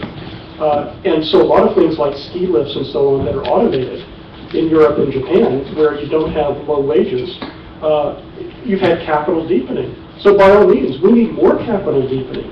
But you have to decide, is our service sector, where we have these unproductive, labor-intensive practices, are we competing with the Japanese service sector or with the Mexican? Newt Gingrich, when he was Speaker of the House, said we can't raise the minimum wage because we would be less competitive with Mexico, right? So in terms of manufacturing, look, people say there are some businesses like making T-shirts that are inherently primitive, that could be better done in China or in Vietnam or something like that. You know, and we have a great economist here, and I'm not an economist, but I don't understand the logic of that. They're hiding right now. Yeah, look, no industry is low wage or high wage by nature. No industry is low tech or high tech by nature. You can have T-shirts made in a sweatshop, or you can have them made in a completely automated factory with one very well-paid person. You know, in terms of outsourcing, if it's made in that robot factory inside our borders, there are spillover effects. There's something called the Detroit effect. You know, in Detroit, barbers, back when Detroit was the center of the automobile industry, world automobile industry, barbers in Detroit were a lot richer than barbers in Mississippi. Well, why is that? It's because they made enough money. Well, you had unions for one thing, so that the productivity growth was translated into high wages, and then when they spent that money, the barbers raised their rates. So where you have, and you know, history shows this, I'm going to show you the studies of this, where you have a dynamic manufacturing sector, there are spillovers to the service sector in that country, and that doesn't happen when the manufacturing sector is in another country. You get the repatriation of profits to investors, you know, but you don't get those spillover effects. Richard's been a giant in the financial sector. We should revisit this at some point. But the way I look at it, and it's slightly different, is I worry a lot about the ecosystem. And I worked for Jeff Bingaman, and you saw Levi's plants close and move to Mexico or move somewhere else. You'd go try and, you know, fight with the Department of Labor to validate that it was trade that did it. And you'd spend years doing that and getting a validation. By that time, anybody who had survived or had a job could create adjustments. But you realize that there's a question of an ecosystem. And did it make sense in this particular case to be protecting a certain kind of job or to be looking at it? I'm one who believes that America needs high-wage jobs that are on that continue to drive economic activity on the upper end. When I began to get worried in the manufacturing side was not the disappearance of Levi's plants, although it has an impact. I think Leo worries about that. But when you saw targeting of R&D facilities on the upper end of the food chain, where you even had other layers going on, then I said, you know, there's something very weird going on, where someone is, from a strategic, China has done its own SWOT analysis. Singapore has done its own SWOT analysis. America hasn't, and isn't paying attention to that. Saudi Arabia, as we were in Saudi Arabia together, you saw that. But yes, lots of questions. Alan Platt, and I'm going to repeat your questions, so we can give me the thank you very much, Senator, for a very provocative talk. Alan Platt is thanking Senator Hollings for his talk. I'm repeating this for the folks online. If you were still serving in this body, what would be your reaction to the administration's $700 billion proposed package?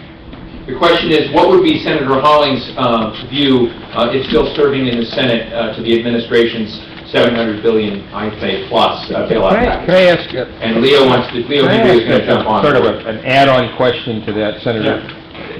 There are two flex points coming up in the American political system, one over the next roughly 4 days and one 6 weeks from today. The two flex points in the next... And we heard earlier today the frustration with the bailout plan without layering on, without adding on extensions and more response to, which is what Mr. Platt was asking.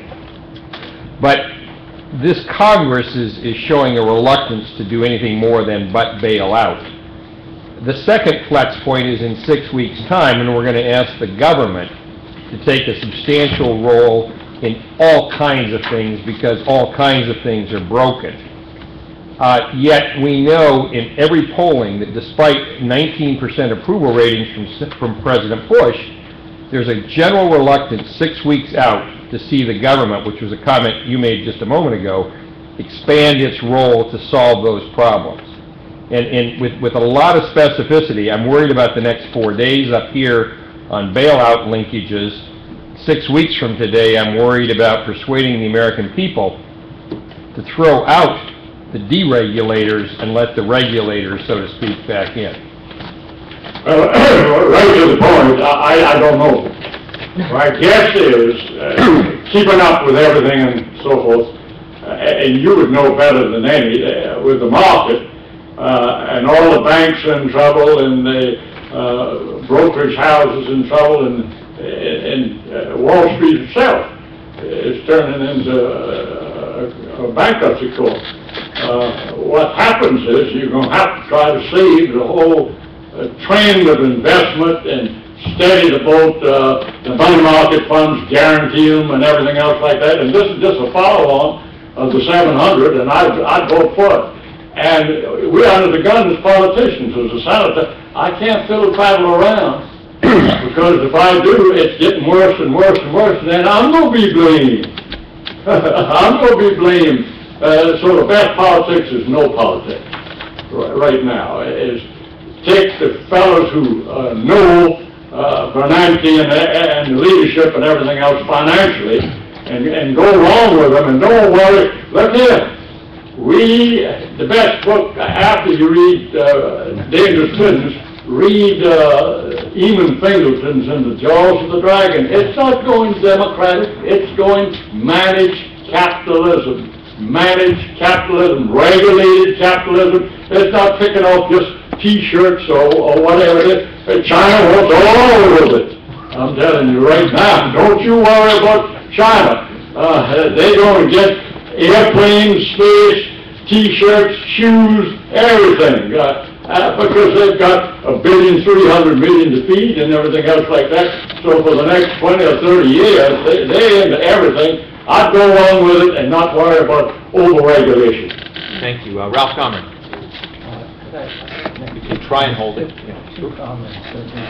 In the last couple of minutes, we've gone two topics. Yeah. One is a discussion about low-wage manufacturing versus service. Rather than trying to bifurcate by manufacturing service, why don't we just bifurcate by high-value manufacturing, whichever sector it's in? If a company... Speak louder. If a company is productive per worker, let's reward them for that and not ask whether it's service or manufacturing. And then secondly, one thing I'm curious about in this discussion that we had all morning on the present 4-day crisis, I heard an awful lot about bailing out the banks and the government acquiring the mortgage-backed securities. But I never heard what we will do with them and what the impact will be on all those people who are being foreclosed. In other words, I hear a lot about saving the banks, but I haven't heard anything about the effect on the Others may have comments to make give the senator. What I can share myself about that, and there are others who've been following. I've had conversations both with Barney Frank and Senator Dodd, and we'll be doing a program at New American Foundation on that. And in general, if I can be, I don't want to speak for them, but where they are driving is they want to keep people in their homes. And that is one of the principal points of debate and negotiation with the government, is it's not just buying these portfolios of loans, it's keeping people in their homes, which have all sorts of important effects, particularly trying to stop the deterioration of those loan portfolios, but also dealing with people's lives and communities, and it's a community rock problem that they're trying to forestall. So I don't want to speak for others in the panel, but I know from interacting with the financial players in Congress. Pat, you had a quick comment? Yeah. It seems to me that we should seriously consider the cost and consequences of simply doing a 120-day moratorium on foreclosures and allow the next administration the opportunity to figure out all of this. If this escalates, if we wind up with $25 billion for the auto companies, Now foreign banks want it. Now insurance companies want to throw their bad debt into it. Suddenly what we've done is we've set the agenda for the next administration even before we have an election. We need to take care of people. Maybe a moratorium. We need to explore what that cost would be. I would add one other point on this manufacturing. Ralph Gomery makes a very useful distinction is that globalization and free trade are not the same thing. All of our international relations have been sold as free trade agreements. They're not free trade agreements. What we find are very different economic models in the world. The Japanese, I was noting a story, do quarterly purchases of wheat. All the wheat is bought by the government and then they distribute. That's not market related at all. What we need to do, I believe, is look for high value added work, identify what it would take to get that, advanced technology work, and then devise an economic strategy that deals with other countries as they are and the way they work, not rather than us trying to convert, doing free trade missionary work. If the Chinese want to operate the way they operate, that's just fine. We should say we'll involve ourselves deeper in the global economy and we'll deal with others as they are, but our main objective, our government's main objective, is the welfare and the well-being of this country and its people, and that's what we've not done. Yes, there's a question here. Just speak loudly enough. Yeah, I had a question, and it's a very straightforward, simple one. You know, the high proportion of people who have, in polls, said, look, I want universal health care, something like 80% of the population. And here we can throw $700 billion plus whatever comes down the road later at this amorphous problem. And every time the issue of universal health care comes up, great. So I got the question. The question is, if you can throw $700 billion at a problem, why can't you spend $70 billion on a universal health care package? And so it's the question of all the choices you choose not to do with government versus the sort of massive one that faces the country. I think that you're in a new era. I mean, we're in all kinds of new things are going to be possible. Senator? Hey, look, I understand Medicare, not just the senior citizens, for everybody. I cut out the insurance companies. I never forget, I made a talk on the floor of the United States Senate back in 1980. How we had to buy America. I was with Roger Milliken. Ooh, we got to buy America, and all that kind of stuff, Chuck. You remember it. And I came home with a new Pontiac, and they said, wait a minute, how much did you? I said, I used to be the lawyer. I looked back on the sticker. It was FOB Montreal. I bought me a foreign car. Yeah, big mouth Hollings. Look, in Canada, they pay for the health care. They pay for it in China. Your competition is paying for it. But you're asking manufacturers to pay for the blooming health care. And we trial lawyers are going to have to give some. The doctors are going to have to give and everything else like that. You've got to cut down these costs. They're going through. But if you go with the insurance companies and everything else of that kind, you whistling Dixon. I'm a regulation man. Energy, over half of it is government controlled. And it's not market forces.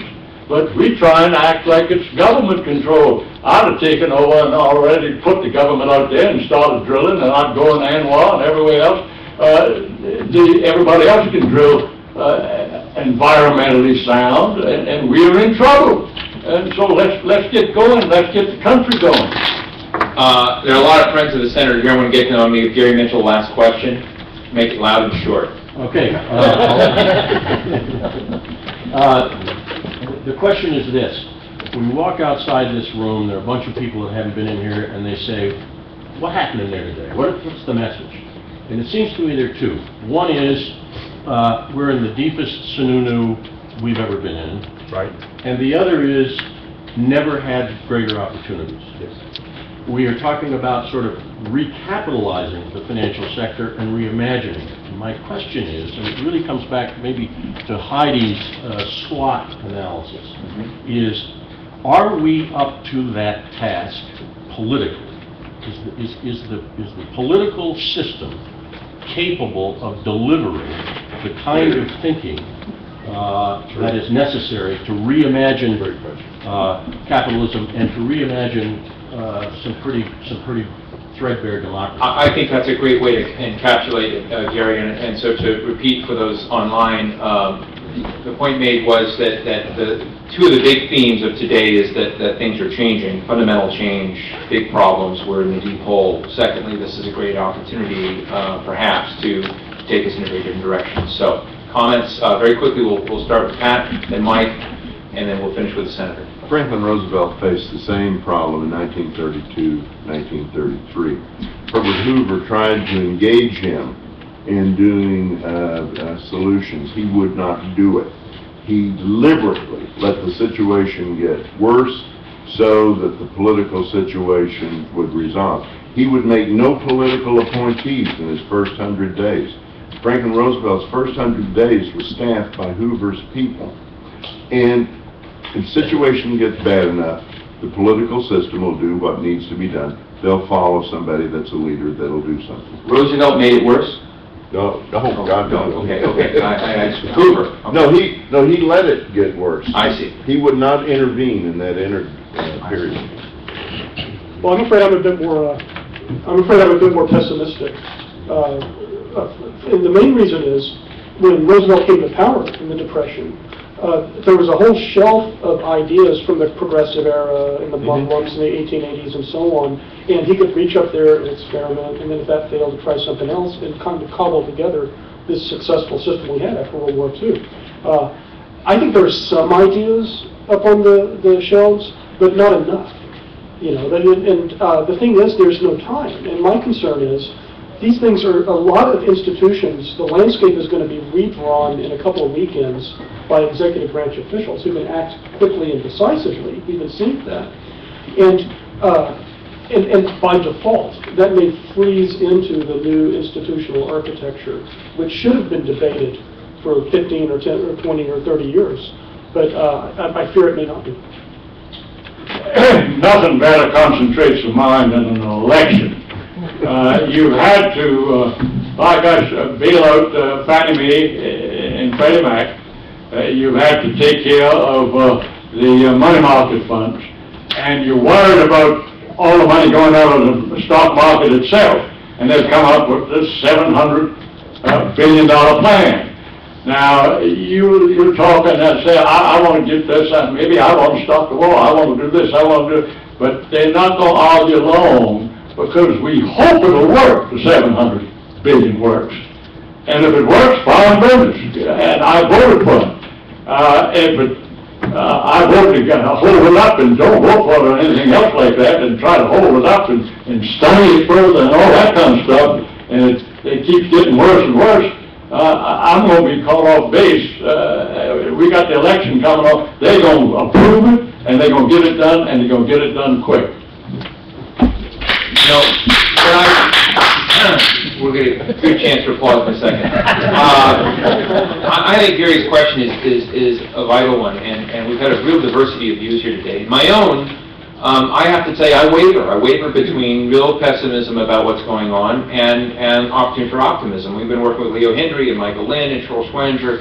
If we were just sort of doomsday tellers, we wouldn't be in this. We're actually do sort of see an avenue, a set of things that would be good for national policymakers to think in a more disciplined way, finally, to try to get some decision makers to do what they wouldn't do in the 90s. And that's what's so weird about this, is we've been around this track a lot of times. The world has changed somewhat, but some of what we did in the 90s is quite relevant today. But I also don't think that you want to I mean, I think where we are, particularly in the national security side, a lot of people have talked about Iraq. I remember 2 years ago sitting in a meeting with Roger Ferguson, who's now CEO of TI-Craft, Steve Ratner's on our board and others, and we were talking about, I chaired a session on the national security dilemmas facing the country, and boy, did people leave in tears, gloomy. I really, you know, it was nasty. When you left that forum, we did. Right after that, 15 minutes later, we had a forum on the future of the U.S. and global economies, and it was rosy. And I remember Mike Lynn was there. I asked the question, how can this be? I just watched AOL and Time Warner merge, and you know, there was arbitrage. There's got to be an arbitrage between the sort of desperate situation you see in which the mystique of American power has been punctured on one level, and sort of see when that intersects with the financial sector, the financial markets, and to sort of see, and I think that's what has happened. So it does create an opportunity, but it also means that America, if it's going to maintain its leverage both in the economic sphere and as a global player, it needs to rearrange its institutional arrangements with the world. And I don't think that can be done over a weekend, and I think it's going to require rethinking, and I think it's going to be, you can also overdo it. So I want to end there. I want to, before we applaud everyone, there are a lot of young people that make this work. I've got 4 of their names, there are others, but Sam Sheridan, Ben Catcher, Brian Till, Catherine Cheedman, and our interns, I want to thank you very, very much. David Crone, David Doctor, thank you for this great book. You read them. It is a fantastic book, and I do think that it is the update of Dance of Legislation, which was such a powerful book in my book. Leo Hindry, where's Leo? Leo, thank you so much for your support in sharing the Smart Globalization Initiative. Sheila Dwyer, thank you for having us here. I want to thank Pat, Joe, Mike Lynn, and I want to particularly thank Senator Fritz Hollings for flying up this morning today. He's heading back today. This was a real treat to have you here in your former home and place of business. So thank you so much.